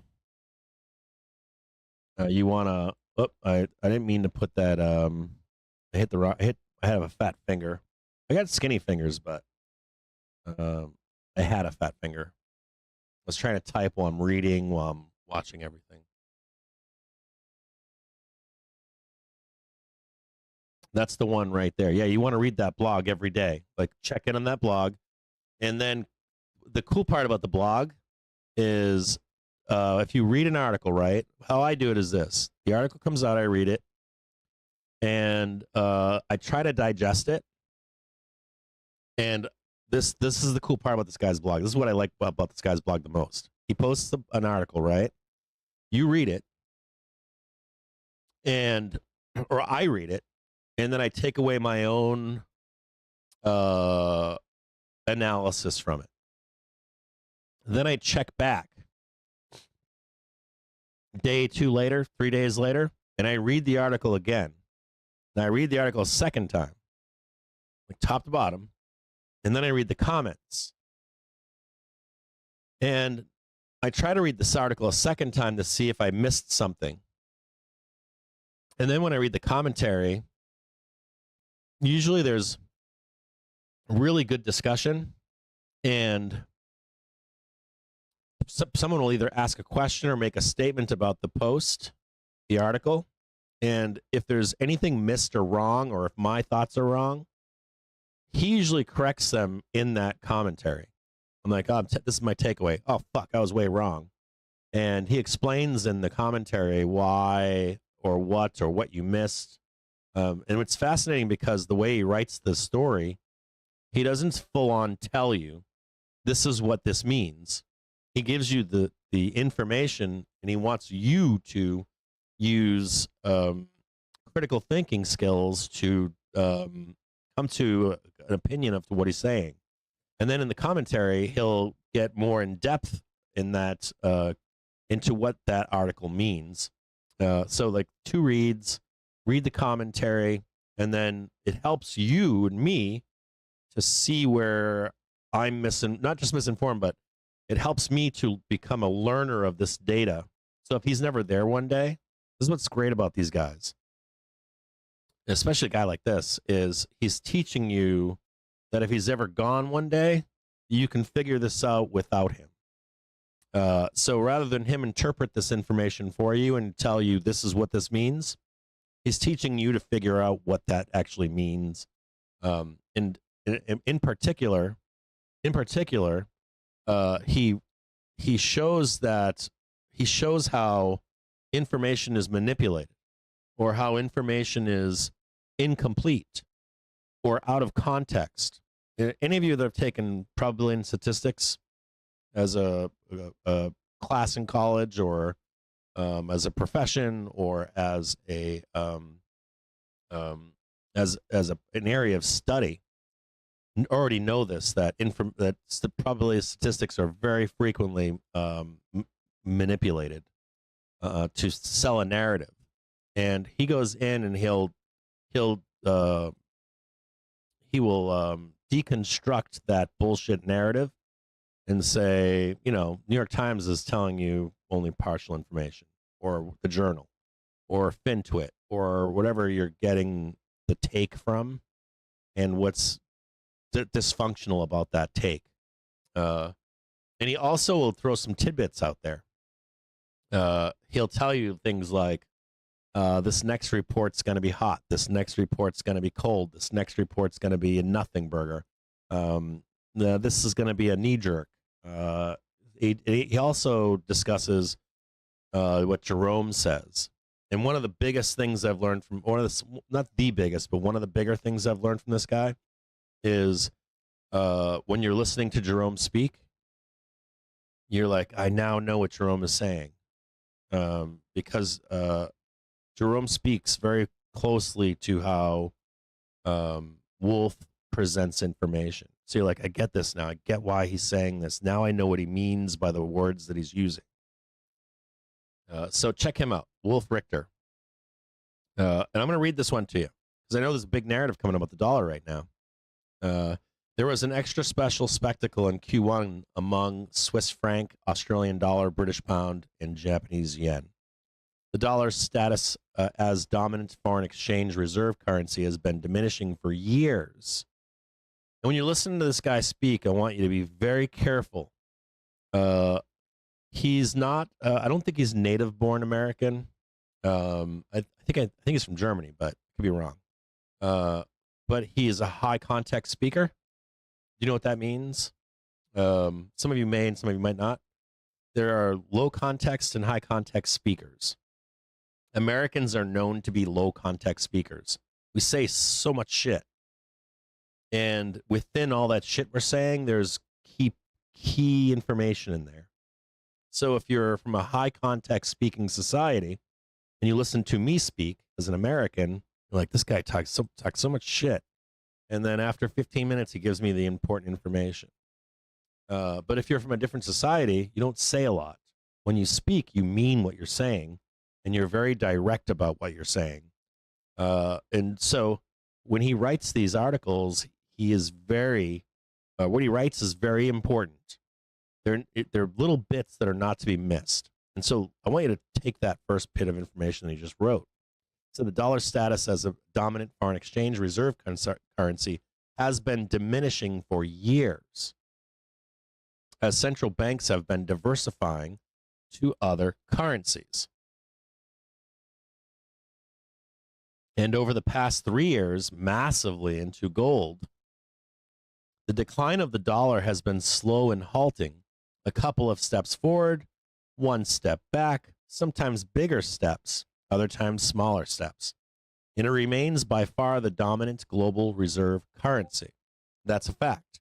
If you travel, right, anywhere in the world, especially today, and you don't have access to Alipay or any kind of like whatever the payment structures are in a country, if you pull out $1, you can usually get yourself out of a jam anywhere in the world. You have $1 on you, hard currency. If you travel to some countries, if you have family members that go home, if you're not Native American, meaning like you're like I'm first generation American, right? You'll note that oftentimes your parents or grandparents will ask for brand new U.S. bills, and they will keep them perfect. And so they'll travel back to their home country, right, their native country, and they'll bring U.S. dollars with them. And people in those countries don't want fraudulent money, so they want crisp, clean, new American dollars. The other time, smaller steps, and remains by far the dominant global reserve currency. But the long-term trend is clear, and this has significant long-term consequences for the United States.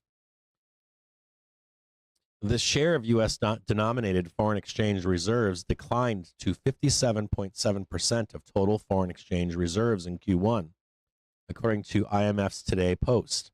In Q3 2024, the dollar's share had dropped to a 30-year low. Yeah, I think it was 2009, right? The hump starting, nope, he says the hump starting in 2014 was a result. So 2009, roughly there.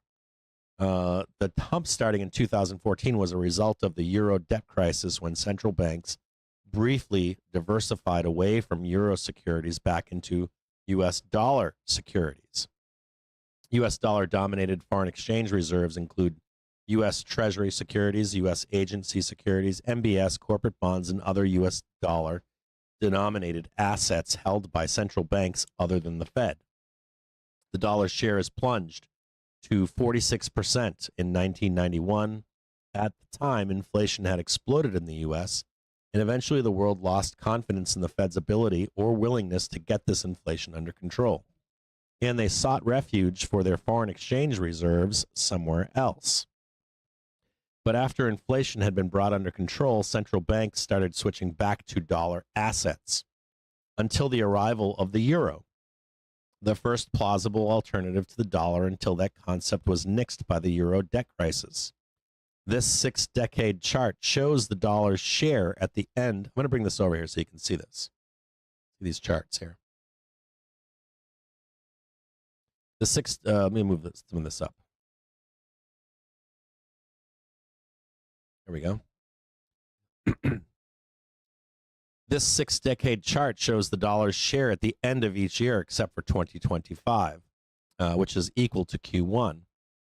You can see this bottoming action down here in 1992, and then back over here, it's starting to come back down again over here to your right. I'll show you this last one over here. This is where the bottoming took place, 2008, 2009. The low was in 2011. Now we're careening even lower. This is assets, a percentage of shares of foreign exchange reserves. But they didn't dump U.S. Treasury securities. And that's an important note here, which is a big, this is a big thing for, this is a big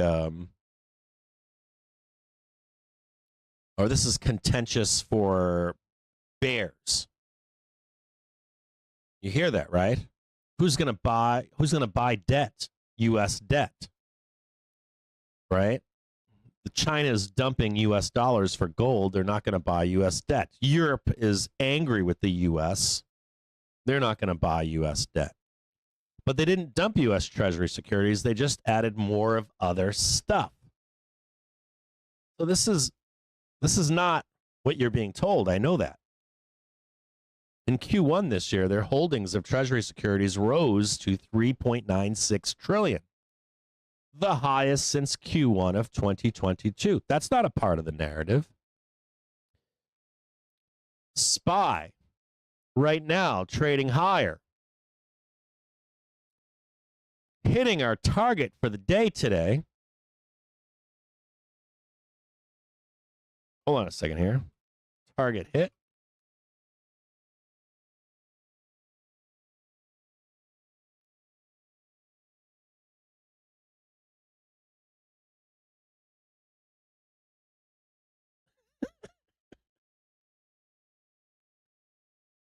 Yee!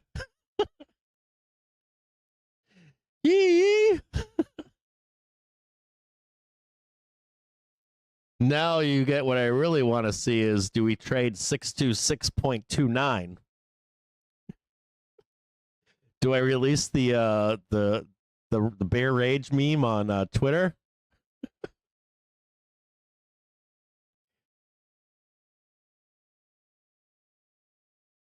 Hold on one second here.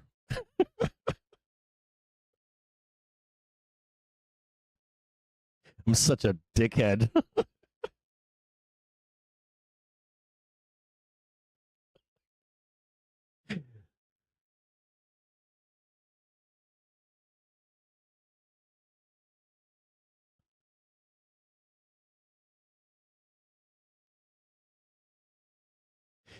I'm an asshole.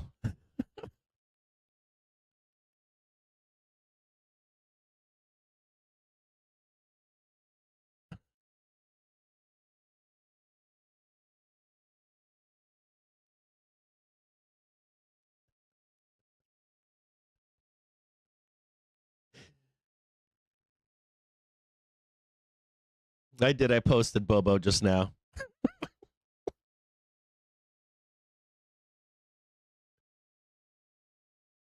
Okay, we turned that off for a minute.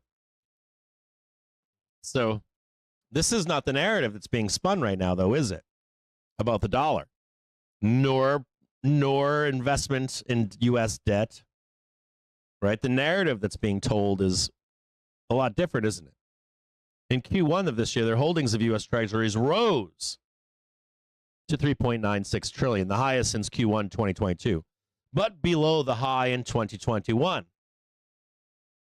And essentially unchanged from 12 years ago. These are important facts. You know, this is kind of like when you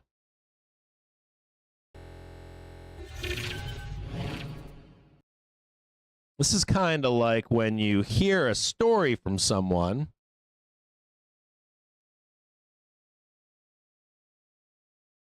and you know, we're in a trend. We get right here in what you're told is we're going to crash. Then it whoops right back up again. Right? What else are we told sometimes? You get knee-jerk reactions. So if you have a 1 month data, that's not trend, is it? If you have 1 year, 2 years, 3 years, 4 years, and you get 1 month of data, that doesn't, you know, if you get like a month down, then a month up, then a month down, you're still on trend, right? That doesn't make a trend, does it? 1 month of data does not make a trend. And 3 months of data is starting to make a new trend. And we also get outside the range, outside the normal range, right? Like a 1 sigma move now becomes a 2 sigma move or a 3 sigma move in 1 month, but then swings back the other way. And then it comes back in line again. So if you're looking for trend, you probably need to build a thesis over at least 3 months, if not 6 or more. And you need to be looking at what? Larger time frames. And we don't get that, do we? We get one report for 1 month and we get told the fucking sky is falling. Or we even get 3 months of bad data, but we're not comparing it to a year of data, or even 5 years of data, or even historical context. You see that with data all the time. Manipulation, bullshit, selling a narrative.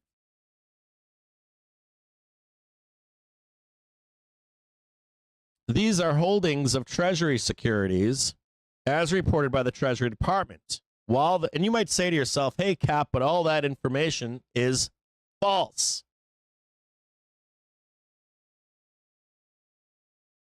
But guess what? It's fudged. They've altered it. They've changed the rules. Real inflation cap is at 12%. It may be. But our market trades to this data, not what you think or feel. You keep your Main Street hat on at home. I don't want to fucking pay $13 for Cheez-Its and canned Cheese Whiz. Squeeze them. I don't want to pay that, but do I look at that can of Cheese Whiz and Cheez-Its and say, the stock market's going to crash? Fuck no.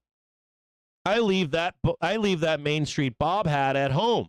I put my trader hat on and go, well, the Fed, the BLS, they're all saying that we're at 2.7 or 3% at 4%. The stock market trades to that data, not the Cheez-It can and not the Cheese Whiz can. Trading 626.39 right now to a new market high. A new market high. SPY trading a new market high right now. 626.36 right now.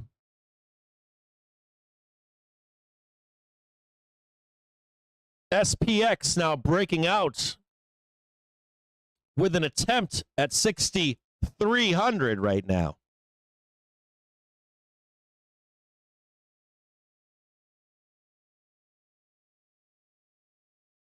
These are holdings of U.S. Treasuries reported by the Treasury Department, while the U.S. dollar-denominated foreign exchange reserves reported by the IMF include all U.S. dollar-denominated securities from treasuries to corporate bonds. He includes a link to a discussion on who overall held U.S. Treasury securities. And look at that. They're kind of level right now. And they're actually moving up. They're moving higher right now. And they had a low in 2022, but they're actually increasing. I want you to go on your favorite fucking platform. Go on to Reddit. Go on Reddit. What are they saying on Reddit? No one's going to do business with the U.S. No one's going to buy U.S. debt. My country that I'm from hates the U.S. right now. Blah, blah, blah, blah, blah. Is that real? No. Total holdings of U.S. denominated assets as foreign exchange reserves, so U.S. Treasuries, agency securities, MBS, corporate bonds, etc., rose in Q1 to $6.72 trillion, but remained below the high of 2021 of $7.1 trillion, are about to level with Q1 of 2019. So amongst all this bullshit, since February, since November, they're lying to you. There were people trying to associate Tesla. Do you remember when they were saying Tesla's down because of what Elon did? You should see the numbers in sales in the U.S. of Tesla vehicles. Pretty fucking good. They're bad elsewhere, but they're still pretty good in the U.S. So associating what you think in your Main Street hat with your Wall Street hat should be two different hats, not the same. Not what you wish was happening. And Tesla was down with the rest of the stock market. Punitive, of course, and seasonally weak. And you have people assigning this stuff to what? Tariffs and Trump and this and that. And in fact, that's not really fucking happening, is it?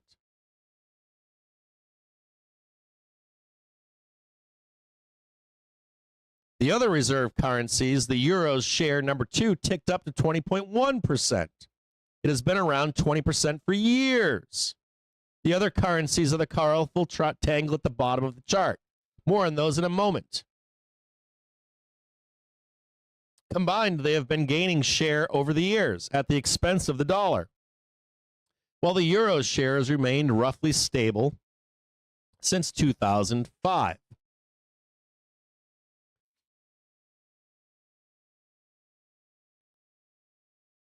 The colorful tangle at the bottom under the microscope, down here. Q1 provided an extra special spectacle. They're in that tangle at the bottom of the above chart that we now look at under the microscope. Spiked Swiss francs, pound sterling, light blue. Swiss franc is in gray, and other currencies in red.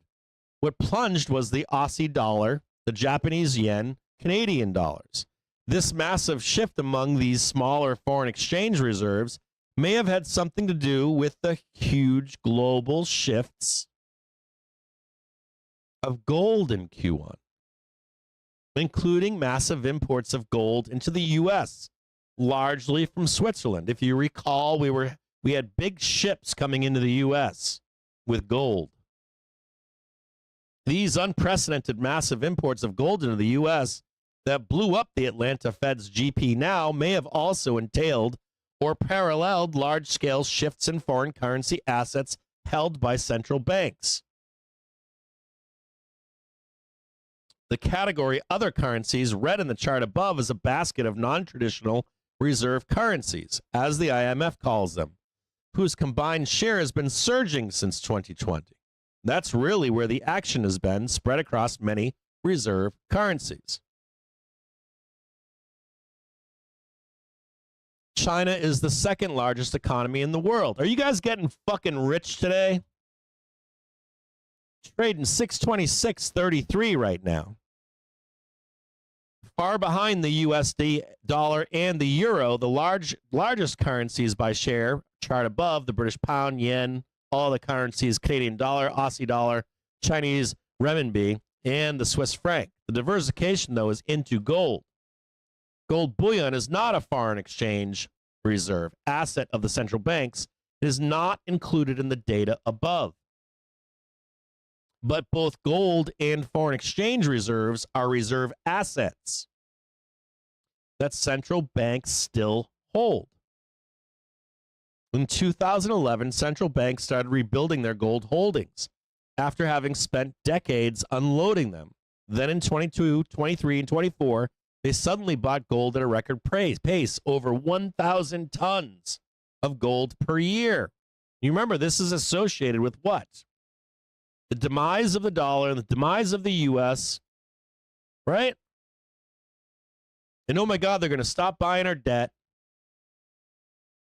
Then suddenly bought gold at a record pace, right?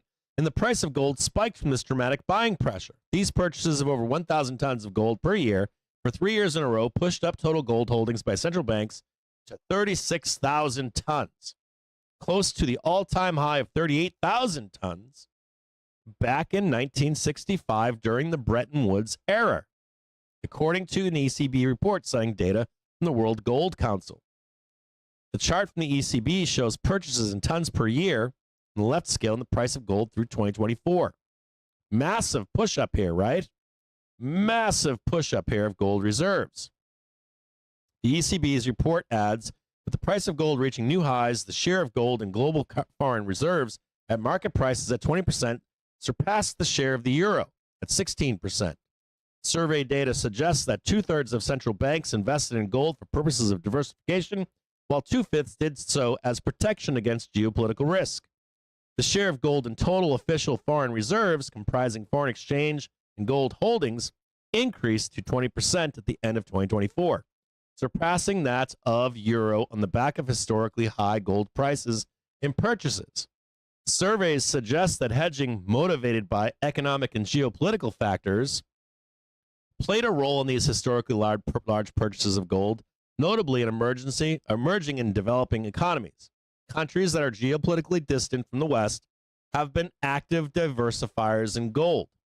Why is the dollar's status as global reserve currency important? Hold on, I need a break for a minute. I got to check my account.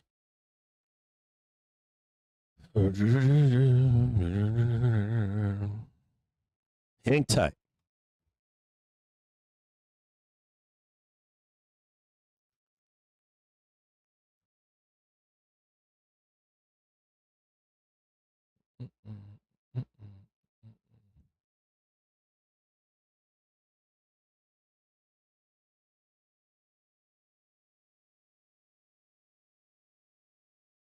Woo!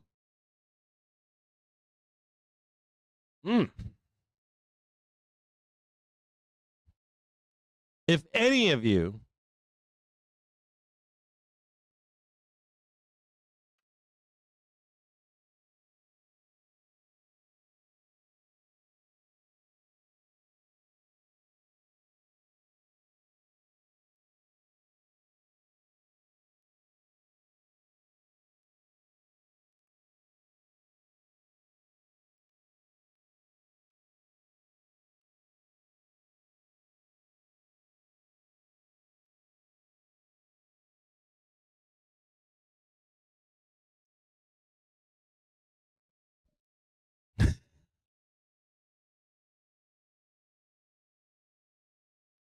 Sorry, I got to check in with the Discord right now. I just got to check in with the Discord really quick.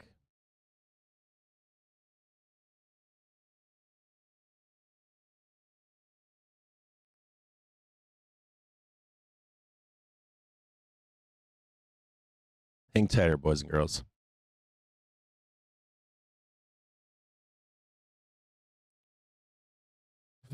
Excuse me. Sorry for...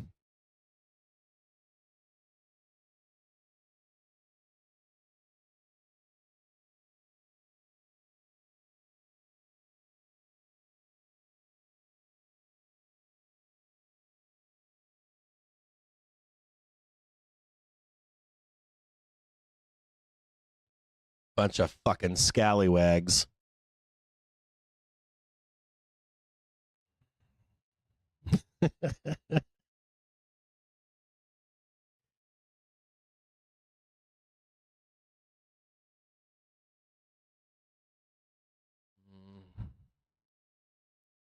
So why is the dollar's status as global reserve currency important? You probably know this. Central banks other than the Fed have purchased $6.7 trillion in dollar-denominated financial assets, largely U.S. Treasury securities. Big year for us, right? This money flow into the U.S. has helped the U.S. fund its twin deficits: the huge trade deficit and the even huger budget deficit. You know, the one that everybody's afraid that no one's going to want to fund? You know, that one. The huge trade deficit and the even huger budget deficit, and thereby has enabled the U.S. to incur those two deficits. Why are the bond vigilantes not here right now? The dollar status as the dominant reserve currency has been crucial for the U.S. It has enabled the U.S. to live beyond its means. When your dollar is the reserve currency, you piss in a toilet bowl. When your currency is not the reserve currency, you piss in a pot. That's true. If you're a signer of the reserve currency like Bretton Woods, you get a toilet bowl too. If you do not ascribe to the US dollar, you piss in a pot. Have you ever been to any of those countries? I have. They piss in a pot.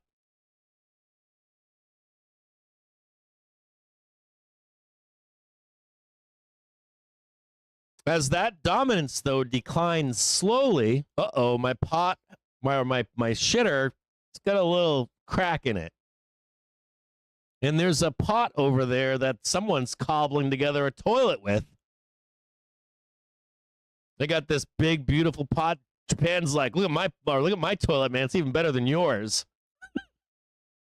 And I'm like, wait a minute. I still use toilet paper. I'm an American. I like shit on my asshole. Why is that guy over there with a pot building himself a toilet that looks like mine?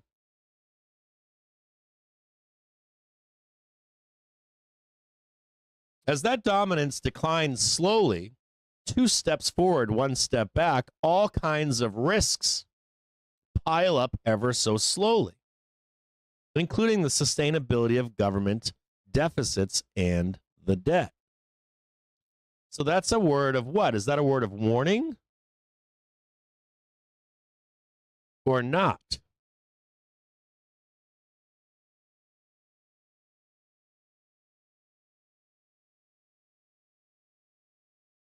A guy named Alex asks, Wolf, the Fed, unlike many central banks, owns zero gold. It has thus missed the big gold rally. Do you know if the Fed can legally own gold now? It couldn't after the Gold Reserve Act of 34, but that act's provisions are mostly repealed in 74. I have tried without success to get the Fed to answer the question whether it could buy and hold gold now. If it wanted to, maybe you know the answer. All the best. And Wolf's response here was the Gold Act of 34 required the Fed to transfer ownership of its gold to the Department of Treasury. In return, the Treasury issued gold certificates to the Fed for the amount of gold transferred at what was back then the statutory price for gold held by the Treasury. So we're losing some dominance in the dollar, but the Treasury can take gold in. And then gold certificates are transferred to the Treasury Department. At what was back then the statutory price for gold held by the Treasury. The Fed's gold certificates are still priced at 42.2 per troy ounce, in total 11.04 billion. Book value in the Fed's balance sheet, or about 80 billion market value if the Fed could cash them in, which it cannot. Matter of fact, when the Fed gets money, what do? They oftentimes burn it, right? It just goes away. The Fed is in charge of monetary policy, interest rates, and the stability of the banking system. They can't do that with gold, can they? With gold certificates. You can't just destroy gold, or they just don't. The Fed is in charge of monetary policy, interest rates, and the stability of the banking system, and the gold is irrelevant to the Fed for those purposes. I know that gold bugs would love for the Fed to print trillions of US dollars to buy gold with them. So you have the combo of money printing and gold buying by the Fed. You guys starting to put the picture together now? So dollars, world reserve currency. You have countries that are now paying in gold. The U.S. can make and destroy U.S. dollars, but when they're paying in gold, they can't. They don't want to. No one's destroying gold. And the Fed's not getting dollars for that to destroy either. They're getting a certificate. Right? It's a separate thing. It's actually what? Better than dollars, isn't it?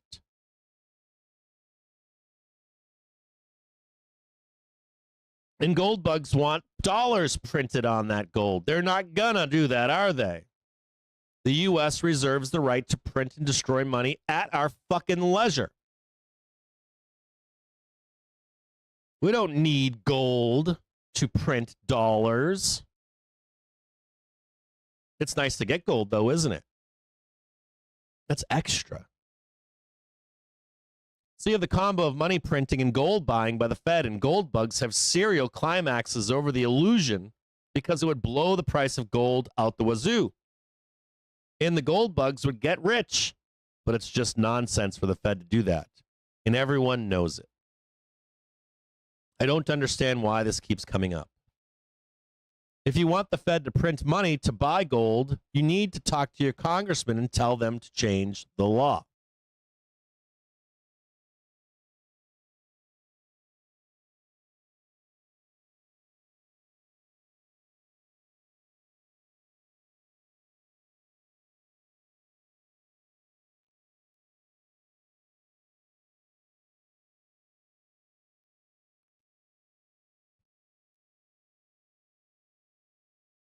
So, man, see anything else in here worth reading?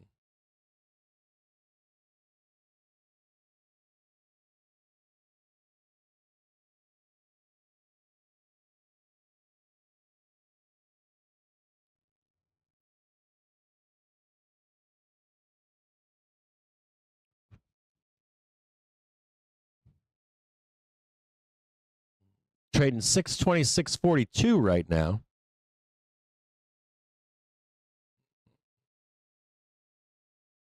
I'm trying to read through this as fast as I'm really speed reading this, believe it or not.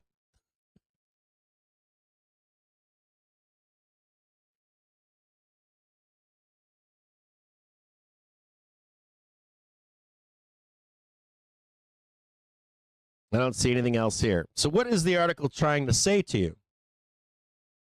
The article is saying to you that other countries are not stopping buying U.S. debt, that the goal or that the dollar is slowly losing its dominance, but it's not bad yet.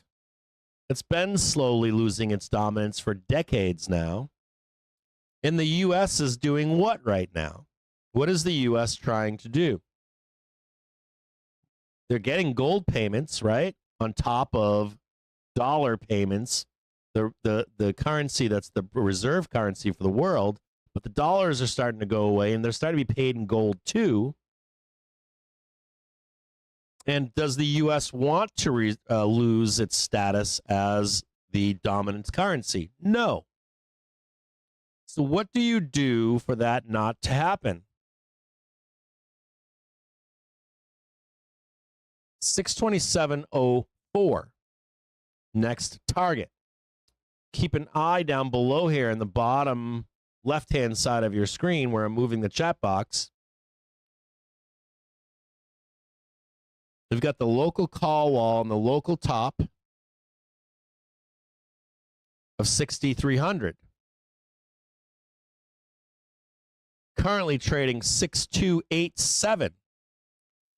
If you recall from earlier, we had a strike of 6,285 on SPX for calls rolling in currently. We have the one-day call gamma, but then we have the two-day call volume had a spike of 6,285. We're now trading 6,287. 626.60. Watch out for a squeeze. Trading 62673 currently.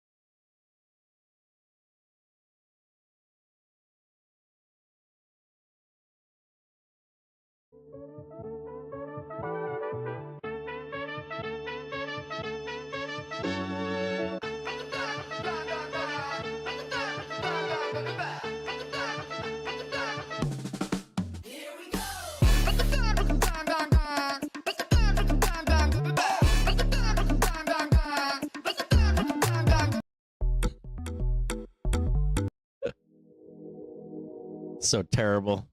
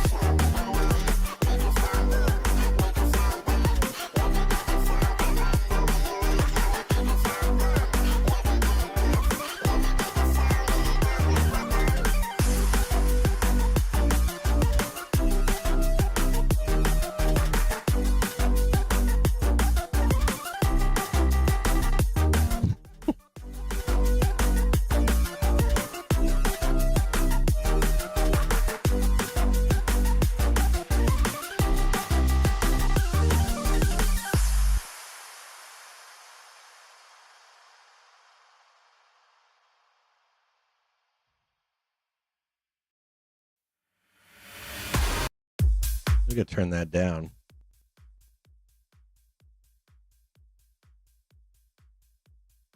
Woo, baby! What's going on out there? What up, Stacy?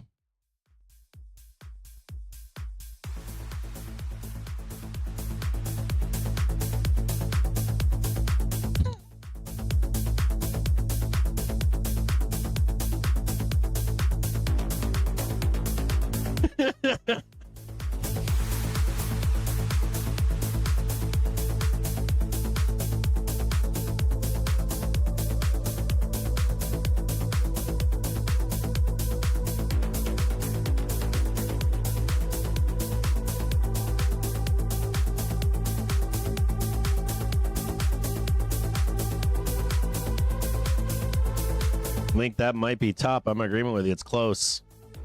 That looks like top to me. You see it up there?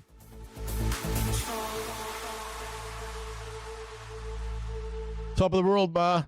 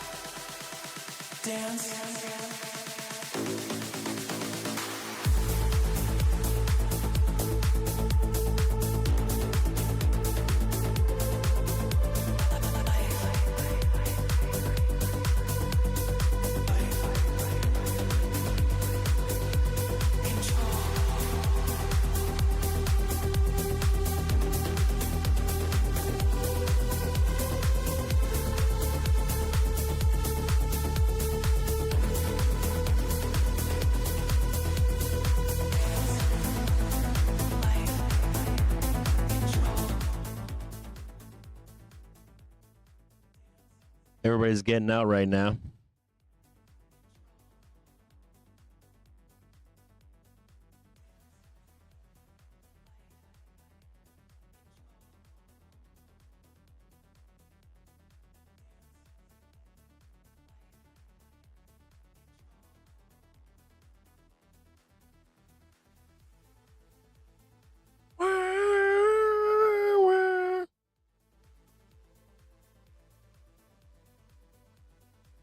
I say we trade this all the way the fuck up.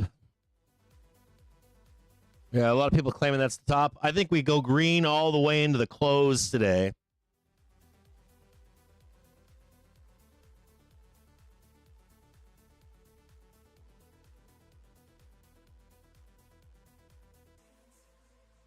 You want to sell something, sell the bell.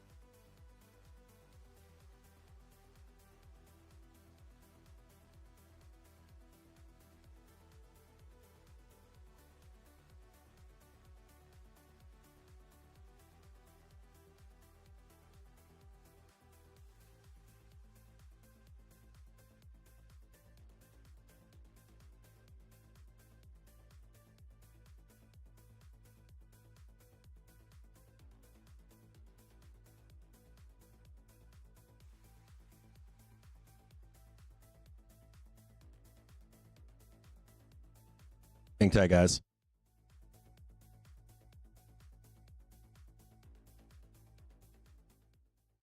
All right, turn that off.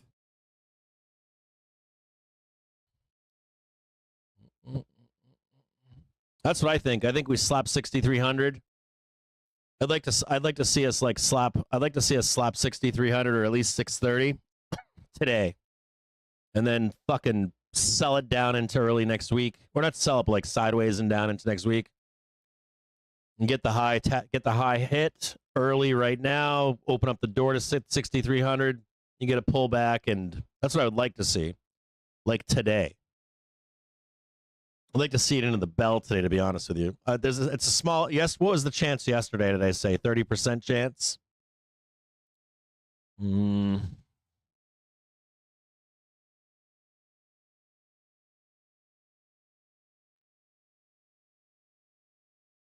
There can be an argument made that we trade, let's go over here and look. I mean, I'm getting a little, drinking a little bit of the Kool-Aid over here. Sorry, Bears, you didn't get it. No dice for you. No dice for you. You tried. I'll give you that. Now, let's have a look-see at where we are. Scale out just a little bit here.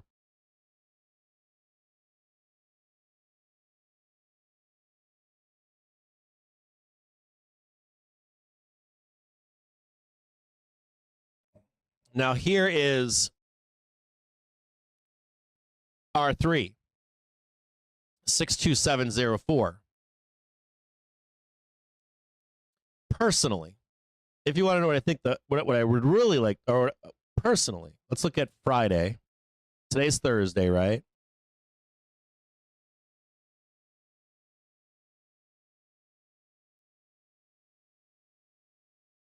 Oh, fuck yeah, baby.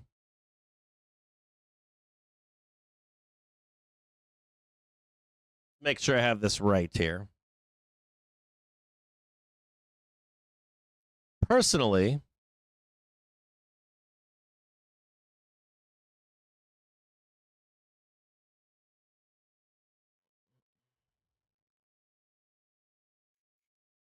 this is Wednesday of next week.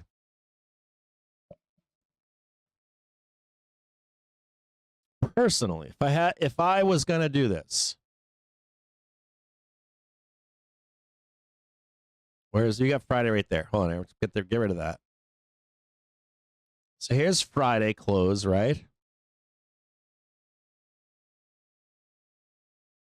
If it was me, gather around. Gather around the fire pit. If it was me. Well, let's get rid of that for a minute.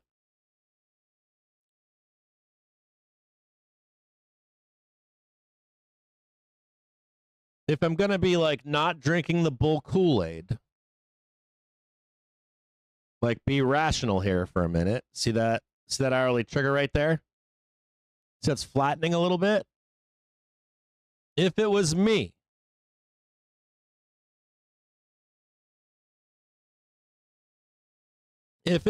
I would come up here, hit that R2, right? Into this bell right here. This is 4 p.m. right here. So up into the bell, sell futures, right, for Friday, and then we wake up tomorrow at the worst case scenario. This is worst case scenario. We slap that 630 on the open. We start selling down over here. Make sense? Now, if you wanted to be what? If you wanted to get this done before the weekend, so we're not trapping a bunch of bears. Well, this is 4 p.m. right here, just so you can see it.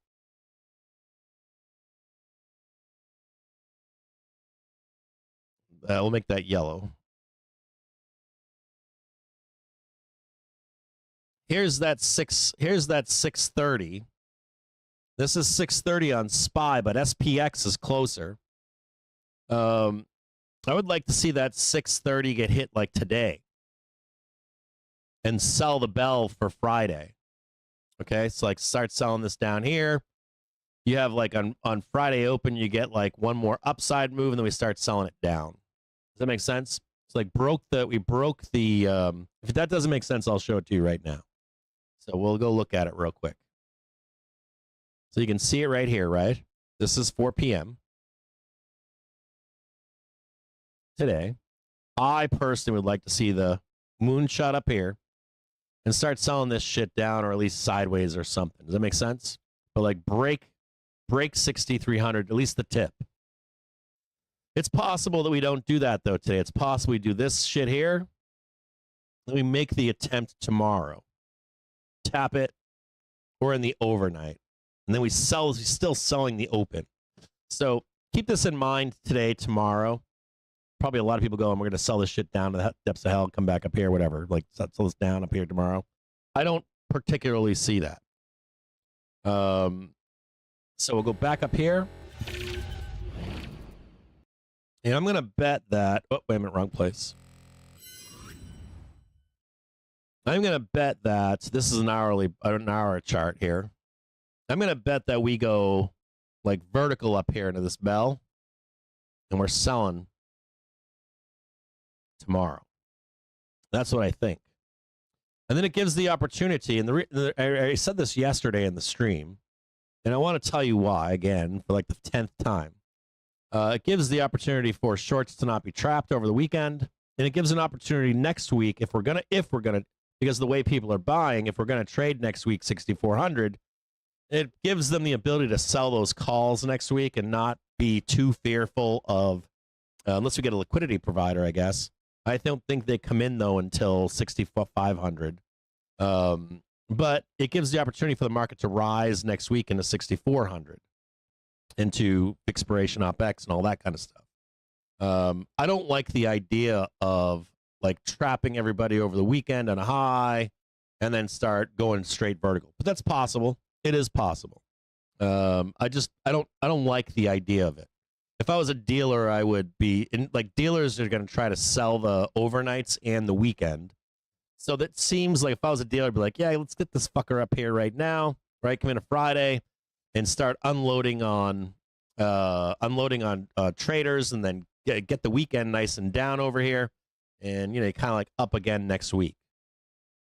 So kind of the same routine again.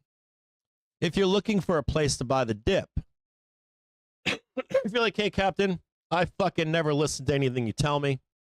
Or, Captain, I listened to you 7 times. You got all 7 right, and then I only trade the 3 that you get wrong. So I'm constant loser. I'm constantly chasing Cappy. You're still looking for a buyback or a buyback right around here. 624. It's going to show you where the buy is. Get rid of this now, we're above it. Get rid of that now, we're above it. And so if you're looking for a place to buy the dip today or on Friday if we don't get to 630, I'm going to give you 2 places. 623.58 and 624.37. It's actually a little bit higher. It's like right here. I'll give you an exact target. 624.59. I would prefer to see it's a little bit lower. Let's call it 622.64. That's where I would like to buy a dip. If there was a dip to be bought, right down there. But I'm a greedy sorry, I shouldn't say that. I am greedy. I am greedy. So there's your outlook for today and tomorrow. If you want to know what I think happens here, without drinking the bull Kool-Aid, I'm going to be rational. It's a pullback.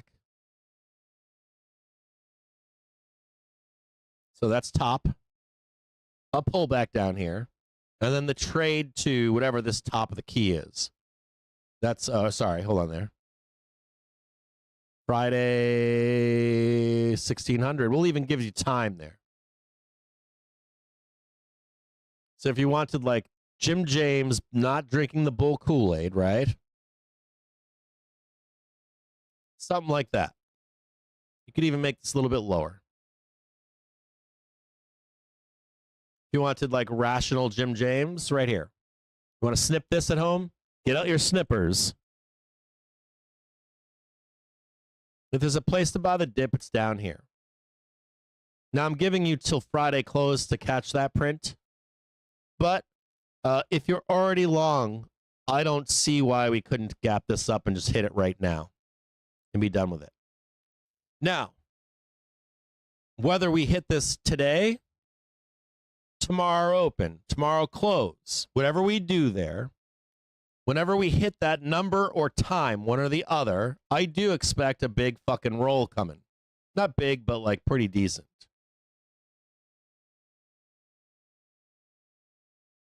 So you can see it. Big old roll coming down here. Another high up here into Wednesday. And then if we can get some kind of a unclench on Wednesday or Friday of next week, we'll be looking for that. And just so you can see it here, here's the 31st.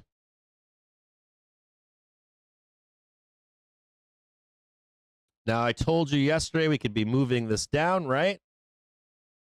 You could move this down to the 31st. And if you move that down to the 31st, then you're talking about this going all the way up to 640. So 640 and then 650. So I want you to be aware of that as well. If you don't know what I'm talking about, I discussed it in depth yesterday morning and the day before, the 630, 640 trade. But for now, that's where I am. And I'm open to higher.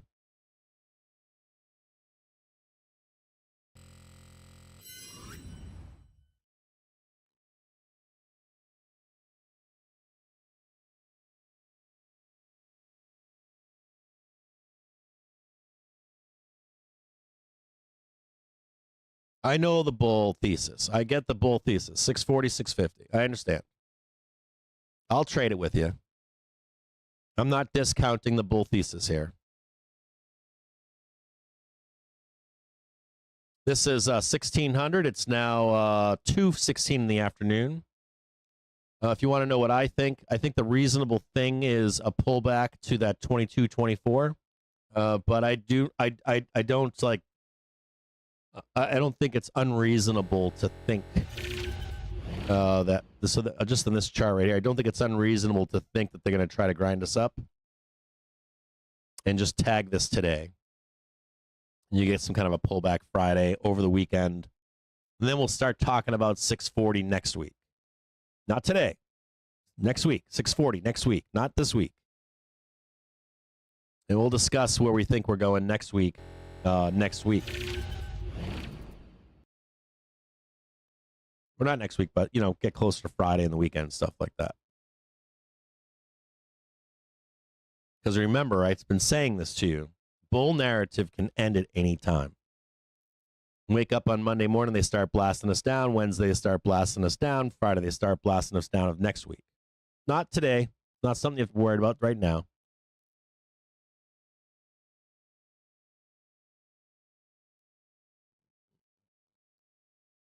Let's go to an hour here. Just let me put something in here.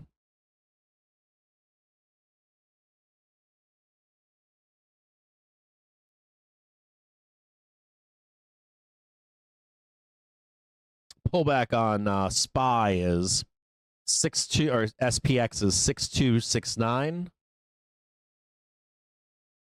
6255, and 6250. If you wanted to pull back on SPX, there they are.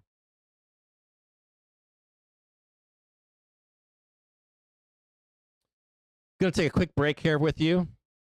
There's that big white line up here. Here's 1600. R2 sits at 62704. I'm going to take a quick break.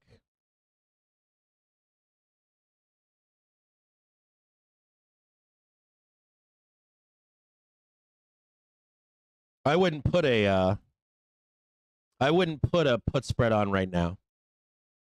There's no like so if you watch the videos that I have on the website, are we above the 1 minute trigger right now? Just ask yourself that question. Are we above the 1 minute trigger? Just say yes. Are we at resistance? Say no. Have we had a bear plane on a 1 and 5 minute trigger yet? Just say no. We are coming into some light resistance here on SPY at 6204. So you'd like to see the trade up, and then some kind of rejection. Here, I'll just draw it in for you. I've been doing a lot of drawing for you guys. I used to do tons of drawing for you guys, but we'll do that one right there.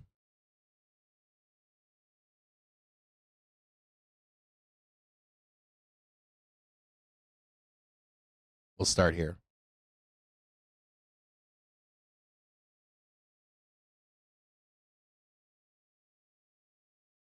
We'll be right back. Yeah, my daughters are here. They need me to come over here and.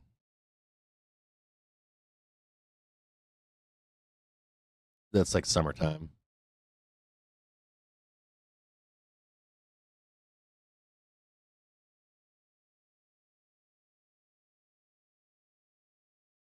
I'll be right back with you guys.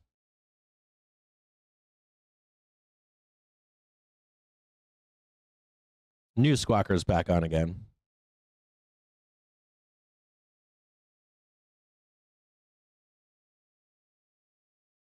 News Squawker's on too.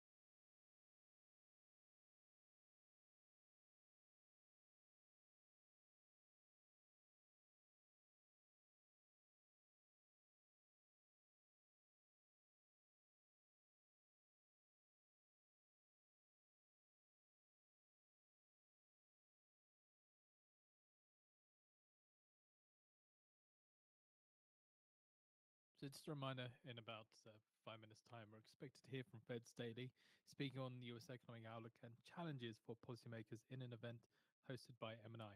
No text is expected, but there is a Q&A.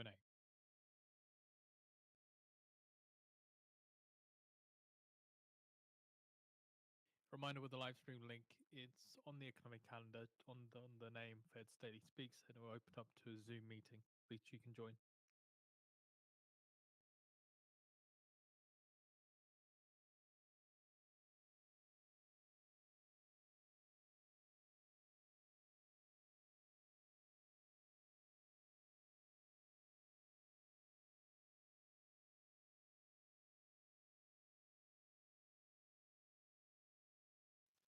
Just turned it up. Sorry about that.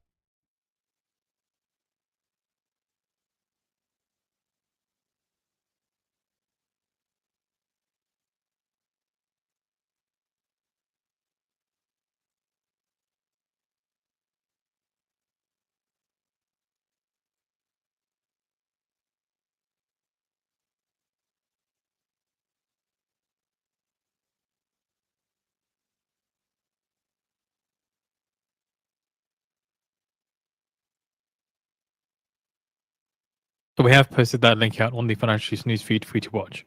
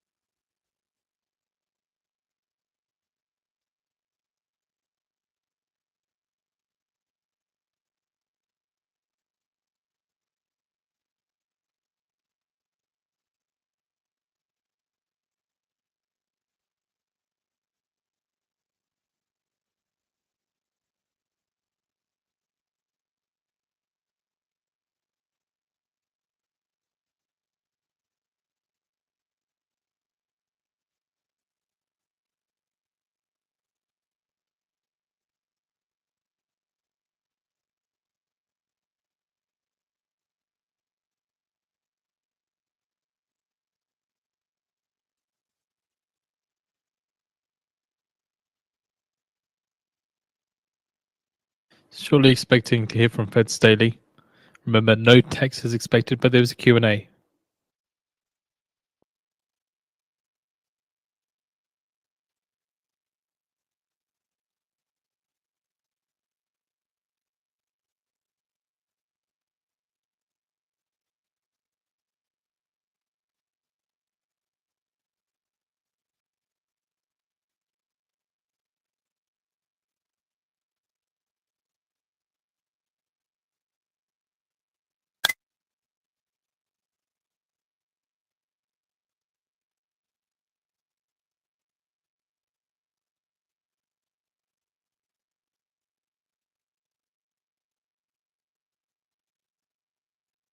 NYMEX natural gas August futures settle at around $3.33.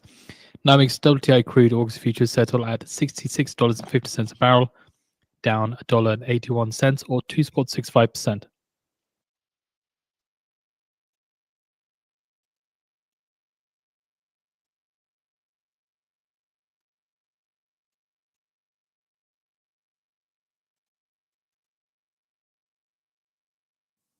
Hello, everybody. This is Donald J. Trump. Yeah, it's really me. And I'm going to do a little advert for Financial Juice. You're behind the markets. If you're a real day trader, go real time at financialjuice.com/purchase and save 67% on a subscription. Can you believe it? Instead of a 67% tariff, you get a discount.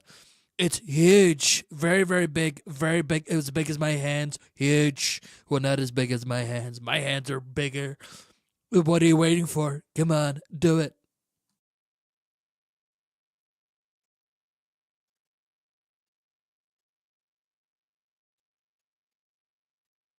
Feds daily says the economy is in a good place, growth and jobs are solid, and inflation is easing.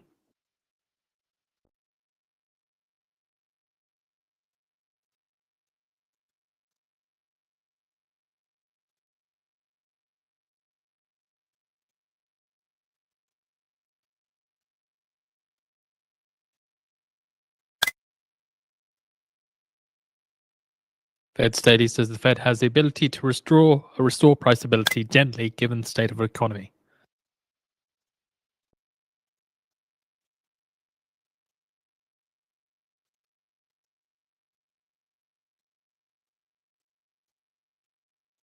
Also, monetary policy is still restrictive.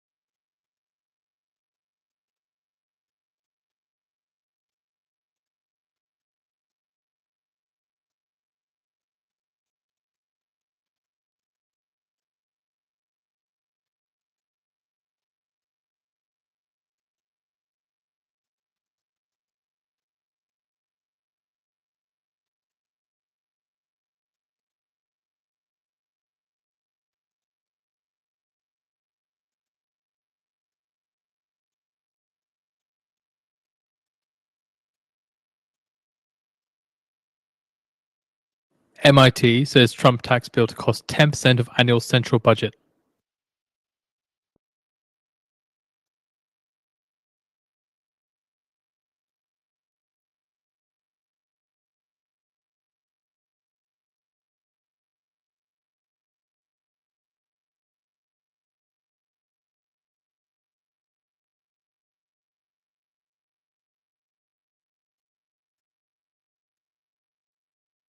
Fed's daily says importers and retailers are absorbing some of the tariffs.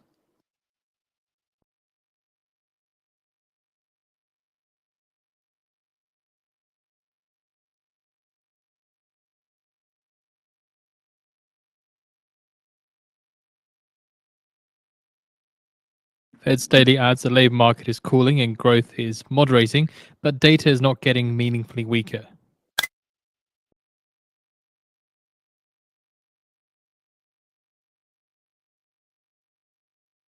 All right, just a few minutes here, guys.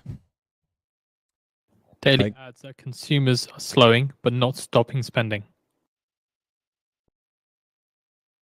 Go back in here.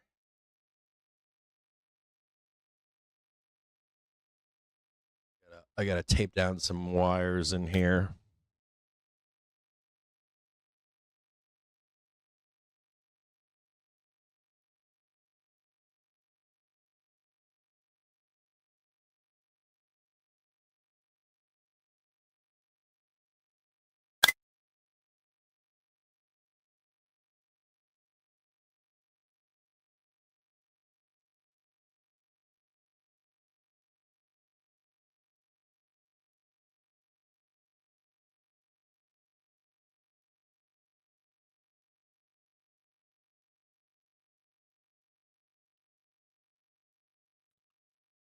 Any questions?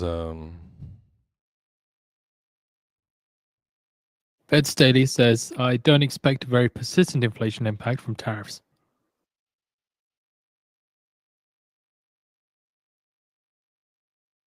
Okay, just a note to you out there. Tight here.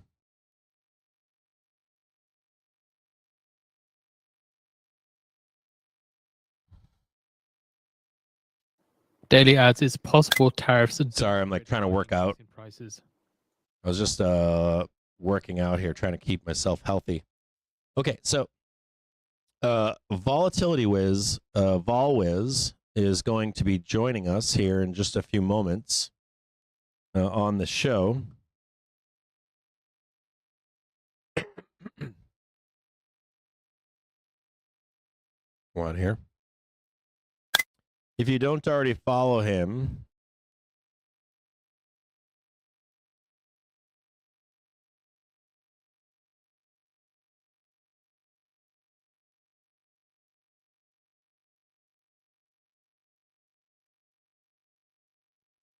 tighter, guys. Fed's daily says I see 2 cuts in 2025 as likely outcome.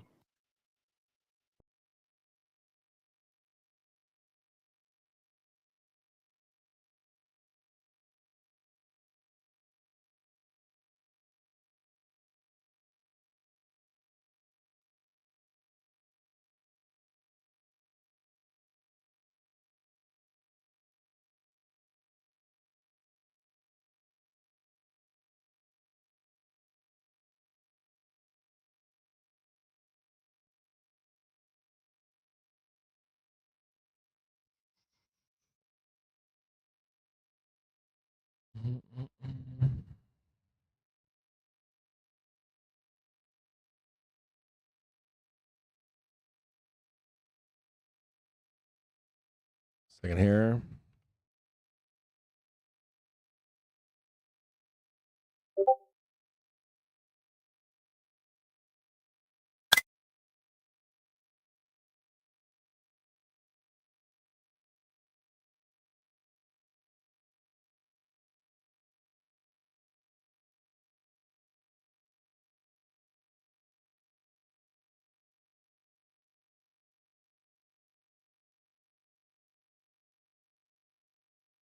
Fed's daily says to cut rates, we need a continuation of current data trends.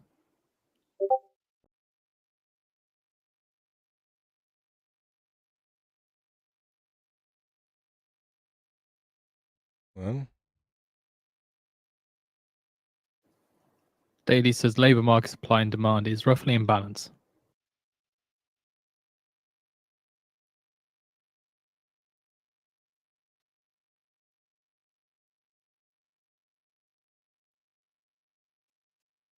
Also, Fed Daily says economic fundamentals support a move towards lower rates at some point.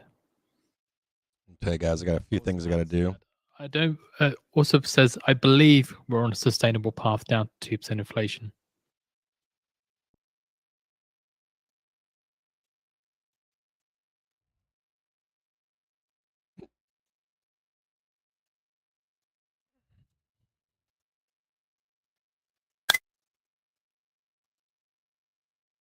What I got to do here? I always have so much stuff I got to do to line this stuff up. It always takes me more time than I expect.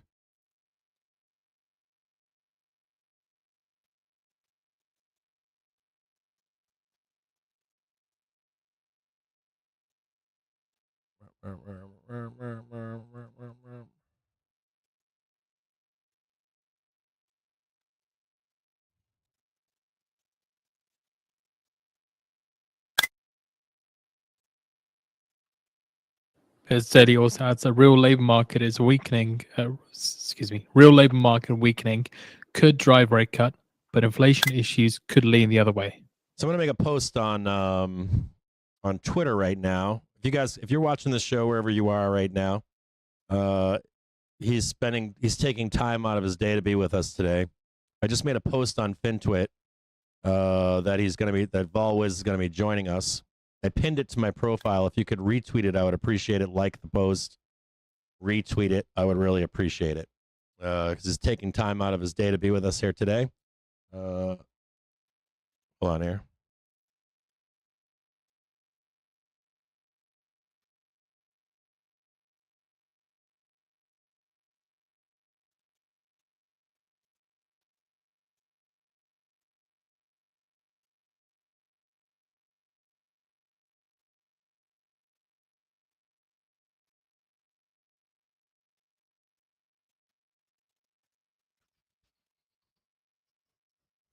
Give me just one more second here.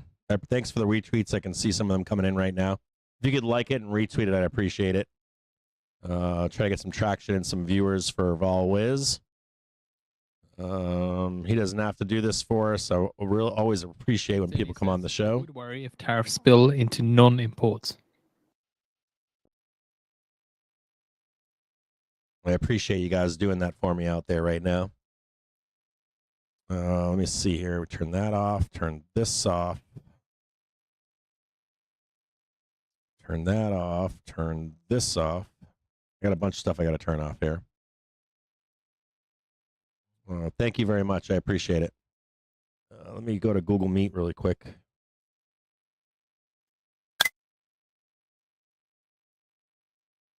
Make sure I got this right. New meeting. Start an instant meeting. We're going to do feet pics right now. I'm going to have to show my add others.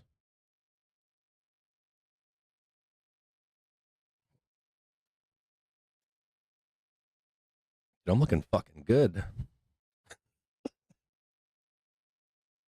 Hold on here. There we go. Boy.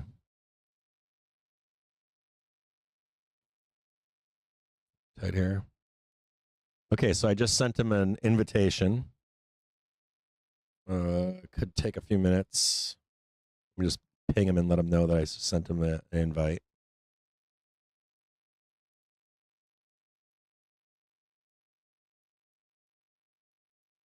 All right, so I just sent him an invite.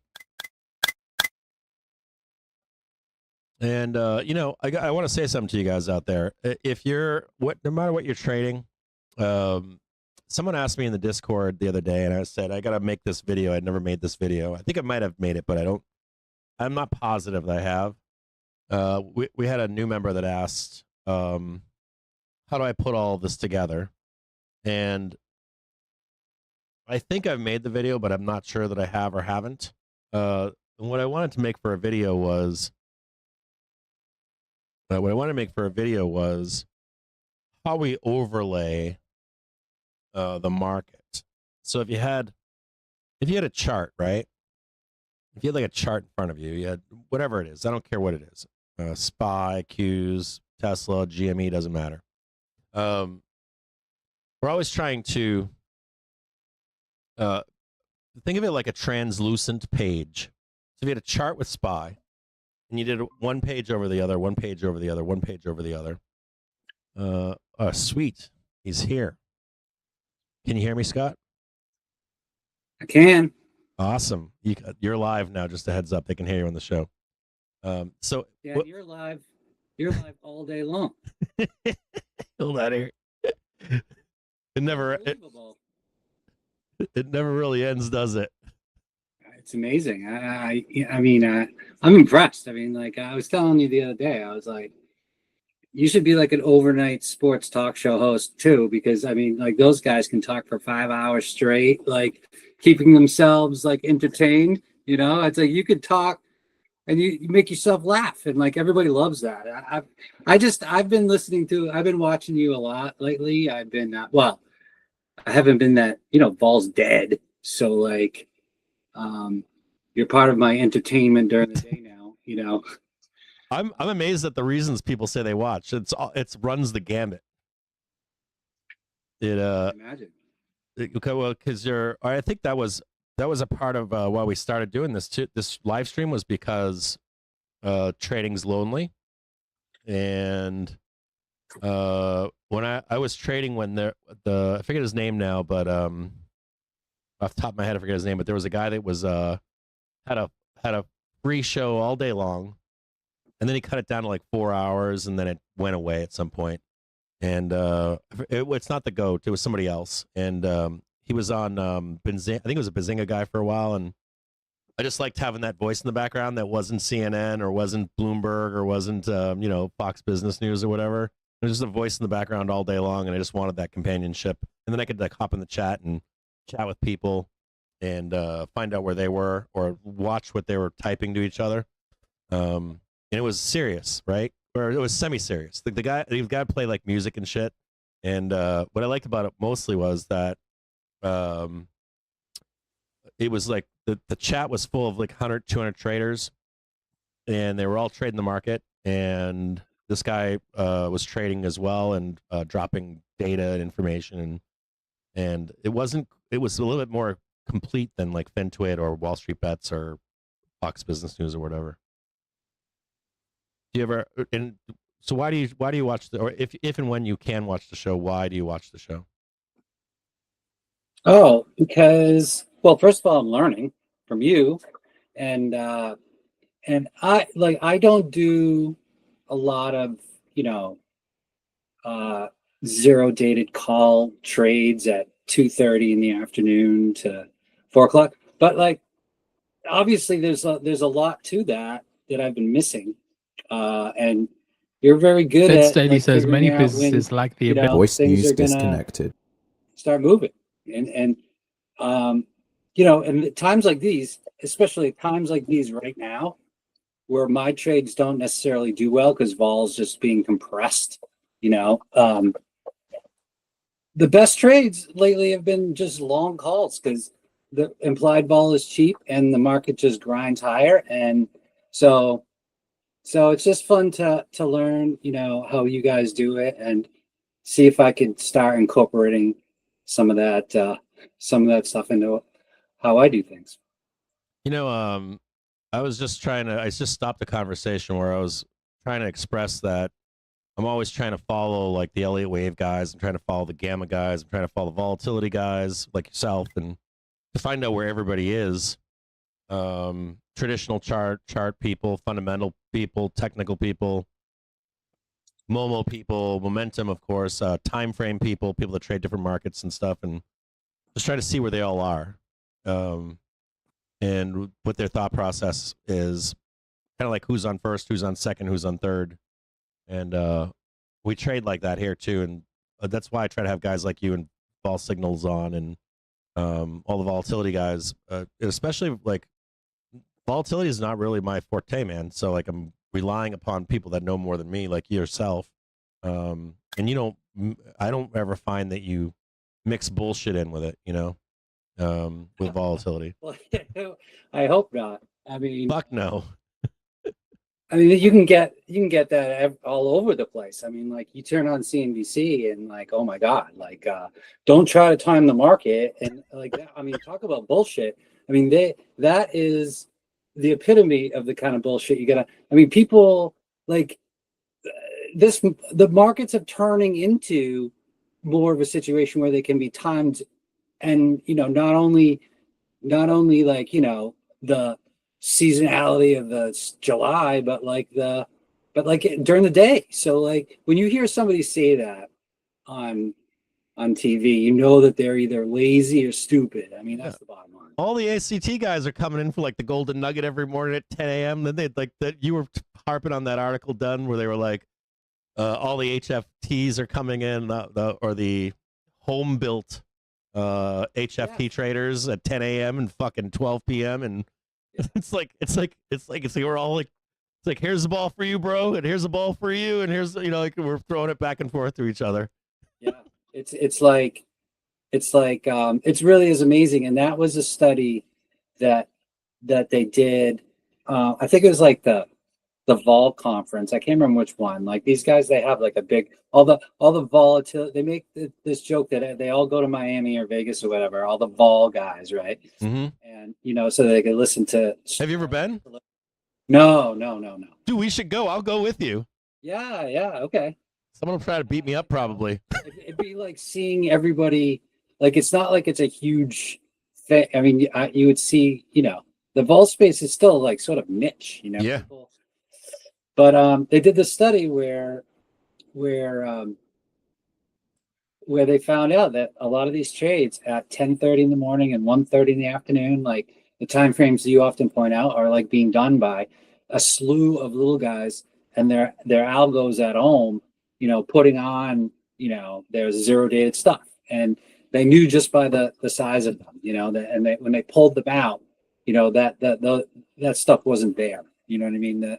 So that the actual like performance wasn't there. So it's like it's kind of nuts. Like and that just goes to show you that like retail is definitely not only even the score with the professionals or whatever, they're actually better in a lot of cases. I mean, like dude, there's a guy from BlackRock, right? I hired him. He works for BlackRock, right? This guy he's like, well, high frequency trading firms were like very niche and very it took a lot of compute, and tech really wasn't there, so you had to have a lot of money and probably very smart, and probably this is the profession that you're trained in. And so they were doing all these high frequency trading stuff, and now this guy's like, well, now I developed this stuff for the retail trader, be with like the LLMs. He's like I'm writing programs for home-based traders. Yeah. And you were bringing that up. The volumes that were coming in at those time frames are insane, and they're like in like like you have like the you got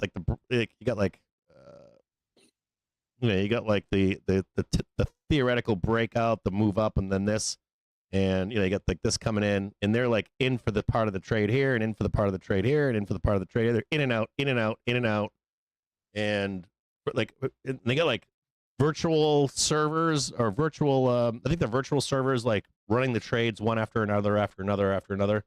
And you pointed that out recently, that you can even see those volumes coming in. Yeah, and like and not from professionals. What they found out was that they knew it was retail because it's coming in like 2, 3, 4 lots, right? And so like now, to your point, places like Robinhood and stuff have guys devoted to aiding the retail traders and developing their code and stuff like that to do this stuff, so that they go to work and they just set their thing, and it just works. I think it's mind blowing. Yeah. Someone was in the chat the other day saying that the rise, or I think that the rise of retail is, you've known this or I've said this for years, they're going to become almost dangerous to a point, and there'll be fallout from that. But a guy in our chat the other day said retail's bigger traders than anyone else at this moment. He made that posit. There was some argument going on, but the rise of retail is there, right? On that, actually, I mean, Yeah. I was just looking at. I don't know, where did I find? Hold on one second. Give me a second to dig this up. It was kind of nuts. It was a zero hedge article. I remember now, where it talked about how big retail was, and it had a chart and it showed what percentage of options are being done by retail in these particular stocks. Like, what percentage are they? What percentage are they the ownership, total ownership of these things now? And it's like, and it had the chart of their performance for on these things, and it's just unbelievable. It's like retail is just it's bigger than, I think it's bigger than like the buyback stuff that you keep hearing about. It's more important than that. It's like in April, it was like, that's what, yeah, it was. Or is it because other people are not in the market at those times? Like the big players. So I got to draw this in for a minute, just in case we go there. We haven't gone there yet, but we haven't confirmed that lower move, but we're like we've got institutions, right? They're like 30%. Then you got like family offices and hedge funds, and then you've got our dealers, and you got retail. And if none of these guys are in the market, and you can like wrangle a dealer on your side, or when everybody's on the same side, like real money selling, real money buying. Sometimes they're all on the same side, but if they're not in the market and the retailers are all talking to each other when no one's in market, and they're just like, fuck these dealers, let's fucking take them with us and force them up or down, doesn't matter. Yeah, I mean, right now, what's going on right now? What's going on right now? Where I'm like, bleeding a little bit, bored a little bit, holding myself off from doing something stupid. Right now, what's going on? Like, well, the leverage ETFs are being traded, and then obviously they're doing the call. So like yesterday, long call. So yesterday, like, Coin's doing 13 million total shares, right? 13 million total shares, but they do like 30 million in call options notional, right? So like, 280,000 calls times 100, right? You get almost 30 million. So that's like 2 to 3 times the volume being done in calls. So what happens? Like, they all come rushing for it, and the dealers have to buy the stock. It's that simple. And when there's nobody, that's why I call the season "No Cops on the Beat," when there's no actual sellers. I like that. No cops on the beat, right? Yeah. There's there's no cops on the beat when the 2X marijuana ETF is going bananas, right? So like, look that up. Yeah. No. Like, well, so like yesterday's close, I'm like, I bet like dealers like we're gonna sell, right, the overnight, because they're in positive gamma. We're gonna sell the overnight, right? And then all of a sudden, I'm watching last night at like 9 p.m. Asia steps in and bids it up. They take their money and run. 2 a.m. Euros come in, they bid it up again. And then where the fuck does price? And then the funniest part was they offered it up at 9 a.m. and it comes down, or at 9:30 they offer it up, right? It comes down. And where the fuck do the buyers come in this morning? 10 fucking a.m., just above where they fucking bought at 2 a.m. this morning. So Euros step back in this morning at fucking 10 a.m., do the bid, and then the U.S. market knows this. Retailers are like, oh, there goes Euros buying for the end of the day for themselves. And then the U.S. market jumps in, and where are we at now? All fucking mooning, right? Like, and what's going on is like over there, right, in Europe, they have their own suites of leverage ETFs, but it's primarily based on stuff here, because like and so like they got like 5 times S&P, 5 times QQQ, and 5 times Palantir and stuff like that. So like that's the same thing. Like that's why the European close rebalance, and like you get these pops and these dips right around that time. Yeah, they have to rebalance their ETFs too. Like just like what's bigger than any 2 p.m. VIX fuckery, fucking Euro closed at 11:30 in the fucking morning, or depending upon if we have daylight savings or not, it could be earlier. But yeah, they're all in concert now. So it's not even just U.S. retailers. Like fucking, you got Globex traders around the fucking world in line with New York traders. Yeah. Like you got Asia, fucking Euro and US retailers all talking to each other. Yep. Yep. I'd like to know what All doing the those same numbers thing are. around the clock. Yeah. Yeah. Same sorts of stuff, right? Yeah. And so it'll be interesting, I think, like once we get through this like nonsense, right? And get into August, I'm sure you spent a lot of time talking about, the dynamics of, rolling the stuff out and how that affects things. And then, with July OPEX, I mean, all these stocks like, Palantir, NVIDIA, whatever, all the usual stuff, they have so many freaking calls there that have to be rolled out, right? And Yes. yeah, so many. Do you see them today? Like yesterday and today, they were rolling today. Like I was looking at the gamma fucking figures yesterday and today. I was like, what the fuck are they doing? And then I looked at a seasonality calendar today. These fucking guys don't think there's any pullback in July. Like, let me show you something. Let me just bring this up really quick. Like, now that doesn't mean we don't get it, but just contextually. I mean, I don't even know if I should show. Here's SPX season. Hold on a second here. I'm gonna bring this fucking thing up here. Let me show you this. I mean, can I share this? Maybe. Hold on, let me see if I can share this here. Share screen.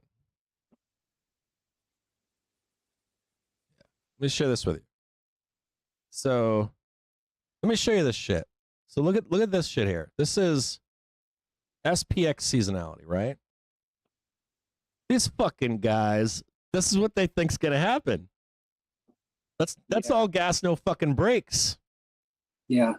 And that's all the way into the 160th trading day of the year.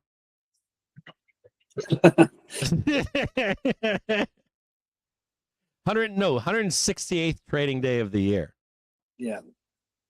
That's like all gas, no fucking brakes. And look at this one, dude. This is let me show you this one. I mean, these things that are composite stuff that are older than a few years now, it's like, I don't know. I mean, the things have changed a lot. And so do you think just like I was saying that like sell in May is so your great grandfather's freaking thing because it's buy in April now because everyone's front running by 2 months trade into now. And so looking at these charts that have like 1950 to 2025, like no, like look at the last like 3 years or 2 years and see like what the pattern is. And like last couple of years I've been doing like a NVIDIA just follow. Yeah. And it's unbelievable. This year it's just too big to do that. You said it though. You said that though about Nvidia, and you said it about the summer trade. You were like the first fucking guy that brought that up. You're like, look, this was like months ago. You were like, look, these fucking guys have bought into the summer trade, and they've looked at the path. These past 6 bull market summer trades are all the same, and we've traded that same fucking path, right? Yeah, and it gets earlier and earlier, and so. And I think we were talking about this last night is that, next year, you had 2018, which was kind of a disaster at the end. Mm-hmm. And 2022 was like, a Fed hiking year, right? So that was manufactured to demolition.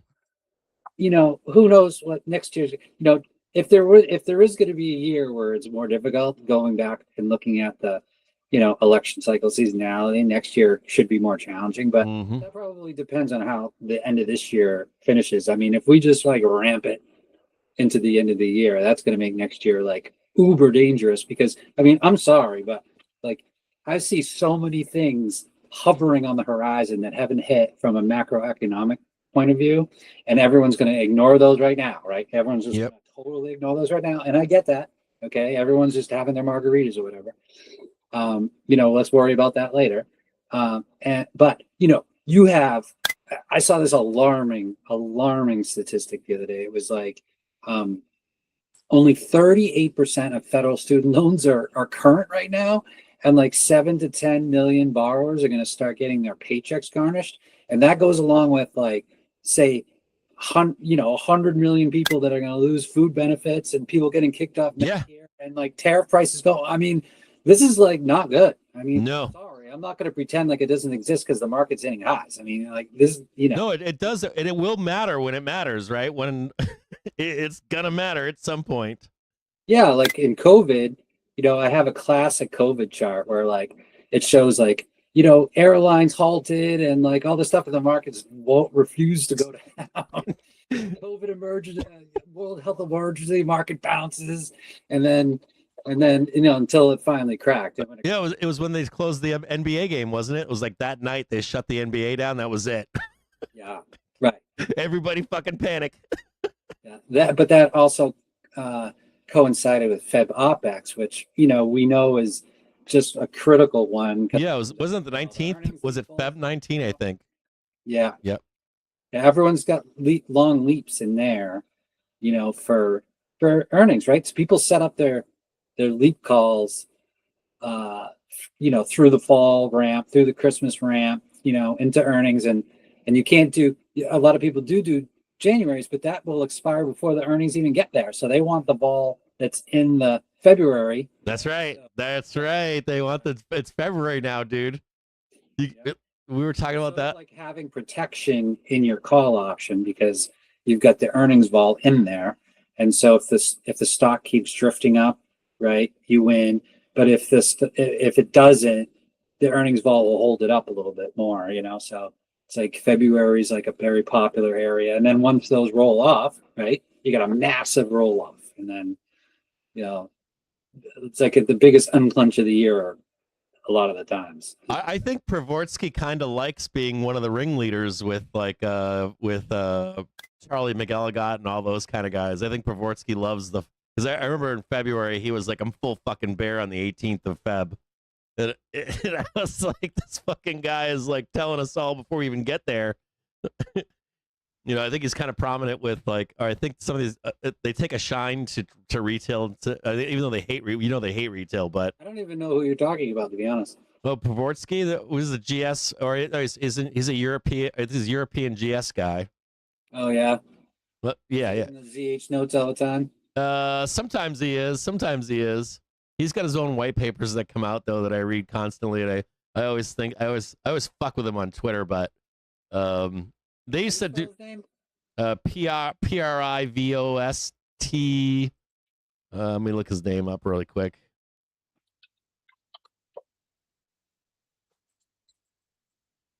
Privortsky.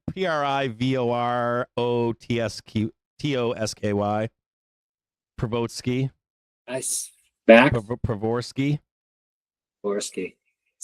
Pravorsky. What's the first name? Richard Dick.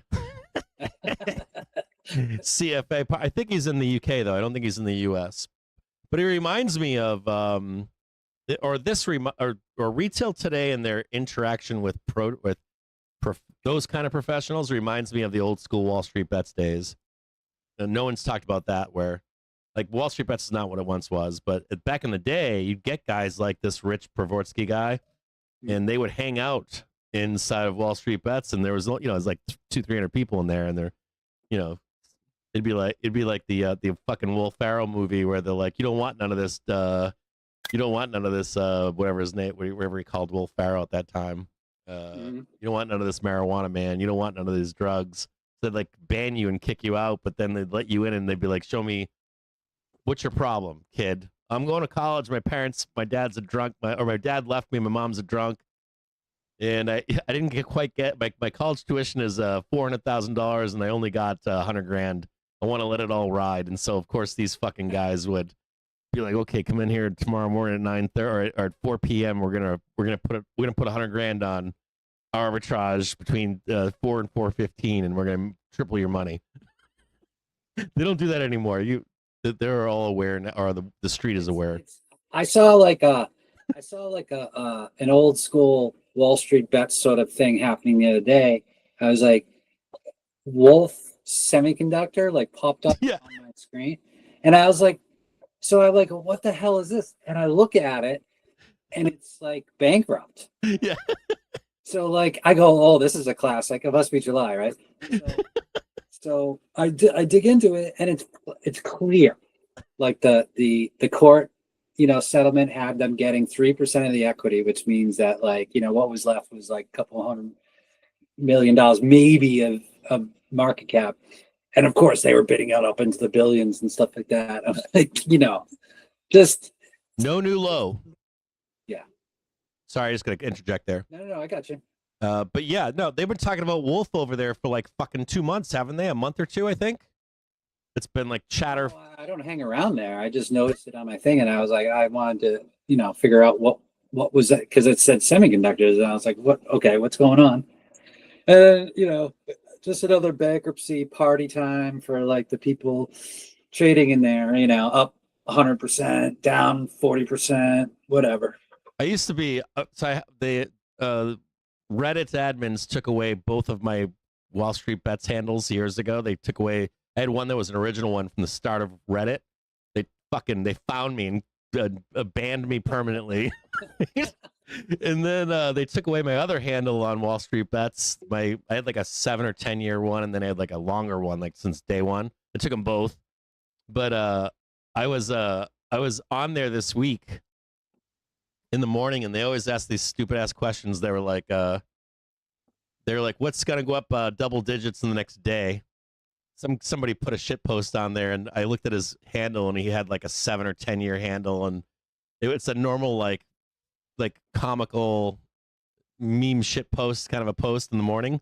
So I went in there, and I didn't realize that Reddit. I have a new Reddit handle, but when I log in under new Reddit, it gives me like a bot handle, like no serve 249 or something like that. And I didn't realize at the time, so I went in there and I go at like 8:30. I go, oh, I was like, A-Lab's gonna go up like double digits for you today.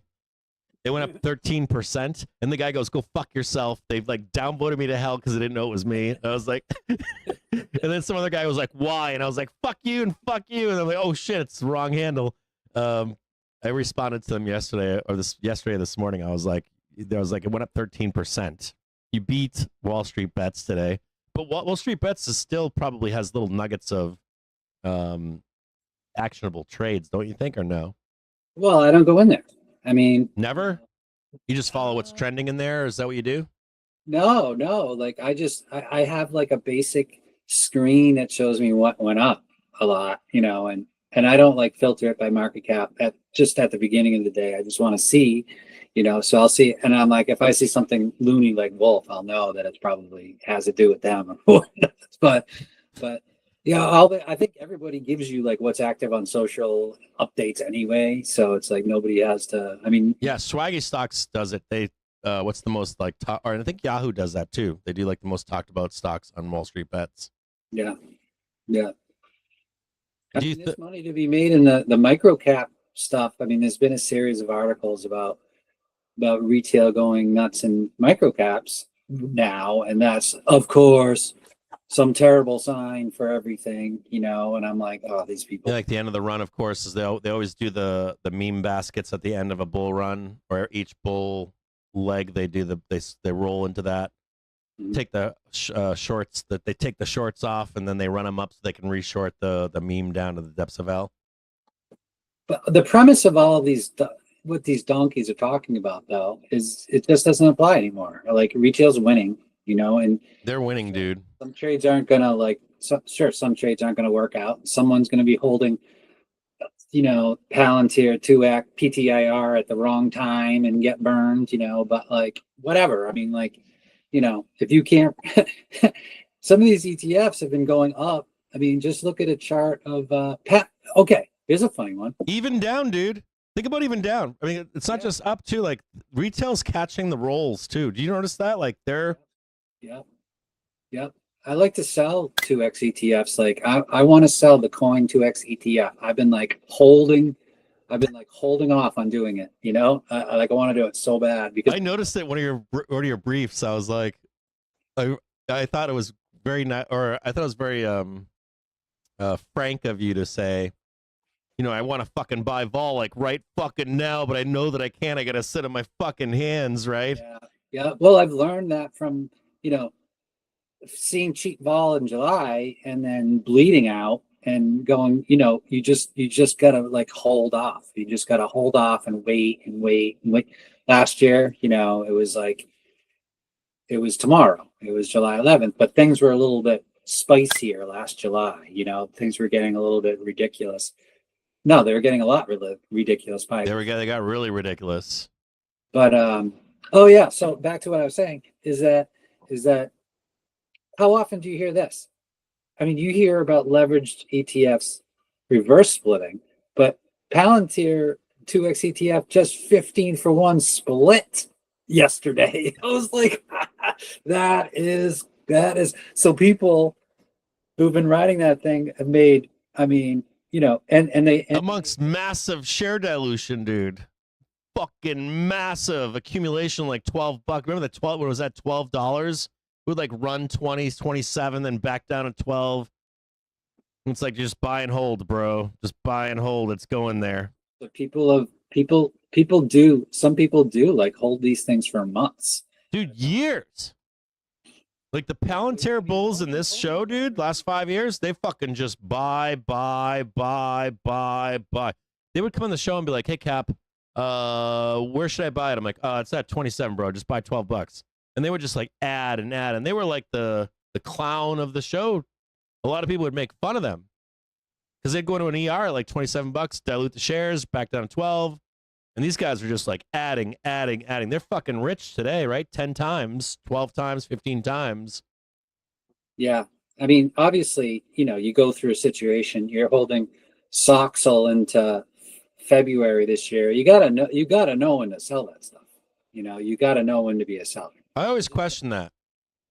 I got friends that don't do that, and I got friends that do, and I got friends that just can't. Like I have friends. Mostly it's indexes. They'll like just keep adding and holding for years and years. Doesn't work out on like a triple X ETF or a 2X. No. They don't work out over time.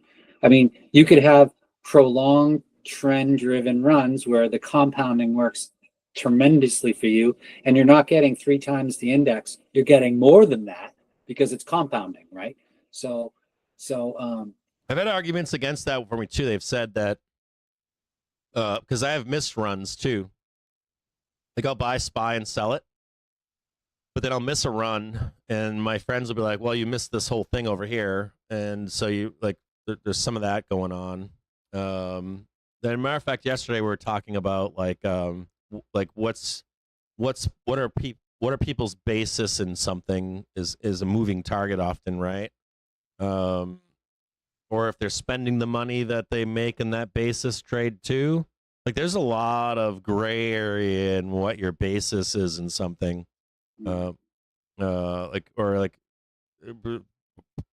like my basis in buying it, then selling options. And then if you get assigned or called away, or if you get DivX, or are you, I don't know, hedging and losing money? Are you exiting to take winnings and putting it somewhere else? Something more chill, like or resistant to down moves, or are you taking winnings and then investing in real estate, or you're investing in bonds and then coming back in? I think there's a lot of moving parts. Gray, moving target gray shit. So I have a question for you. I heard you briefly talking about oil the other day, and I used to love trading oil. And matter of fact, I kept, and I should have framed the crude chart of minus 37. Yeah, that is what you get paid to take delivery. That's right. Yeah. And now they have financial features and stuff like that, so that you don't have.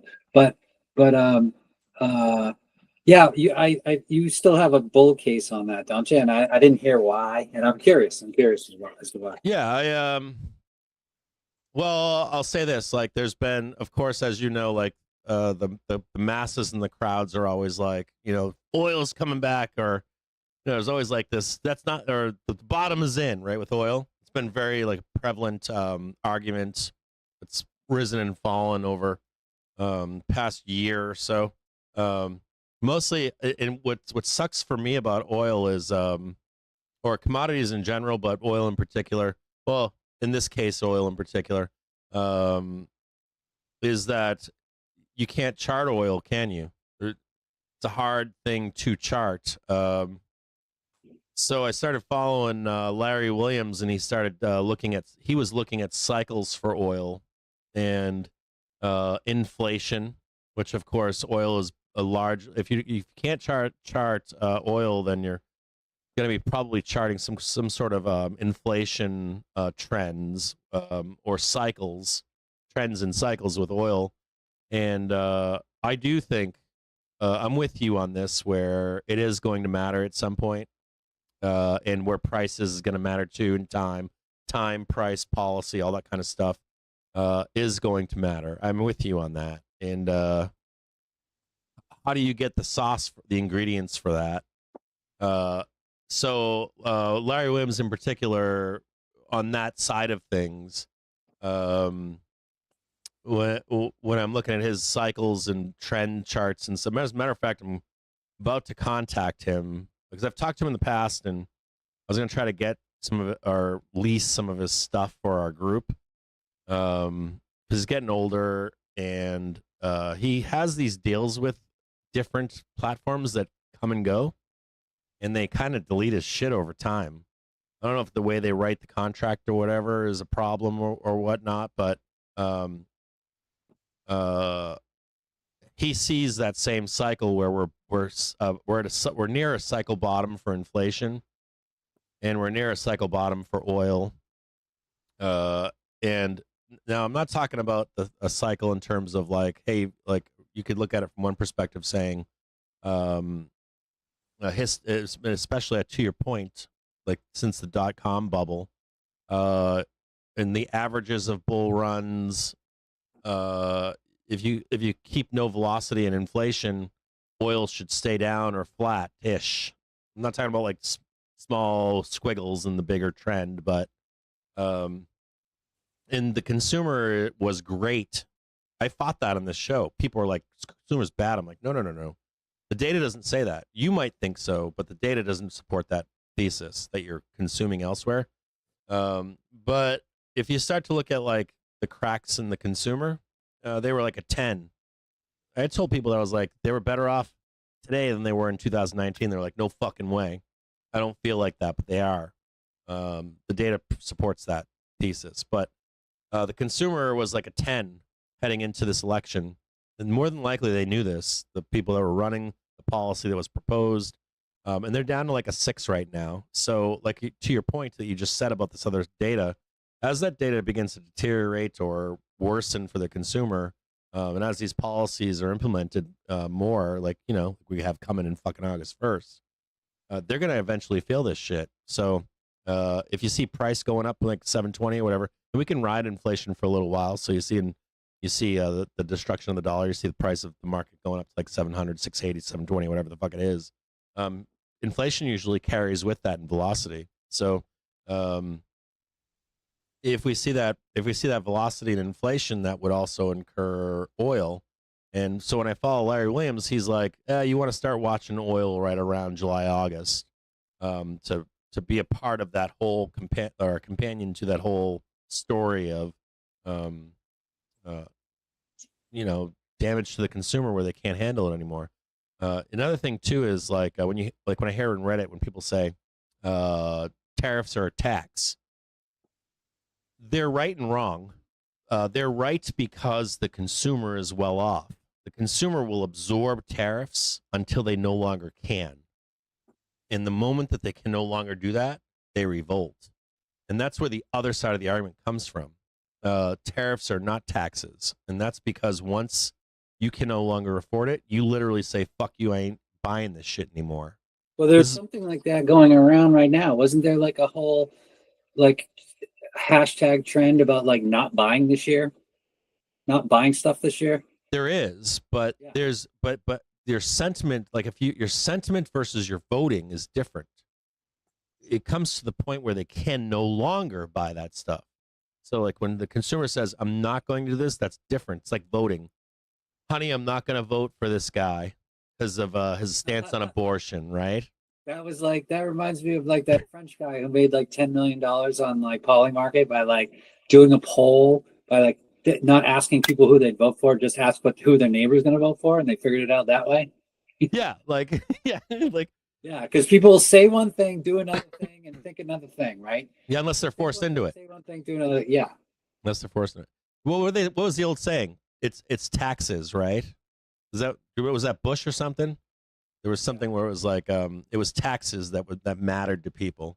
And if you're paying the finances in your house, you might be like, "Oh, this is shitty to say, but and I'm not saying that everybody does this, but you might say to your wife, I'm with you, honey." And then you go to the voting booth and this guy says he's going to cut my taxes. Vote cheating is definitely was something big this year. There's no doubt. Yeah, and then I'll vote for the my senator and my House of Reps to save abortion because my wife's mad about that. Or my local comptroller, I want him to be a staunch Republican, but I want my attorney general to be, or my state attorney general or something to be something else, right? You see it in the local elections glaringly, right?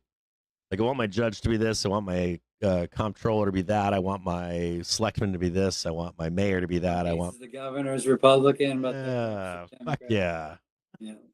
And that's not demographics. That's not gerrymandering to an extent. It's people have these different ideas of what someone should be. Let me ask you a question out there if you're watching the show.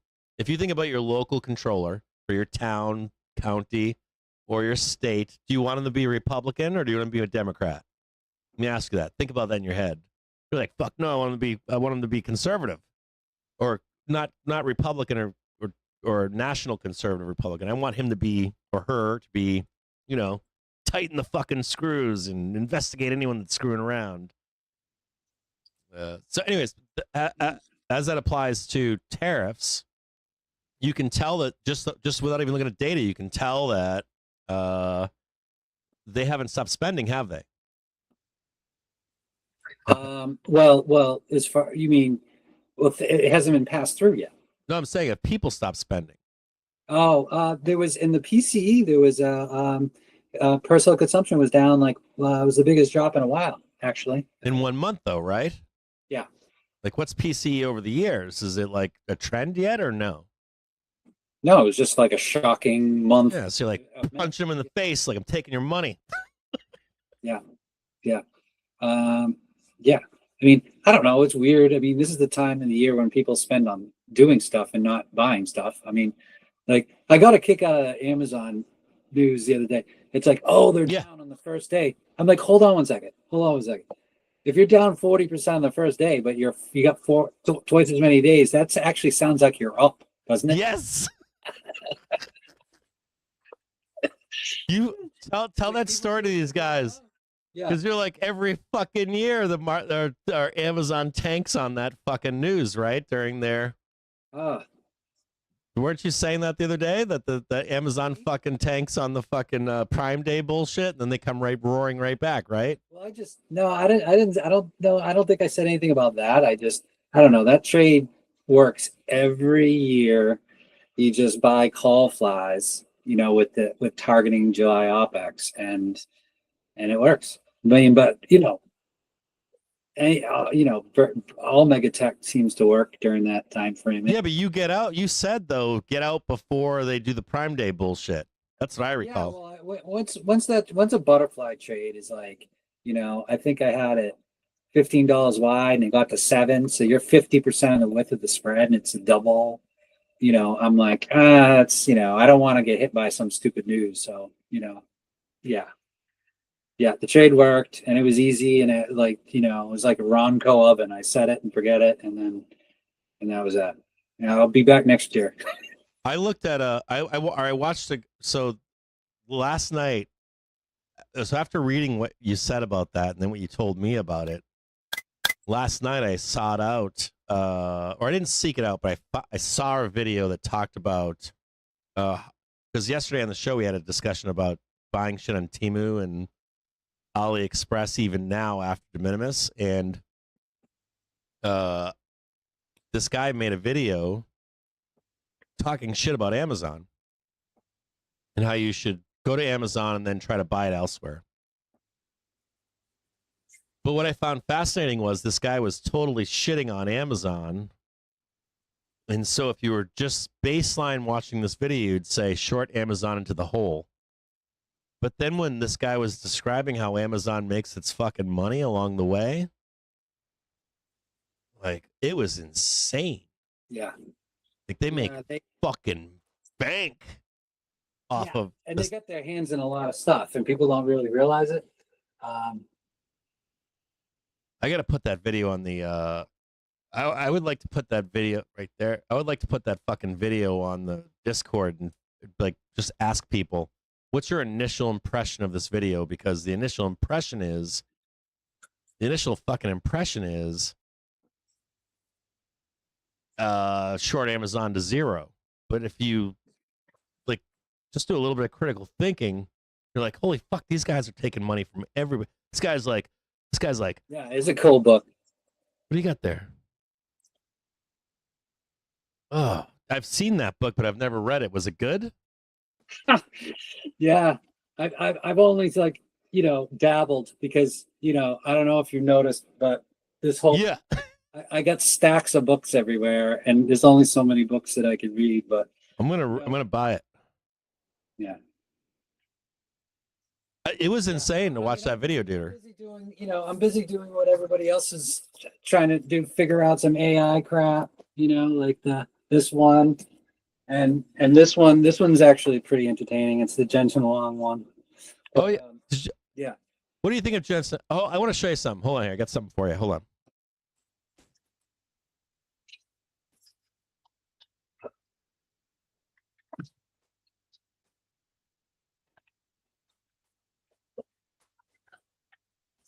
Hold on a second. I want to see if this is right.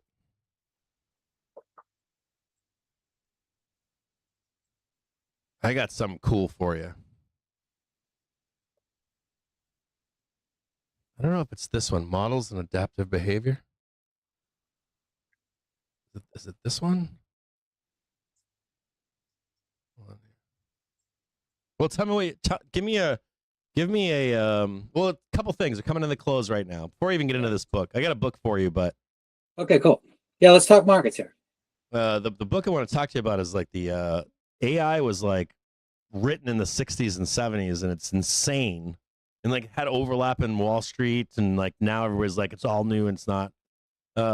What question for you would be, or two? I got a bunch of questions. I mean, just quick fired. No one's gonna hold you to this. Do you think there's an unclench, or if or when are the opportunities for an unclench, if there are? You mean next week? From now into end of month. I think you need news. I don't think Is it price news time? What is it? well, the main thing for me is I think everyone remembers like the ball shock last August. So folks are gonna, clench their assholes up for that a little bit. And so that means that they'll start buying vol at some point.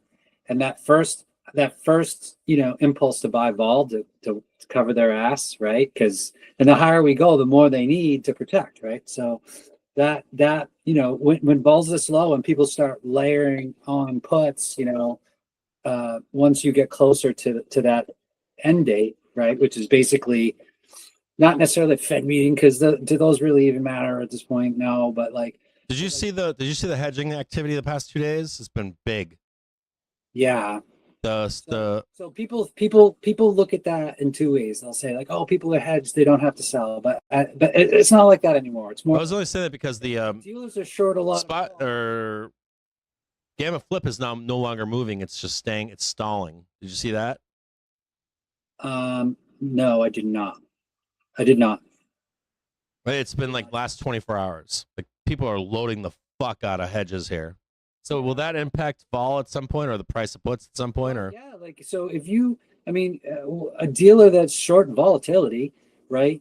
And if the market goes down, they got to sell more stuff. So like that's, people think that like, the old school way of thinking about this was that, oh, now that they're hedging, they're not selling, but that's just not the way it is anymore. It's like if people are loading up on long vol and negative gamma, right? The dealers have to cover that shit. So like if things start going down, like that's how the market goes down. Like that's how Charlie, the celebrity quant, I call him the celebrity quant. Yeah. That's how Charlie talks about it. It's like once you get past these rolls, right? And you roll that out, right? And if people want to buy some vol and vol starts ticking up, right? That's putting pressure on the dealer community, period. Okay. There's just no question about it. When does that happen? I mean, like, I don't know. Sometimes it happens on like right when the mega caps are about to report. Like right then, people are just like, I don't want to even see these anymore. They've run up too much. I'm done right here, right? I'll see you in October or whatnot. And then sometimes it happens earlier, like last year. So like sometimes you'll see the indexes hold up because small caps and equal weights and stuff, those are reporting later. Yeah. That holds up the indices, but then like the Momo stuff will start to break down earlier. I think that hurts a lot of people just as much as if the market was going down because they're long that stuff, right? So they're not long all this other crap. So I mean it's like herding fucking cats until it finally fucking rolls, right? Yeah. I mean, obviously, having Vixpiration coincide with the beginning of earnings season. So like the first bank reactions are going to be on Vixpiration. Yeah, dude, you see that shit? Yeah. You get like big bank reports on Tuesday, fucking Wednesday, like walk the fucking plank, fucko. Yeah, and then they've all gone parabolic, and even at regional banks, which report right after that. Look at them. Dude, they run the fucking banks up every fucking ER, right? Yeah. In every bull set, they're like running the banks up. They dump them, and they park them, and then it's like one more pump, and then they dump it at 6 a.m. on the fucking report on any good fucking report. Doesn't matter. Yeah. Yep. There's one myth that might run. That's one of the dumbest things. That's another dumb thing that you hear on television. You say like, "Oh, the bar's been lowered for like earnings." I go, "What are you talking about? These stocks are on frickin' Tatooine right now." Did you see him fucking say that they don't expect a good report this quarter? I'm like, you're out of your fucking mind. Yeah. They've literally like fucking raised prices across the fucking board everywhere. We literally have fucking a high rates environment. Yeah. We're paused. We're not at zero. These fucking banks should be making fucking hand over fist and to boot. The fees collected were low as fuck during February to April, right? The fees that the banks collected from fucking investments was low. Like we're in a bull market at a high. That means that these fucking like Bob on Main Street is like, buy me more Tesla, buy me more Nvidia, buy me more, and fucking you're telling me their fucking fees and these bank earnings are gonna be through the fucking roof? Get out of here, dude. The fuck on out of here. Yeah. I mean, whatever. I mean, so whores, bro. They're fucking whore. Not the banks, but like they're like the companies are whores. They're fucking whore masters. They do it till they break it, until the consumer no longer can afford it. Yeah. Or is willing to. Yep. Yeah, and so I just the first drop is going to be bought. I mean, let's just be honest with ourselves. I mean, that's just the way it goes. Say it again. The first drop will be bought because that's just the way. Yeah. Okay. But 9 a.m. blast down, buy the dip. Yeah. But then when's the real trouble comes probably in September. Unless we get some like hard data in August, which, I don't know. And this tariff thing, I don't know how that's going to work out because he said, "Oh, I swear to God, I'm not going to roll those back." But he does nothing but lie about that. So, I wouldn't be surprised if, what happened. It jerks the chain even longer right into the fucking midterms. Whatever. So we're going to pause again for the fall. Yeah, I mean, are we set up for some pain? We're getting to that point. But like, you could tell it's not tomorrow and it's probably not until, at least expiration is when you can, like I don't have any, I just started NVIDIA put flies today because I'm buying them for September. I put that in my note. I bought like 160, 130, 100 NVIDIA put flies for August 15th and September standard expiration, right? Which is another 35 days. Dude, I was thinking of pushing that shit out to November. Dude, I was looking like first week in November. I was like, I made my hedges like November. Yeah. And so like it costs like $5 at 160 NVIDIA to buy 20% downside for 3 months. I'm like, are you kidding? Thank you. I'll just pretend that, And it doesn't even matter if it goes down. If it fucking goes vertical, it's still gonna, the fucking price of those puts are gonna go to the moon. He said so the spot up vol up was on for a minute, now it's off, but it's still there. It's still looming right fucking now. Whether we roll or go higher, it doesn't matter. The vol is still looming. Yeah. You know that, right? Like it's like the spot up vol up trade is in pause mode, but it ain't done. Yeah. Or spot up, or excuse me, or vol up and spot down. Spot up, spot vol up, spot down doesn't matter. I'm saying that, but these guys know that like Vixpiration's like a vulnerable point too. So like, would you be shocked if like some bad news happens right around then? no. 2:00 in the afternoon on that Wednesday, it's like, oh, and all of a sudden you got like, hey, we've only had 2 -1% days since like April 20th, and guess what? One of them was on May Vixpiration. Shocker, right? So I like when you come out and say that shit. yeah, Like clockwork.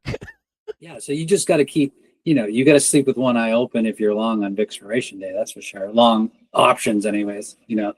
Call options, I mean. But yeah, so there are so many calls around. But then this wouldn't surprise me either. There's so many calls around, like people are long NVIDIA calls and Palantir, all that stuff. Like, Dude, they're long everything. They're fucking long everything. what happens, if you haven't closed those out and you're sitting at Vixpiration, with those things, with profits in them, like you're a moron. You deserve to get your ass kicked. You should have rolled or closed those out by now. And the market will often make you pay right around that. Yeah, dog. I wouldn't be surprised if that happens either. So Even if it's just a quick flush, right?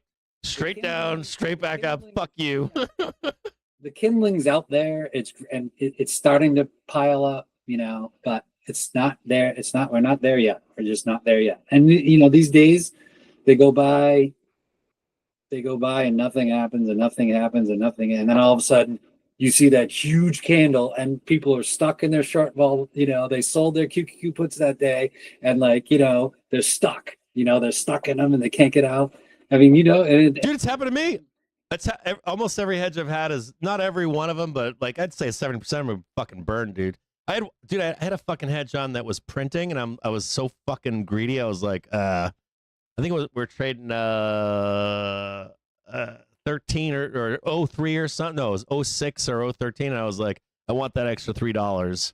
I was up like 60%. I'm like, nope, I'm leaving that fucker on. And then right at the close, dude, like 2 days ago, ready to close. I was ready to close. I'm like, we have to go down into this close, and they sent it down, and it immediately got bought. And I go, oh, we're fucked. I'm totally fucked here. And they ran this It went vertical.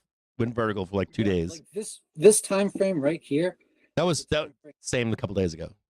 Yeah, this time frame right here. Like when you get to, up until like next week, that you get those dips, but they're immediately closed out because whoever's got puts that are bleeding to death, it's like they're closing them, and it doesn't last very long. Like this is the time frame where those dips just disappear, right? If you get one, they just immediately disappear. But the closer we get to next Wednesday, it changes. Things change. So, yeah. Well, me, I'm just hoping for something because this kills me, like watching this every day. Like I hate it. I hate it to death. No, I don't think you're the only one. For a guy who's just been trading vol for, I don't know how many. I don't think you're the only fucking guy out there. Even bulls think this. I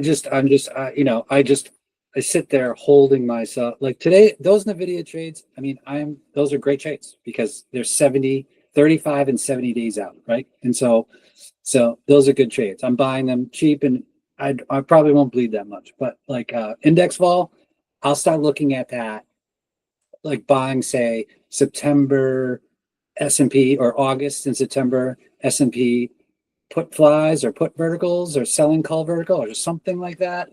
Next week sometime. I'll tiptoe in there next week. Yeah, Tuesday. Well, there I gotta post this on Twitter. Not Holy crap, a down tick. I know they're pinning it, so I gotta tell people on the stream really quick. Just a note here. On Twitter earlier I said sell the close. Don't sell the close on this pin here. Don't do it. Do not sell this close, or you can. Not financial advice. Looks like they're saving the more uppies here. I wish that they had. I was hoping that they would ramp this, and then you could sell the close. But without that ramp up there, don't fucking do it. Like seriously, they'll pull some bullshit here and tomorrow open like 10:30 in the morning. You'll be selling that instead of selling this close. Don't do it. Just don't. Like, I was hoping they wouldn't try to trap. I was hoping they wouldn't try to trap people in over the weekend. So maybe they still have time. They have like till 10 tomorrow or something, maybe Why even would 1. the weekend matter this weekend? And there's nothing going on. I mean, it's deaf to tariff news right now, so it doesn't care about that. All right. Well, let me ask you your input on this because no one's responded to me in this. So my thesis here is, or my question, it's not thesis, but just question is, if you got people short the market to some extent, hedge funds or whatever, and you kind of know what's happening or the intent of what's happening, you can clearly see the thesis of 640 and 650, right? You can clearly see it. Doesn't mean it's going to happen, just the thesis of it. So if I was a dealer, I'd be looking at this whole thing and going, okay, so we'll go there or not, but how do we get there? And you don't need to get there with trapping short. You don't need to do it. Well, I mean, to your short thing, I think, and I could send you this chart if you want. Like, Yeah. Okay. I'll send it to you right now. Like net leverage is, for a big chunk of this year, right? People were short a bunch of, the crap stuff and long a bunch of the stuff that they love, right? And then they've covered most of that up. So net leverage, we've been waiting for the fund net leverage to rise, and it's and they're fucking sideways right now too. That net leverage covered in a lot of places. Not hedge funds though. They're short. They're max fucking short, bro. No. No. I mean, that's not, yeah. Let me shoot you this. Yeah, send it to me right now. I'll shoot you this chart. You want to share it with me right now? Yeah. I got it right here. Hold on one sec. My thought was you wouldn't want to be on a high over the weekend. You wouldn't want to be trading like above 630 and into Friday into Monday, because I would think that would provide fuel to, just go fucking vertical before than after. Staying on trend, I would think you wouldn't trap people. You get people like selling more calls for next week for 640, and then the week after for 650. If I was a dealer, that's what I would think.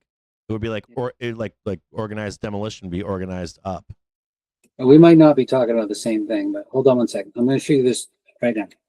Yeah, send it to me, man. I want to see it, or share it here right on the screen. I don't know everything. These motherfuckers treat me like I'm a goddamn furu. I'm on my iPad. So I'm not a furu, man. Like I get shit wrong all the time. Like normal motherfucker.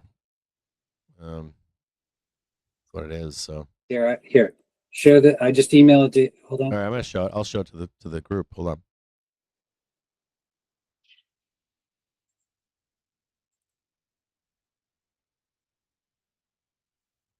Take a minute to get there. Mm-hmm. All right, so a few things here. It's 3:50. Do you guys have questions in the Discord? Do you have any questions in the Discord? Last 10 minutes. If you're watching the show right now and you're in the Discord, do you have any questions for Scott? Anything you can answer? We'll ask other questions after the close that are not pertinent to price action or where we're going. But if you have anything related to the market's direction, Scott, you can disagree with me anytime you want, man. Don't feel like you ever have to be like, well, I'm just gonna defer to him. Like, you guys, Okay. if you have any questions in the Discord, ask right now so he can answer them before the close. I like to see at least something happening here because wow. It's still in trend though, man. This This whole reminds me fucking of thing is still in July. trend. Like, Yeah, I remember July. Oh my God, July 2017. Holy crap! this looks like puts on bid though. This looks like puts on bid in the close. That's good.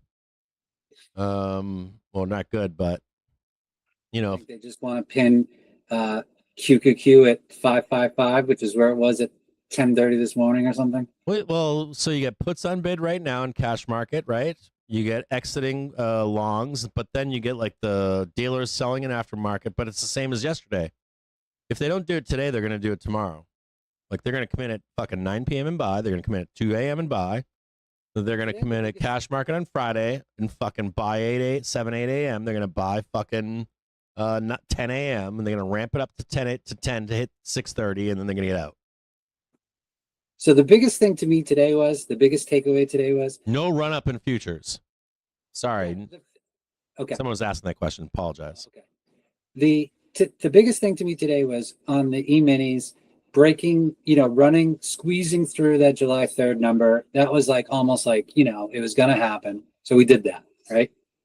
I mean, when you see these like obvious targets in a time like this, like they're going to get there. You know what I mean? They're just going to get there. And so they did that. Yeah, that's all I got for today. I got a bunch of questions for you. Yeah. Hold on here. Make sure that's right. We'll answer this one after. I'll ask him what he thinks of. What do you think of Tesla? Quick. Ooh. Well, I mean, it certainly looks like it's pinned around 300 for July, right? Yep. Yeah. I haven't looked at it today, but I missed most of the convo, but there's some fair strategies. Something to say about Tesla. So what's really strange about Tesla, really strange, is that Hold on. We'll get into this after the close. Okay. Because it's not pertinent to the close, but someone's asking this before the close. Should I sell my calls for JPM, BLK, and GS tomorrow or Monday before earnings?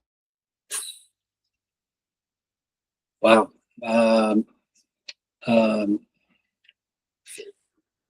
I don't know. That's just gambling on the run up and the reaction, right? I mean, that's not JP Morgan's not the kind of stock where there's going to be a ton of calls that will like pull it higher in the aftermarket.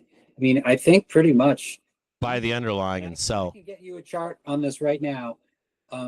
The reactions to earnings in JPM are generally negative, right? Especially yeah. So I always like the underlying on banks, underlying and then sell on the fucking news. Another question here quickly for you is, I have a crazy friend who wants to buy Monday through 6:30 calls at the close. Is he crazy? Yes. Close today? Yes. He's crazy. What level? Oh, we got a bunch. Oh, so we have. Hold on, Vol. We got a bunch of questions. That's a good question too, Talking Monk. But a bunch of stuff is not relevant to the close here. We got preparing for when things start rolling. If someone thinks it's best, buy close. If you love high risk, very little reward. MLF fair. No, we're gonna ask these questions, but after the bell, we'll ask them. I want to ask anything that's relevant to the close and the bell. Anything associated with Bitcoin, be cautious of shorting it. It is just now breaking a trend like a stall, but that's not relevant. None of this. Bitcoin is experiencing like this whole new demand regime, which is coming from these SPACs that are like. What do you got to eat trading shorts? Continue talking. Sorry. Yeah, it's like there's a whole new wave of buying in Bitcoin treasury companies, and it's just every day there's another one, and because everyone thinks they could be like MicroStrategy, it's so like, yeah, there's been a bid under it, and obviously it just broke out to an all-time high. So I mean, yeah, there's a shit ton of questions. They're not relevant to the close. All right, so I already explained this. I gotta interject for just a minute, just to interject to you guys. If this doesn't happen today into this close, right? They're going to try to do this shit tomorrow in the morning. I want you to know that. And not only that, right? You'll have selling normally, theoretically. Vol Signals would interject on this, but theoretically you're going to have dealers attempting to sell the overnights, and you're going to theoretically have Asia. Let me show you guys something here. Hold on here. Just show this really quick, Vol Wiz. So we're going to make this really fucking simple. I follow traditional charters.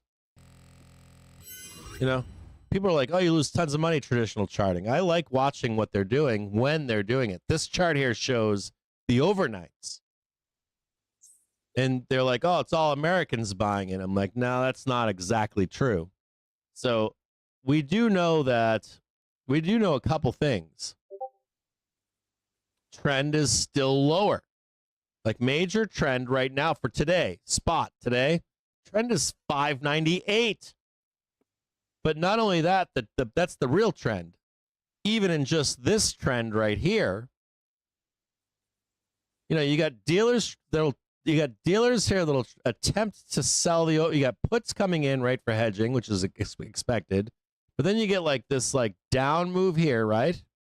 And I want to show you this. This is 9 p.m. They're going to come in at 9 and try to buy this again. And then they take their money and run. They fucking take their money and run. It comes down at 2 a.m., just like here. And they're going to try to buy it again. And then they're going to wait for the American market in here to see if they buy it up to hit that number.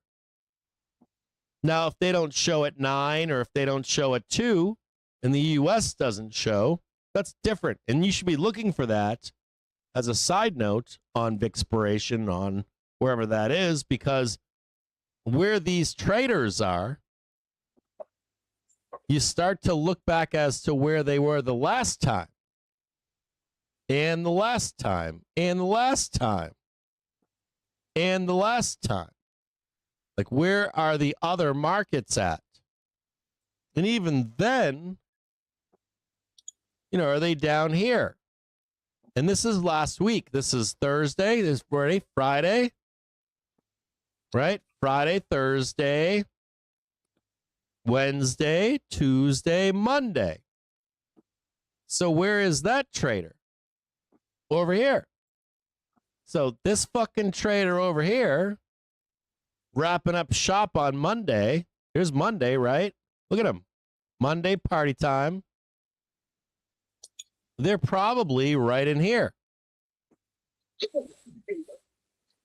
So even if we do this bullshit down here and they're coming in and buying, US buying, they get out, they still come back on Monday at 620. They bought here last week. Right here. Bought it right here. And they're probably right here and right here. It's like Monday morning, you're going to expect these fucks to show up.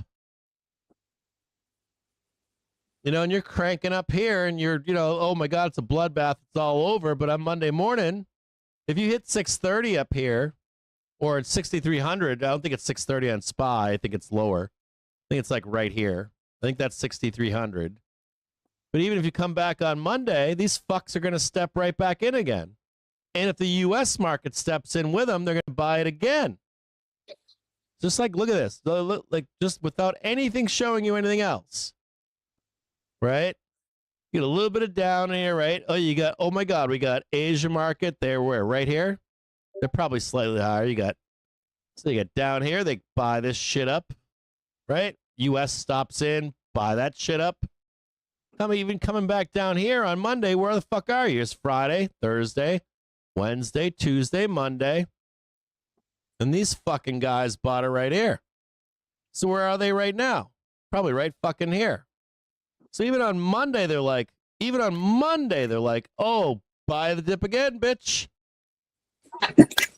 Like, literally, buy the fucking dip again.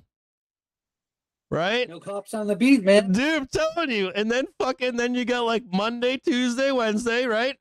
Monday, Tuesday, Wednesday. And these fuckers know to get out of market, don't they? No cops on the beat. No, they have expiration right here. So these fuckers are like, all right, we're gonna party time a little bit longer. It took a little bit longer, no problem. You know, they come down here, they bid this shit up again. Expiration right at 9 a.m. Woohoo! And then I'm hands off, bro. You know what I mean? Like, I'm hands off. Okay, bring it back up again. You know, and that probably fucking matches up to the fucking last time. Like, look at this shit. You can literally look at Vixpiration right here. This is Vixpiration, right? So they fucking come back in. You can, if you start scaling out, you're like, okay, sorry, hold on. So they come back down here, right? They're fucking buyers here. They're buyers here. They come right back up here again, right? We come back down next week, right? Oh, yeah, here we go. Right? Fucking where they bought. They're Friday, Thursday, Wednesday, Tuesday, Monday, right? So they're right around there. Bammo again, right? Back there and there again. Oh, Bammo again. Right back up there, right? Bammo again. Right back down there. Right up in a fucking Vixpiration. Right to the open or whatever the fuck that is. New high. Right? And here's where they were hands off, right? So they're hands off again. And this is where they bought. So where did they buy last week? Friday, Thursday, Wednesday, Tuesday, Monday. And what does that coincide with? Woohoo! So like next week on Wednesday, right in here. And if they don't get it here, they'll get it on fucking OpEx. So they're like, if you want to follow a fucking trader, follow fucking world markets. These fucking guys are here. And you can see it. You can literally see where, and you have to ask yourself, like, where is New York retail, Euro retail, Asia retail? Where are they? And when do they know to stop buying? I mean, listen. You with me? Yeah, I'm with you, brother. Yeah. I mean, they got what? From the Euro Open, they got like, Yeah, dude. 50 points of S&P in a, like a 6-vol environment. They do it, dude. They fucking hit it in the middle of the night and they hit it in the morning until like 11, like clockwork. And then if they don't show up as fucking buyers at 10, dude, we know we're going down to the fucking last week. Yeah. And people are like, I don't follow people are like, I don't follow the Euro pours or the Asia pours or the Euro rich or the Euro. I'm like, dude, these guys, they're fucking smarter than Americans. It's all it is the same market as ours, just trading. They're trading the same stuff. Yeah. They're trading it. They're just, the market's really open at like 3. It's 3 a.m. East Coast time. I check every fucking morning. Or I check at night in the morning. I'm like, what did Asia do? What did Euros do? What is America doing right now? And dude, like clockwork, 10 a.m. fucking bam, let's start buying. You're like, oh shit, sentiment in the U.S. is good. Asia did this, Euro did this. We're gonna ramp. It's that fucking simple. It's really that fucking simple. And to your point, everybody fucking knows that vol doesn't start until expiration. Yeah. And they're gonna buy the first dip. Yeah. They're trained like Pavlov's dog. Yeah. There's a structural role of volatility that day. It's complicated. If you want to look it up specifically, let me see if I have. Yeah, they were asking about charting volatility. I thought that was a great question. I was like, oh, here we go with this charting volatility. Charting volatility. Somebody has that. We think he was fucking with us, but Oh, yeah. here's my year out expectations on vol. Is that a question? No, fuck you. Yeah. Fuck you, no. There was a question, but I think that was a jest. I think they're poking. Charting, charting vol is like charting vol with technicals. I mean, is like, obviously a running joke. Like it's the dumbest thing when people do that. It's like you just like Oh,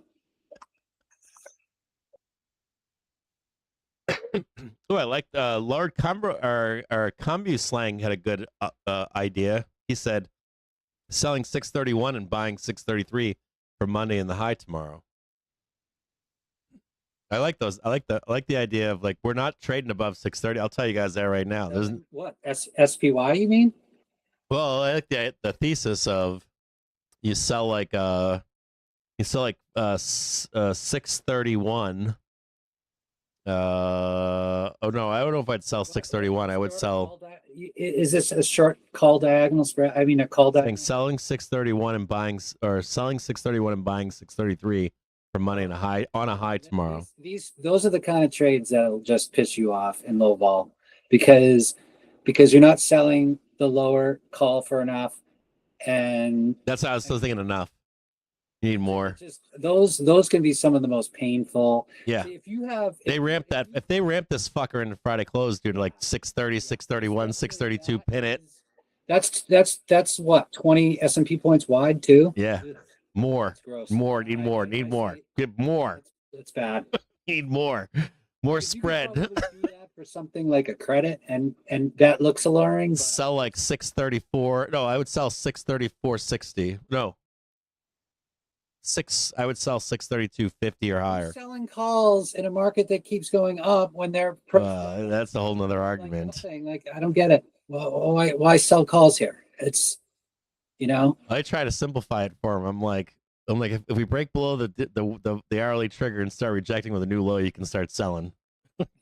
It's like, well, I missed the top and I missed the top tick, and I'm like, you don't need to do that, dude. You just call diagonals and low vol. Just there used to be a guy who used to do this is what he would used to do, but it's sort of like how iron condors suck now.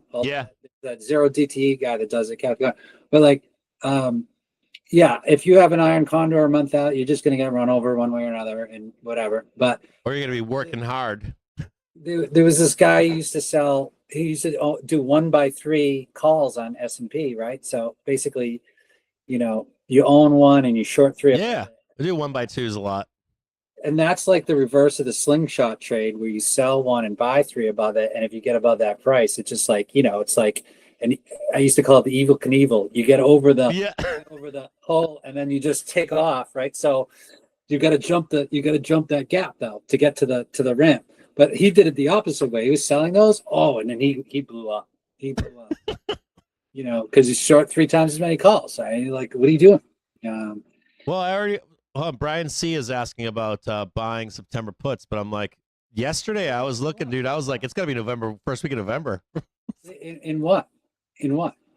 He's saying, well, what about just buying September puts tomorrow at the high tomorrow? Risk reward is better than buying puts, selling calls on the high. No. So the structure, of September, getting negative deltas on September, I think is buying a put fly, right? So like, say, first of all, estimate like how far you think it could go, right? So like, let's say you think, it'll stop at 6,000 or whatever. It just makes me laugh. Weren't we at 6,000 like 2 weeks ago? Anyway, and we think that's like, I'll be buyers at 6,000. Okay, that's the same guy who says I'd be buying at like at 5,000 and he didn't do it, but whatever. So the way to do this trade like that for September without bleeding out is that, you buy like a 6,200 put September, then you sell like a 5,700 put for September, buy 2 of those, right? 1, 2, 1, and then buy 5,200. And a structure like that will cost you like, I can figure out right now, it's not expensive. Let's see. Hold on one second. Let me price this. Yeah. Well, I got to say something here.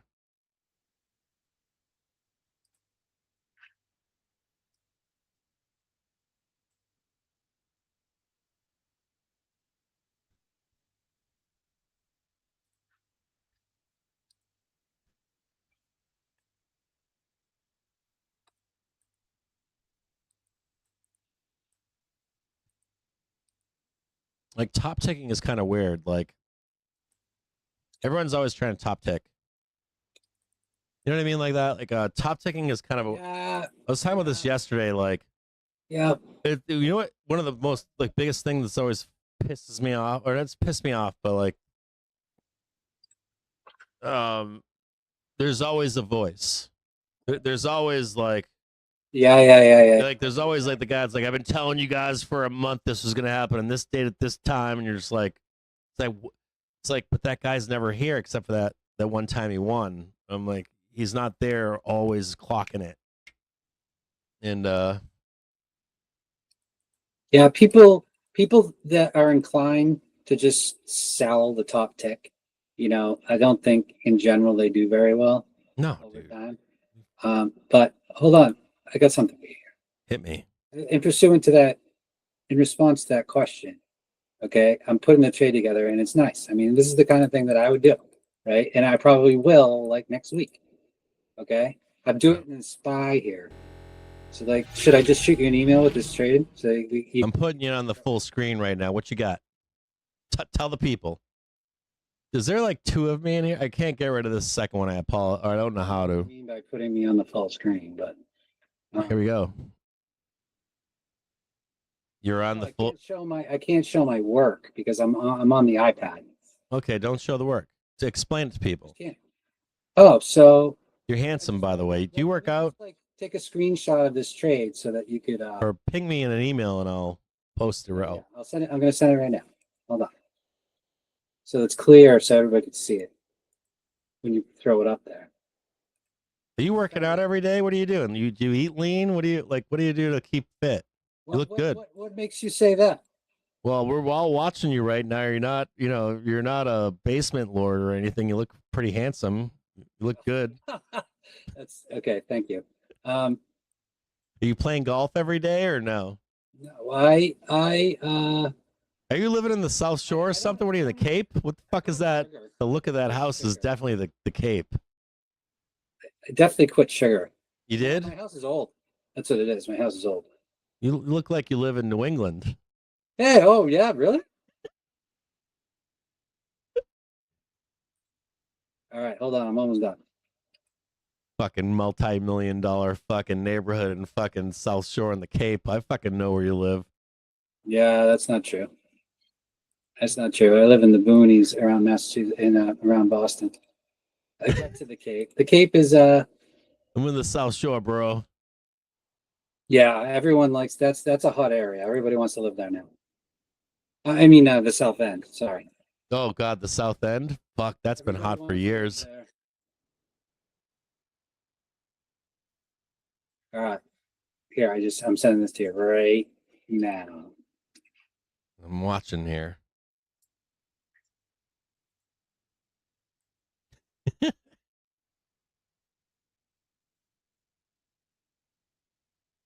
Hey, thanks, Goodriff. Appreciate it, brother. Where can we follow VolWiz? Good question. Let me repeat that. Good question. Thank you. Follow VolWiz on Twitter. His name is VolatilityWiz, at VolatilityWiz, it's the full volatility and then WIZ. He's also a mentor in our Discord. He's one of our friends. I want you guys to know, if you're watching the show right now and you don't know me, I've never fucking monetized this shit. I monetized to keep the shit turds out, but I've said no to everything. And I've accumulated relationships over that. Because I ain't that fucking guy. And this is one of those guys that I trust. We don't have any like deal where we make money together, none of that shit, and nobody else. Like, these are real traders. I'm not your fucking furu. There's no like follow Captain Jim James all day long. We have a whole gang of motherfuckers that are badasses, selling options, trading this, trading that, whatever. This is a community. So if you want to follow him, he's a badass. He writes a letter every fucking few days, sometimes every day, sometimes a few days. He's on Twitter. He's a bad motherfucker. I'll never be your. None of us here will ever be your Meet Kevin or anything.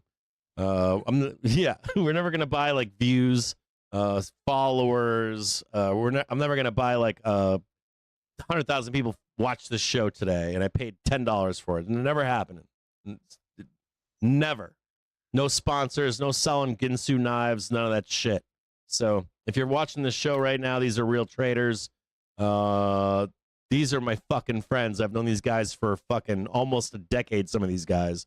And you guys are allowed to talk to these guys day in, day out. Like, it's hard to explain. I get yelled at. Dude, I had like a what was it called? The big Furu, like, our influencer site was like, that guy still hasn't sold out. I'm like, no, fuck you guys. Like, no, never. So sorry. This is what we do, man. We make our money fucking the market. I don't know. We make our money in the market. Cap. What's that? Throw up that picture of that trade. All right. Oh, it's here. Yeah. Dude, I was posting my trades in the Discord yesterday, like the literal like cut and paste, and I'm like, oh my god. Let me show this shit every goddamn day. I don't want to show this fucking shit. Oh, here we go. All right, hold on. I'm gonna cover your face. Are you watching the show or no? Me? Oh, I'll just share the screen. I'll just share the screen with you. Hold on. Fucking like, it's like yesterday. I was showing my trades yesterday, dude. I'm like, I think I made like, it wasn't a ton, but I'm just like, I don't normally try doing that because I think it's for two reasons. Like, one, my safety and privacy. I had a brokerage broken into, but the other reason is not to look like a fucking cunt. Hold on here. Fuck is going on here? Being a cunt. All right, there we go. Let me move some of this out of the way. Well, I'm gonna move this here. Move this over here. I'm gonna mute my picture. Sorry if it takes time, but all right, here you go. This is all you, brother. Yeah, so it's a put butterfly spread. I mean, you probably have heard of it. I'm just answering that Yeah, question about say it.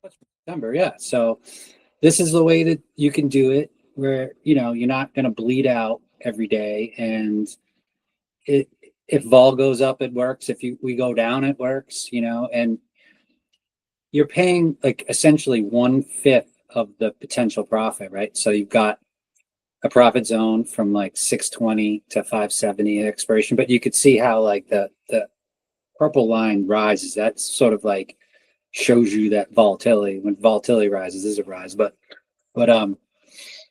this is a great trade to like do now, and then you don't have to worry about it if you expect like something to happen between now and then.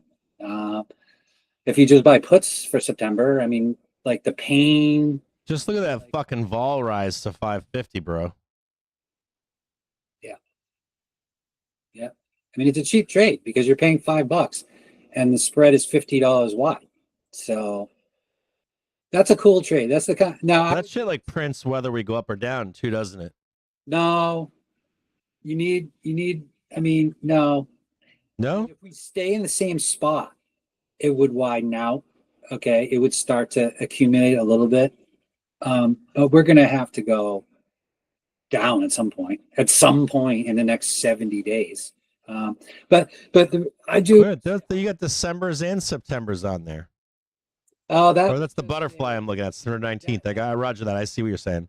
Yeah, that's old because I don't do SPY because SPX is, has a huge tax advantage, like 60% long-term tax versus 40, versus 100% short-term tax, right? So if you're using SPX options, there's a huge advantage tax-wise to use those instead. So yeah, there is, but those trades are longer out in time, right? no, they. What do you mean? I'm not a fan of I'm not a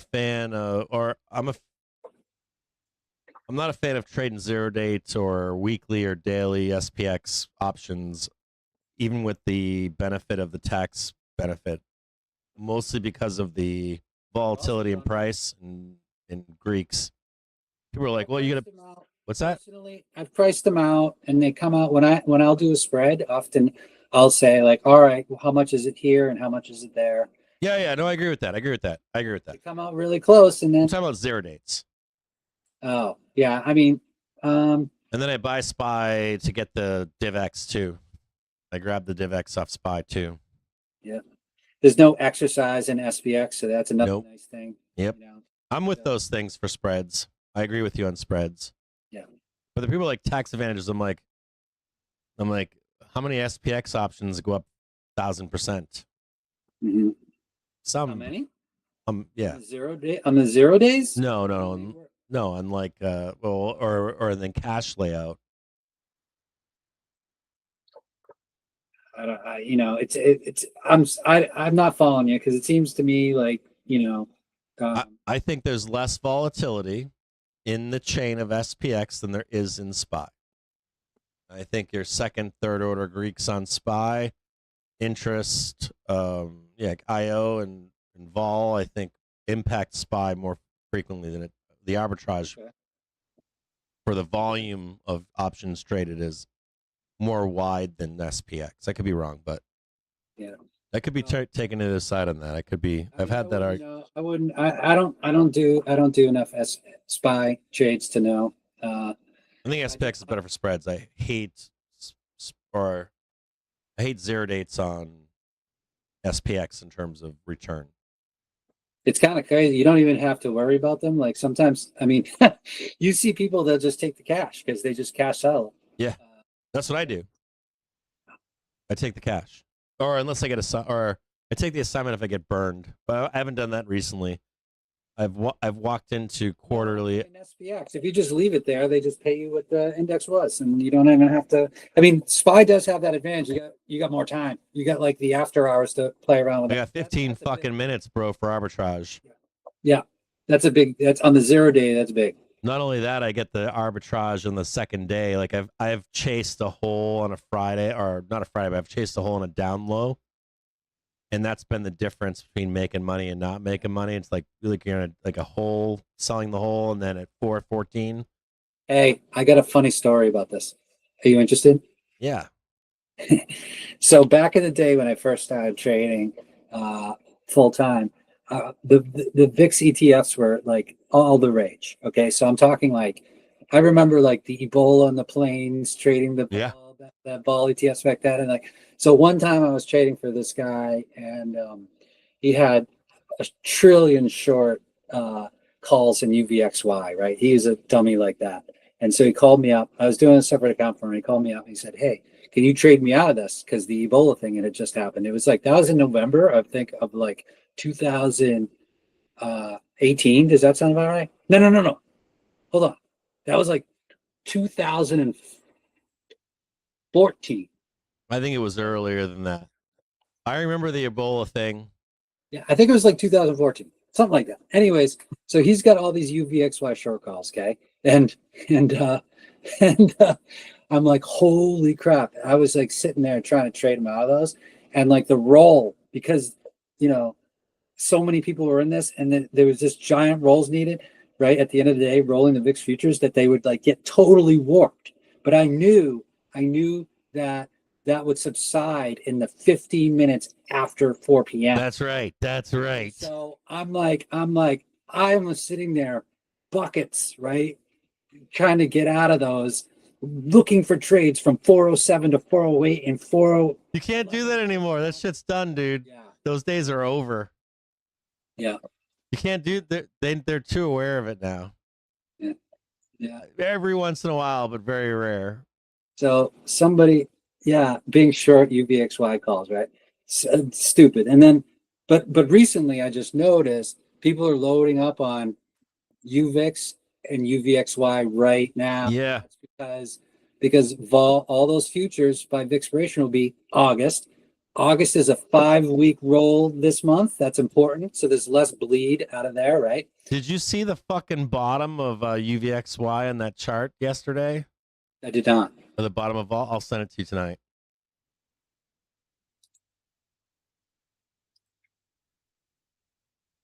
I'll send it to you tonight.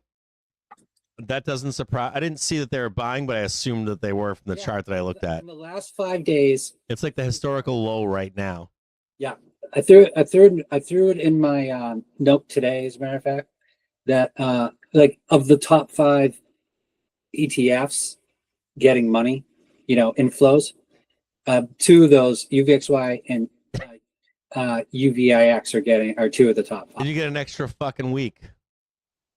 You get an extra week. In right once this roll starts after the expiration, the VIX futures August have 5 weeks. 5 weeks. I'll send you that chart tonight. It like literally showed like a historic chart of like the low and vol, historic low and vol, and it's like right. It was yesterday. I think it was yesterday when it hit. Oh, you mean like seasonally?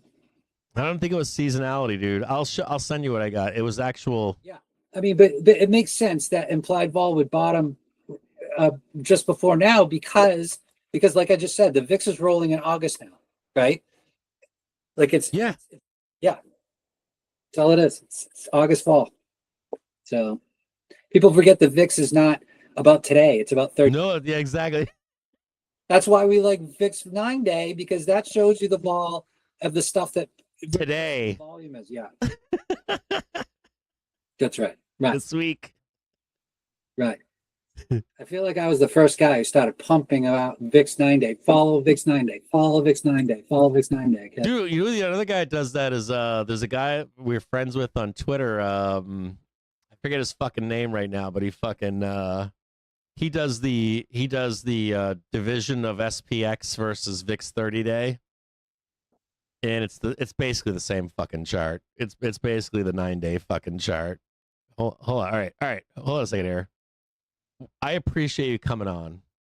Does anybody have any questions here in the chats? Anybody here have any questions? I think we're gonna end this, and I'm gonna talk to Volwiz privately or whatever on a phone call. But do you guys have any questions right now?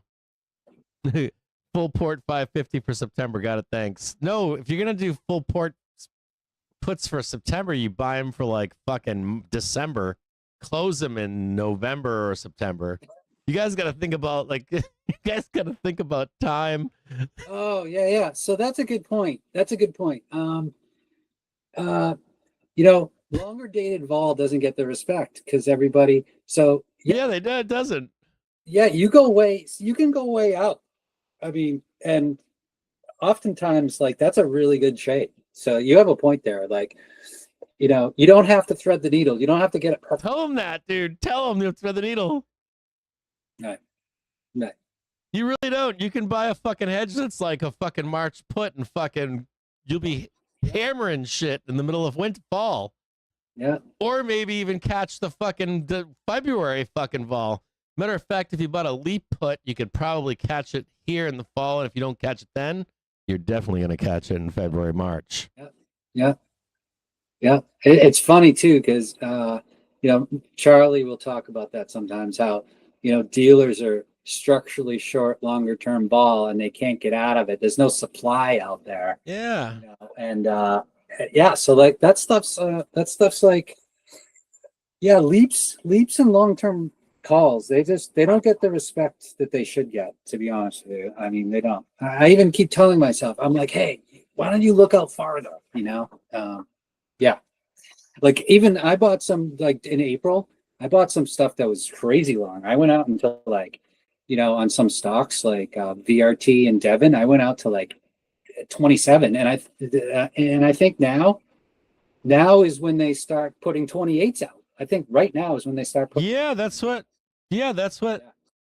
So Binky, right? He's a fucking gangster, dude. He's like, I'm trading something that's like a year or two out, and I'm like, what? And he's like, I hits every time, up or down, I don't care. He's like, we swing high, I hit it. I swing low at the other side, and he's like, I'm not dealing with the bullshit, and it doesn't lose any fucking any premium. There's like barely any premium loss in that trade. Yeah. It's the vol gets disrespected out there. There's no doubt about it. Yeah, brother. Totally. All right. I appreciate you showing up today, my friend. And if you're watching this show, thanks for showing up and watching the show. If you have any questions for Volwiz, find him on Twitter, find him on his Substack, find him in the Discord. And he's the fucking guy. And he's got great comedy. Follow him late at night. Catch his ass on Twitter at like fucking 11 Eastern Standard Time to 1 a.m. I don't do that. I used to do that. You don't do it anymore? I used to drink beers and tweet, but yeah, those days are over, I think. I stopped. Now I unless I'm late night coming home, I'll shit post sometimes, but yeah, I used to do that. I don't know. I think Volwiz is a comedian. If you don't know, he does stand up and shit. What?